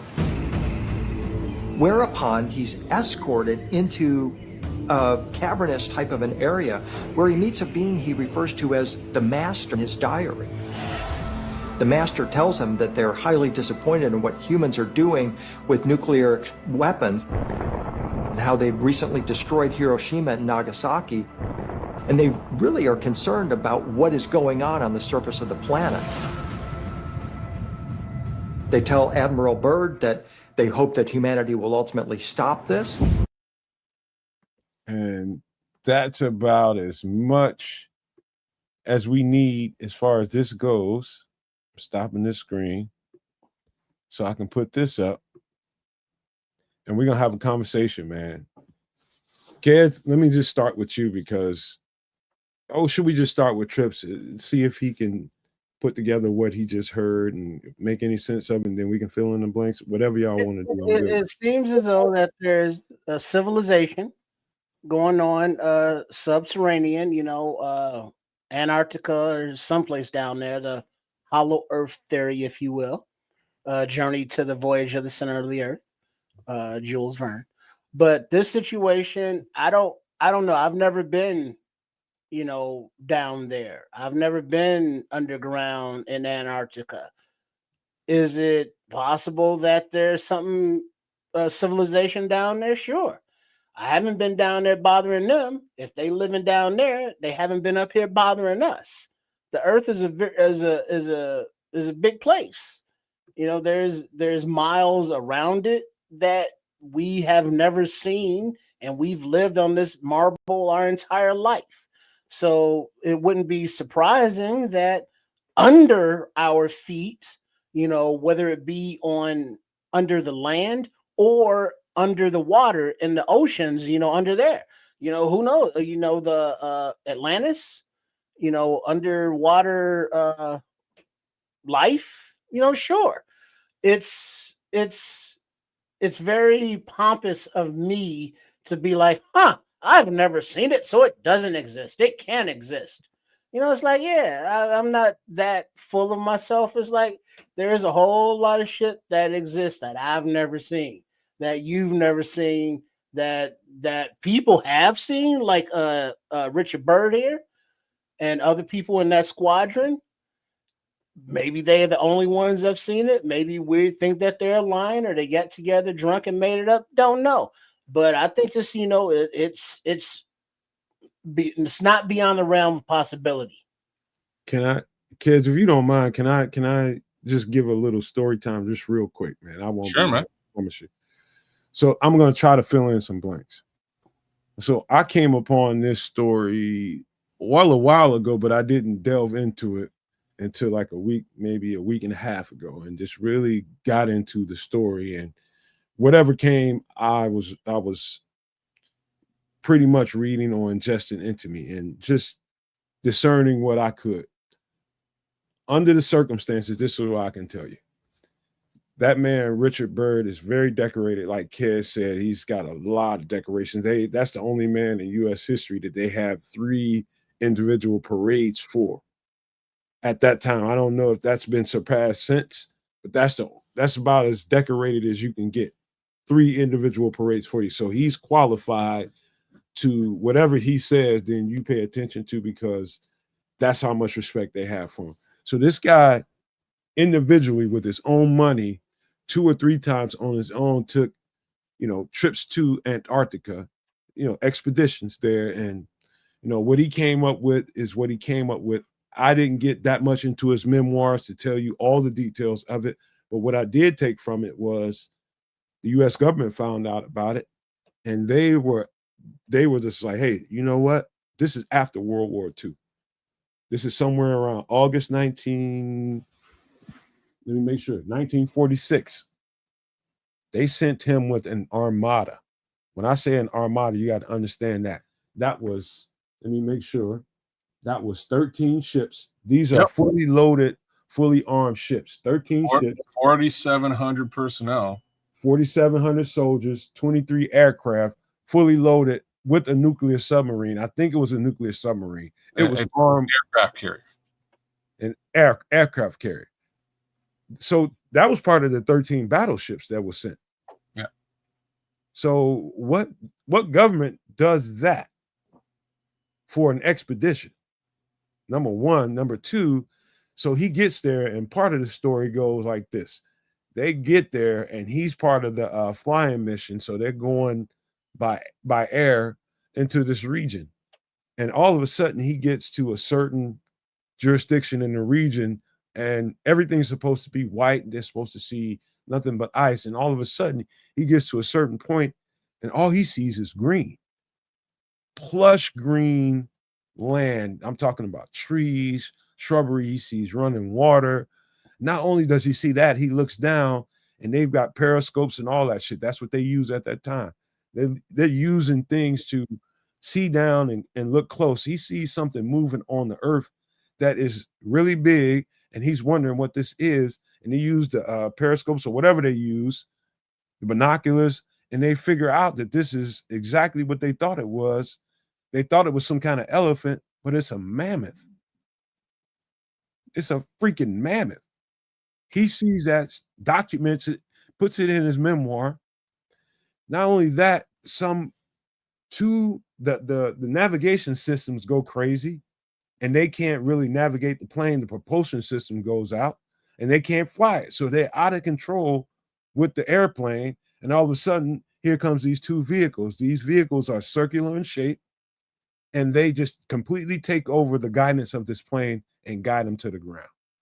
That's about the best I can give you as far as coloring in the details before Keds tells the rest of this story. So I wasn't sure you were going to transition to me right there. Okay. So you might as well. You should probably continue. You want me? Well, go ahead. Go ahead, man. You got it, Keds. All I know is basically those vehicles bring him down to the ground. He's then sort of introduced to the leader of this area, and much like you heard there, they give him certain information, just sort of saying that they've sent emissaries back to to sort of give a warning to our leadership, and that leadership has not heeded any of these warnings, and they're truly worried about what's going on the surface. Eventually, they sort of give him passage to leave and help him out of this area. But part of the major question mark around this is this, and this is pretty simple to understand. So if the government sent 4,700 dudes, 13 ships, an aircraft carrier, some helicopters, and his armada of planes, they've done a great job of completely restricting or redacting any information that came out of this mission, this pretty grandiose mission to Antarctica. What has come out is simply his diary, which has some of this information, and they basically claim that the diary is absolutely fake, false, and it's a hoax. Well, tell the story about the son and how the diary got published, the memoir, brother. I don't remember how it got published. You can color that in for me. But where I was going was the son published it, to my understanding, and for the most part, he was unalive. They refuted all of these claims and made sure to put him in the ground so that those claims could not continue for a very long period of time. The diary exists. People can read it, and yeah. I'll color in a little bit more. So yeah, after the expedition, he's been to the North Pole, he's been to the South Pole. Surprisingly, you guys is discussing the South Pole. And I know people think about cold ice and they're thinking about the North Pole because that's what you're conditioned to think. But this is stuff that he's talking about is going on the South Pole.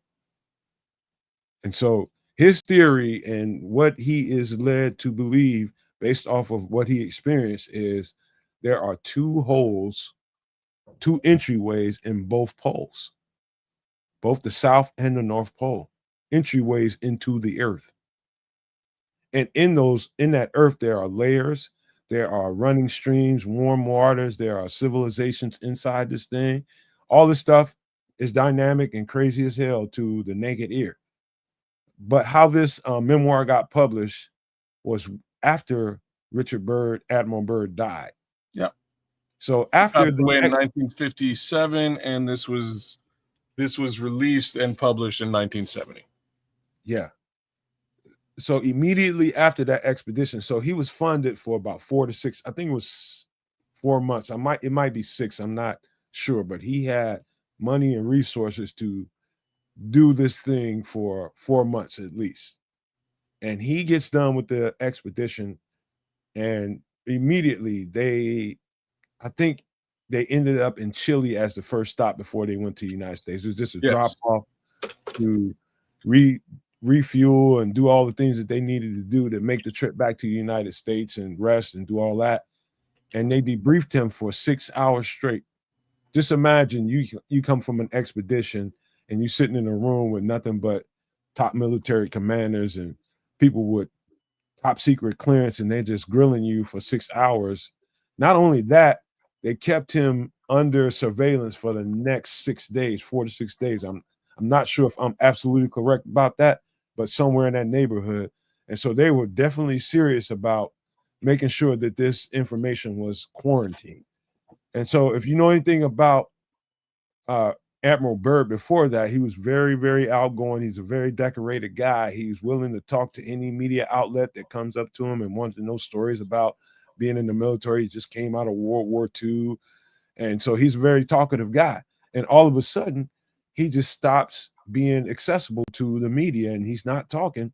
And he really didn't say a whole lot up until the end of his life, when he knew he was in the clear and I'm going to die anyway. So I'm a, you know, if people ask me questions. And even then, the interviews that I saw, maybe I'll show that next week, he was very watered down based on talking about the difference between his public persona and what he put in this memoir. You know, being he was a soldier, right? So he followed orders. He was disciplined.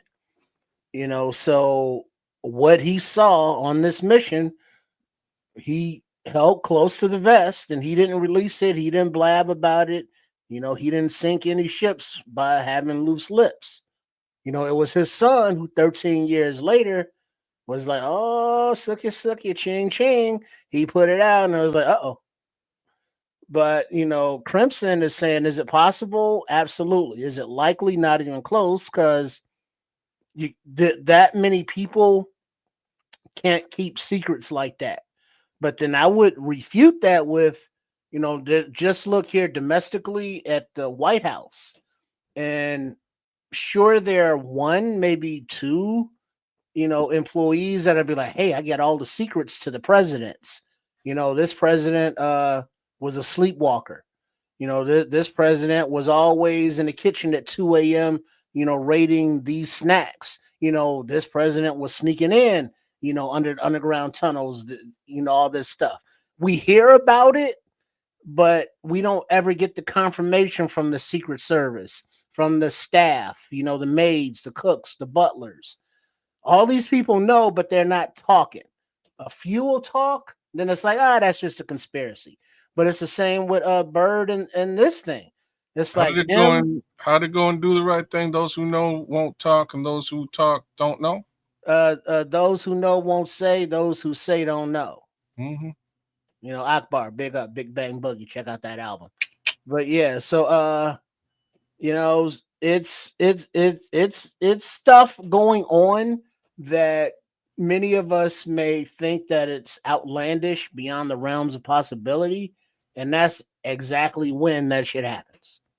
As soon as we limit ourselves to what we think the realms of possibilities can be, because we have no clue. Nope. No, sir, we don't. And this does in its own way lend to what Crimson's saying in the chat. And I mean, so first off, it's not so much that the diary was found after post-mortem, it's that it was released to the public post-mortem. So again, just like Trip is saying, the son stopped and said, wait a minute, maybe I want my daddy's legacy to be actually, you know, expanded beyond just a word of mouth story or this diary here at the house. Can I layer into the circumstances of the son's death? Sure. So he was found malnourished and dehydrated, dead. And so a guy that, trust me, that man had money and that man had resources. They found this guy dehydrated, malnourished, and dead. So somebody starved his ass, is what you said. A lot of people speculate that people got a hold of him, and that was the way they taught him a lesson. Makes a whole lot of sense to me. Again, you know, with respect to suppressing information and nobody being able to hold secrets, I think this might be a little bit of proof to that, right? And I kind of agree with what you're saying.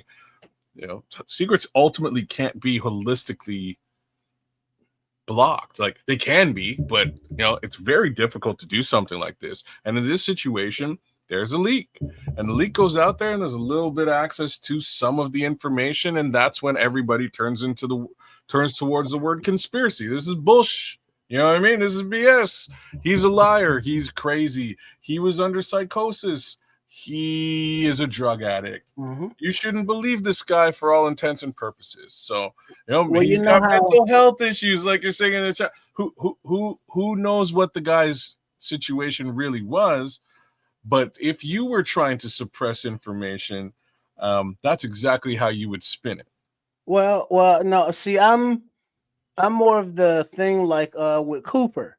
Mhm. If the G-Man wanted to take young Master Byrd out, why leave evidence? Just disappear him like Hoffa. So now it can be: did he I can disappear? actually answer that a little bit, right? Did he Because I move? don't think That would add to the bullshit. Well, yes, you're right. It would make him a martyr. That's number one. But the other that's something you have to be worried about. You can make somebody a martyr in these situations. The other flip side is he's a good soldier, and it looks as if he didn't want to reveal all that information to the external world. He shared it with the higher up. They decided to suppress the information, and he was cool with that because again, he's an admiral. He's probably been in situations where he's had to suppress a certain level of information from a need to know basis. Now that he passes away and it's his kid, as you sort of described, he doesn't really fall into any of that. So maybe I want to make $1 million, or maybe I want to extend my dad's legacy. Who knows? I would say this, man. The more and more I read, the more and more I watch videos. I watched a lot of videos on this, and I read. I tell you what. Before I get into that, is there anything in particular in the story that you heard on the video, or the story that I filled in, or Kez filled in, talking to you, Trips, that really sticks out to you as something like, hey, man, what was that? You know, I mean, like for me, I start thinking about, what happened with the navigation system for me. Well, it's.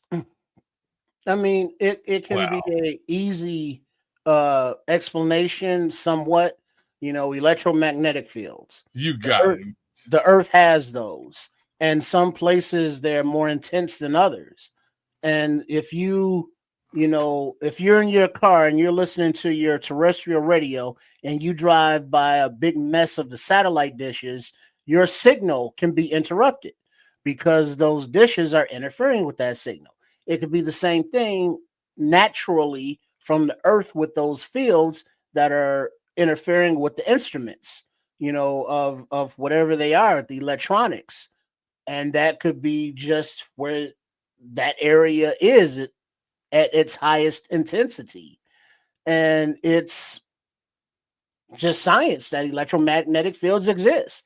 Yeah. It's science that they interfere with So frequencies and electronics. It's not just that, but that is like Go ahead, Kez. electromagnetics is what that navigation system would be based on, right? It's going to be based on polarity in some capacity. And when North versus South Pole, magnetic polarity.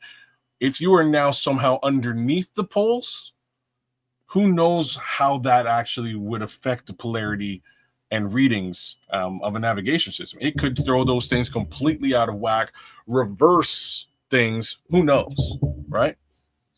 Also, the other thing outside of the fucking ships that all of a sudden they have no propulsion, they have no navigation, they have no nothing.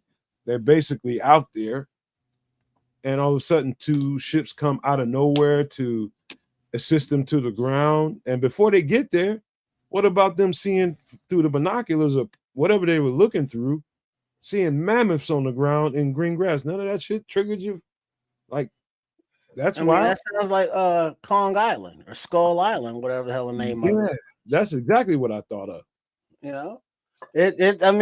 We see the stories back in the day, whether it be like movies like King Kong or the Ice Monster or Loch Ness Monster or anything that we can't explain or can't identify scientifically, and they became legend, they became lore. The possibilities that people saw stuff like this back in the 30s and 40s and then turned them into comic books? That's totally possible. Well, You know, that's the but, thing, though, Trips. We don't. That's what I was trying to the not bionic, the Bermuda Triangle. It's the same effects as this thing. Well, Trips. That's what I'm trying to get. Kids didn't go there, but I found it completely. I don't even think about irony anymore. I don't think about coincidence, but I thought that was very poignant. The fact that kids brought the fact up of this comic book talking about that exact story in that comic book. And I asked him, I was just like, where was Stan Lee? How would Stan Lee know anything about that? And maybe Stan Lee heard about this book. I don't know. Stan Lee has been known to delve into the fantastic, as in reading like Ayn Rand and people like that, people who were producing science fiction, for the lack of a better thing to call it, in the early days. Like it may not have been science fiction, it may have just been fiction, if you will. But he was definitely a studier and a reader of those types of concepts. This might just have been one of those concepts that he came across and he was like, you know what, super cool. Let me throw this into comics, and we'll beef it up and add a little bit of funk to it. And that's more or less what he did. But it was definitely an ironic situation. It was an ironic situation in conversation with you to think that I had a general idea and concept of where this was going straight out of Marvel Comics. And you know what, though, kids? The more I think about it, I would just surmise that Stan Lee probably heard something, or somebody involved with this story probably heard something. This is in the 60s. That's couple decades away from when this event actually happened. So would it be surprising that he actually knew about it, and maybe he just stretched the truth about it and turn it into something entertaining? Well, is this a case of life imitating art or art imitating life? There you go. Yeah, considering the time frame, I would say art imitating life. Although these this blew your information, mind, didn't I, kids? well, the information didn't get released up until the 70s. Now he dropped this in 1965. What? As far as Stan Lee's, so let's You do didn't tell me that.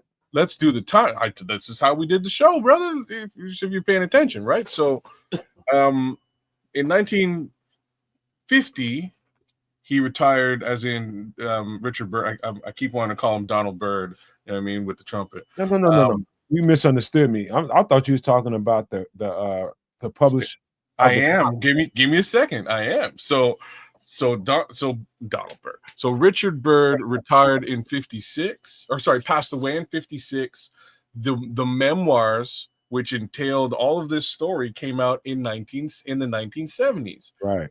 Stan Lee introduced the Savage Land in March of 1965. Crazy. So before this was made public. This is what I'm trying to say. The government might have had access to this information, but again, Richard Byrd didn't put that information out on his own volition. The information came out by way of his son in the 70s, post 1965 March.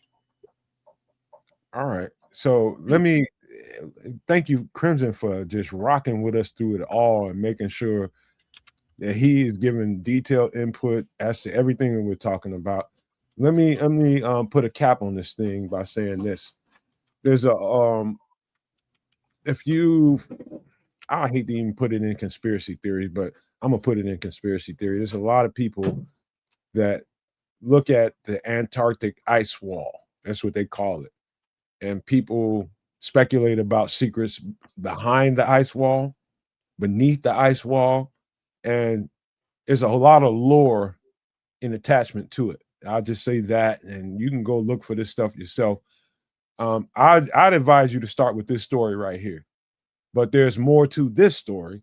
There's a 1700 story about maps that were produced, kids. I saw videos, maps produced in the 1700s that are equivalent to the maps that are out here now. And it shows an entire hole in the middle of that part of the earth. And that's interesting as shit to me. Did you find that interesting, kids, about that hole being consistent with all the maps produced since the 1700s? Yeah, but you didn't show that. You should have shown that to the Maybe folks. we'll do that in part 2. Maybe we'll do that as a part 2. There's some interesting map case scenarios that that kind of show a hole in. There's a hole in my bucket. It kind of shows a hole in the center of the earth, or in some cases a I can't call it a structure, but a thing, giant thing in the top of the earth. So yeah, and what's interesting again is that all of these maps are consistent with this hole. So crazy, wild. I don't know. Anything else, Trips, before we put a cap on this thing? I find this extremely fascinating. This ain't gonna be my end all be all with this. I'm gonna continue to research this. This is interesting as shit to me. Yeah, it is interesting. It's like, our great planet. This ain't even space stuff. I mean, it could be where if there are life forms under there, they could be from other planets, but this is, our earthly inhabitants as well that we're talking about. It just so happens that they're on a different part of the earth. I mean, is it possible? Sure. I don't know. Are there people that do know and not telling? Maybe they know what happens if they tell, so they ain't telling. So, I don't know. But yeah, interesting, no doubt, because there's enough of clues to get you curious, and it goes, Little quick note before we close this off. In that story, in this memoir, and in all the people that have covered this since his passing, since this memoir came out, there's another little part of the story talking about the conversation that was had once he was guided onto the ground and escorted into this cavernous area. He came into this big city, basically what you see on the screen, but it's kind of watered down version of what was spoken to in this memoir. He said that it was a crystal-like city, literally crystal was the city. It's almost like the way they described it is like a Superman movie, like that. Fortress of Solitude. Fortress of Solitude. Yeah, it was like that. And the conversation that was had was probably more poignant than the whole story. And that was him talking to the so-called master, and the master telling him, we've been here we've seen everything, and we've stayed silent because we stay out of your business, basically. And he said, why we are concerned and why you're here is because I want you to send this message and take it out to your people. But we want you to know that we've already talked to your leaders, and they are basically repugnant, and they don't listen. And they were concerned about the nitrogen bomb, the hydrogen bomb, the nuclear bomb, and how they were using that. And they were concerned about that. And you since heard all kinds of story now connected to this story. Is all kinds of, since this expedition happened, since the United States used that weapon on Japan, there have been all kinds of UFO stories. You just got to look it up. Just connect these words. UFOs around bombed area of Japan, and you will see story after story, all the nuclear sites in the United States, especially around the desert area, which is where they, at that time at least, stored a lot of the nuclear material. All kinds of stories around that. Kez was asking me the other day, why is there so many stories around the desert? Why is this? That's because that's where they keep a lot of stuff. And so there's stories about these bombs being disarmed for no reason. These are people telling these stories. So research this. Don't stop at what we're telling you on this show. Trust me when I tell you there's a lot more to this story. And that's part of it. There's UFO connections to this all over the place. So I just wanted to say that before we get up out of here. You want to give some pleasantries or any closing thoughts about this? Quick closing thought. So just did some quick research, and it turns out that Stan Lee and Jack Kirby actually came up with the concept for a comic and released it in 1941 called The Land Where Time Stands Still, and it's actually sort of the precursor to the Savage Land comic. So again, well before any of this information would have got out. Pretty crazy. There's no direct ties to Alone or Richard Byrd at all with respect to this particular idea. But just thought I'd give you a little bit of a timeline. What these comic book guys came up with was decades before somebody sort of decided to say, hey, like maybe this is actually a real thing. But yeah, crazy. What was the name of that show? No Maniacs, Sunday Classics with Fraser Thomas, where they would show movies like the one kid just mentioned. It came on Sunday afternoons, Channel 9, WGN, and Fraser Thomas was the not that kind of grandmaster, but the one for Bozo, the ringmaster. There's a ringmaster. Bozo Circus. The dude that wasn't a clown. This picture and what you're talking about kind of gives me my grandpa used to keep all these damn little tapes, VCR tapes. Literally, he'd be watching VCR tapes, and that what you're talking about is ringing a bell. And this image, and I've seen a lot of movies with this kind of looking guy on the front of it. It could have been a lot. He was sitting in a big leather chair, and he have books behind him in like a library, and it was always sponsored by Mutual of Omaha. That is familiar shit to me. And it was I think it was like Masterpiece Theater. It was kind of like that, but that was on Channel 11 Public Television, WTTW. This one, Family Classics, Sunday afternoon with Fraser Thomas.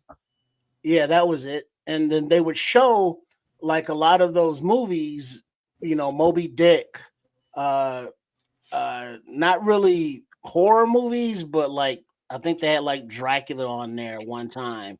You know, there was just a Land of the Lost, just a potpourri of movies back in the day, and they were interesting and fun to watch. But stories like this would be something on Family Classics.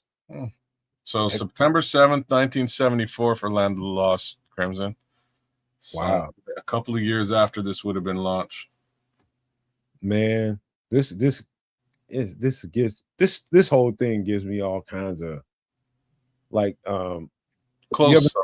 You ever seen the movie what is that? You know when the trips, you know what I'm talking about, because Disney has a little exhibit about this where the family gets lost in a storm and they end up on an island. Robinson Crusoe. Robinson Crusoe. That boom. All this shit reminds me of all that.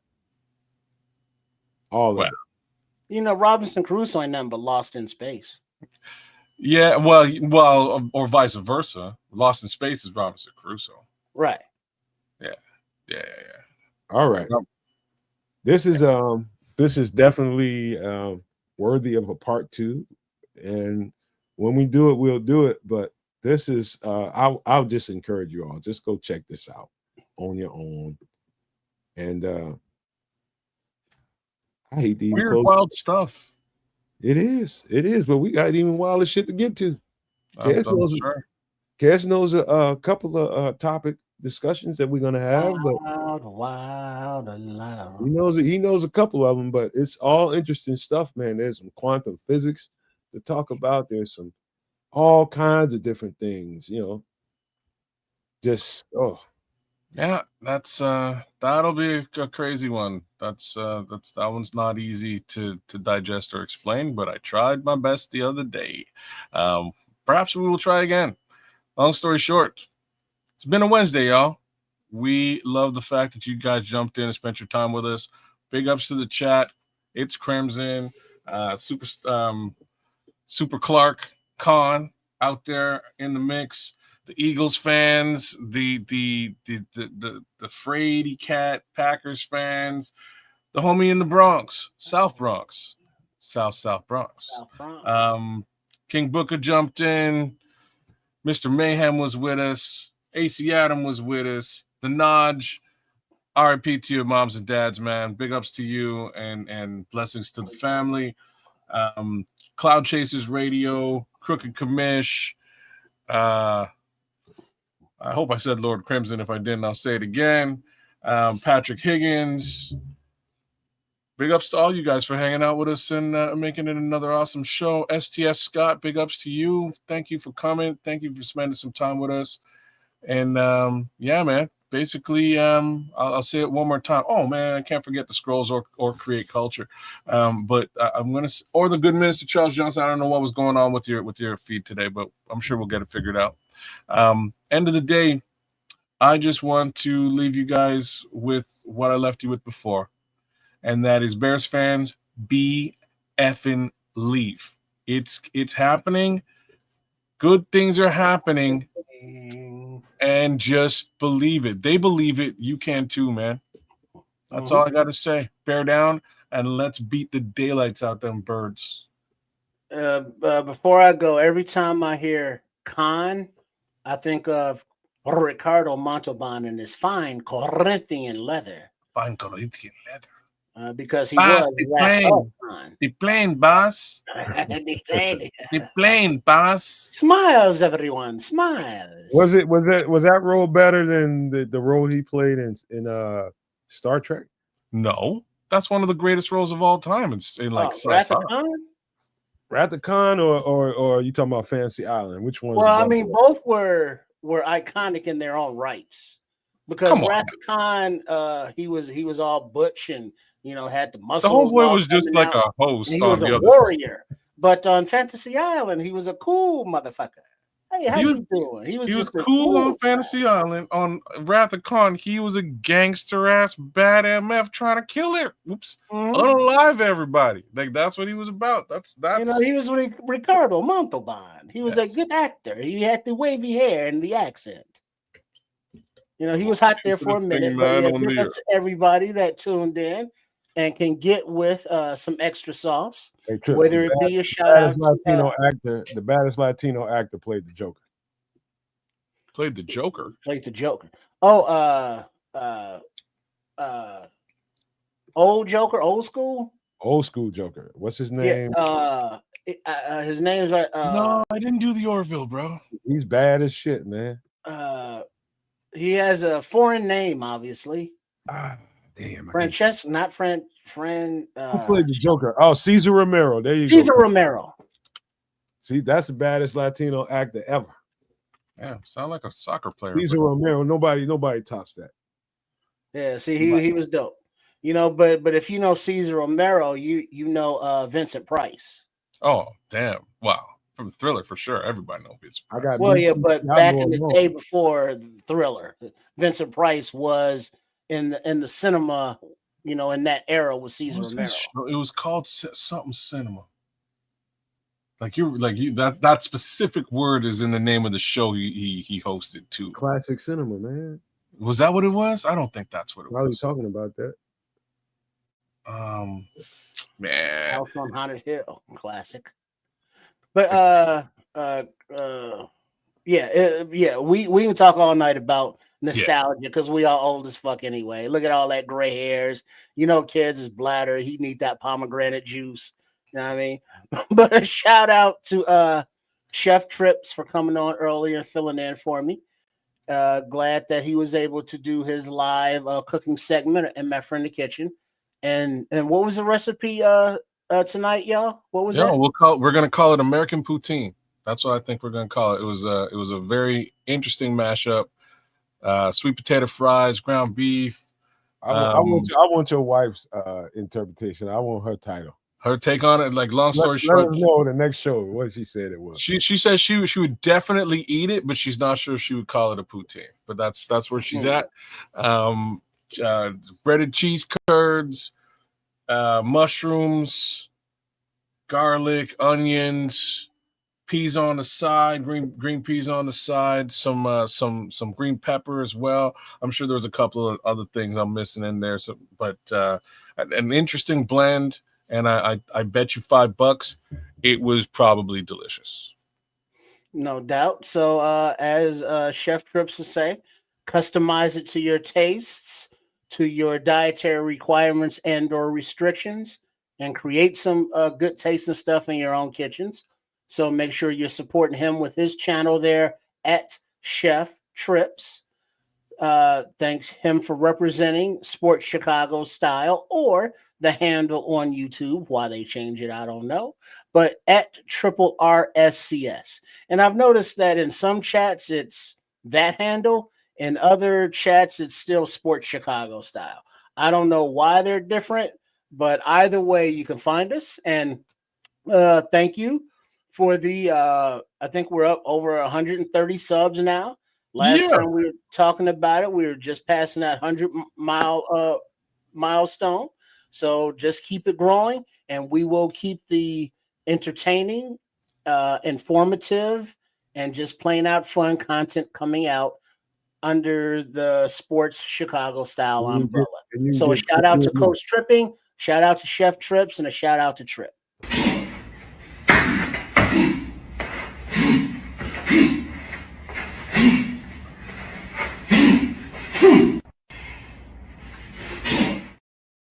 And don't get between him and that sweet potato pie tomorrow either.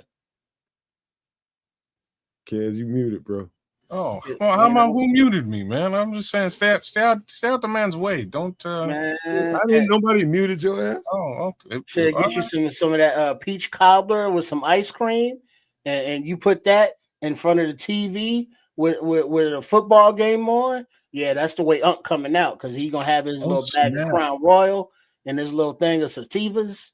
Yeah. Yo, wait a minute. We got a timeout. What time's this football game on Friday? 2 o'clock. 2 o'clock Central. Some of us have jobs in Canada. Let me see what I can do to figure this thing out so we can call it game.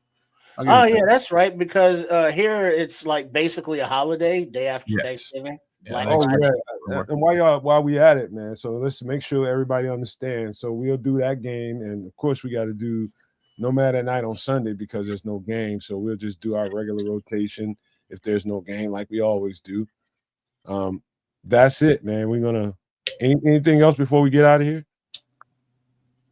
Last thing is like, share, subscribe at Kids of Canuck. Do the same thing for Sports Chicago Style and at Chef Trips, and definitely for the Nomad Network. Give a little bit of love to the guys who are doing some stuff for you guys and creating that content for you. I'm thinking we may just have to debut Extra Sauce on Ked's Twitch stream sooner or later. Or did we do it? We did it tonight. You're doing it now. We did it tonight. So big ups to the folks over at the Twitch side of the fence. We'll get you guys involved that much more. We love to have your involvement. Love that. Happy Thanksgiving, one and all. Let me give another special shout out to the Naj. I know he wanted to be here, but man, oh man, I would imagine he's in his feelings right now, as I would be, like a MFer, because that's very traumatic, man. And I just can't imagine. So I just wanted to send a lot of love, good vibes, good energy to the Naj down in Florida, man. We love you, bro. Just know that. Just know that. We love you and we got you, man. You're going to always have community here all the time. And so I just want to say thank you to everybody that was here tonight. Again, make sure you show some love to every one of these channels, man. We are on Keds' channel at Keds of Canuck. We are on Sports Chicago Style streaming right now. It'll take you but a second to go. Make sure you show some love. Hit the like, hit the subscribe if you haven't to either one of these channels. It takes a second to show some love, because look at all the time we spent with you all. Look at all this time. And we covered the Bears who I am really being restrained when it comes to my enthusiasm right now. I've worked hard to really, really collect my thoughts and talk about where I think this team is going. I gave you kind of I guess the sauteed onions and peppers right now, without all the rest of everything that goes in it. I'm saving that for when I think this game is pivotal right now.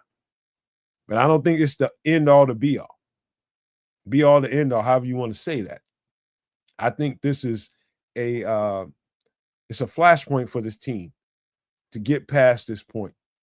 If you beat the champs at full strength, you can beat anybody in this league. And I know everybody, the thing about Philadelphia, people are going to say, okay, they won 2-3 point games, 1 point games all year long. That's because everybody takes a shot at the champs. When you're the champs, everybody's Super Bowl is the day they play you. And so they're taking all those lumps. And up to this point, they're going to take another one. This one, they're going to lose. We're on the come up. Big time. Big time. I think we got the formula to beat them.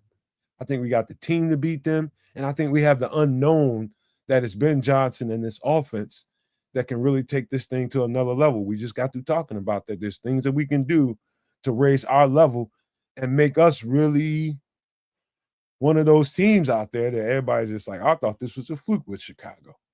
Hell no. This is for real, man. Some culture, the way they're preparing for these games individually, how they're finding ways to get over the hump is unreal. And I'm past that point where it could be a fluke. There was that for a couple of games when they did that, but I'm past that, probably 3-4 weeks past that. So I hope you are too. And I just want to say this about the extra sauce content that we do at the end. It's rewarding to know that people stay this long and engage in this content. It's fun to know that people have minds outside of the Chicago Bears and really hold us down so that we can have conversations outside of that. It's really rewarding and it makes me feel good about the work that we do behind the scenes and make sure it happens. So I just want to thank you all one last time before we get ready to get out of here. And I'll leave you with these famous words. Love, peace, and hair grease, y'all.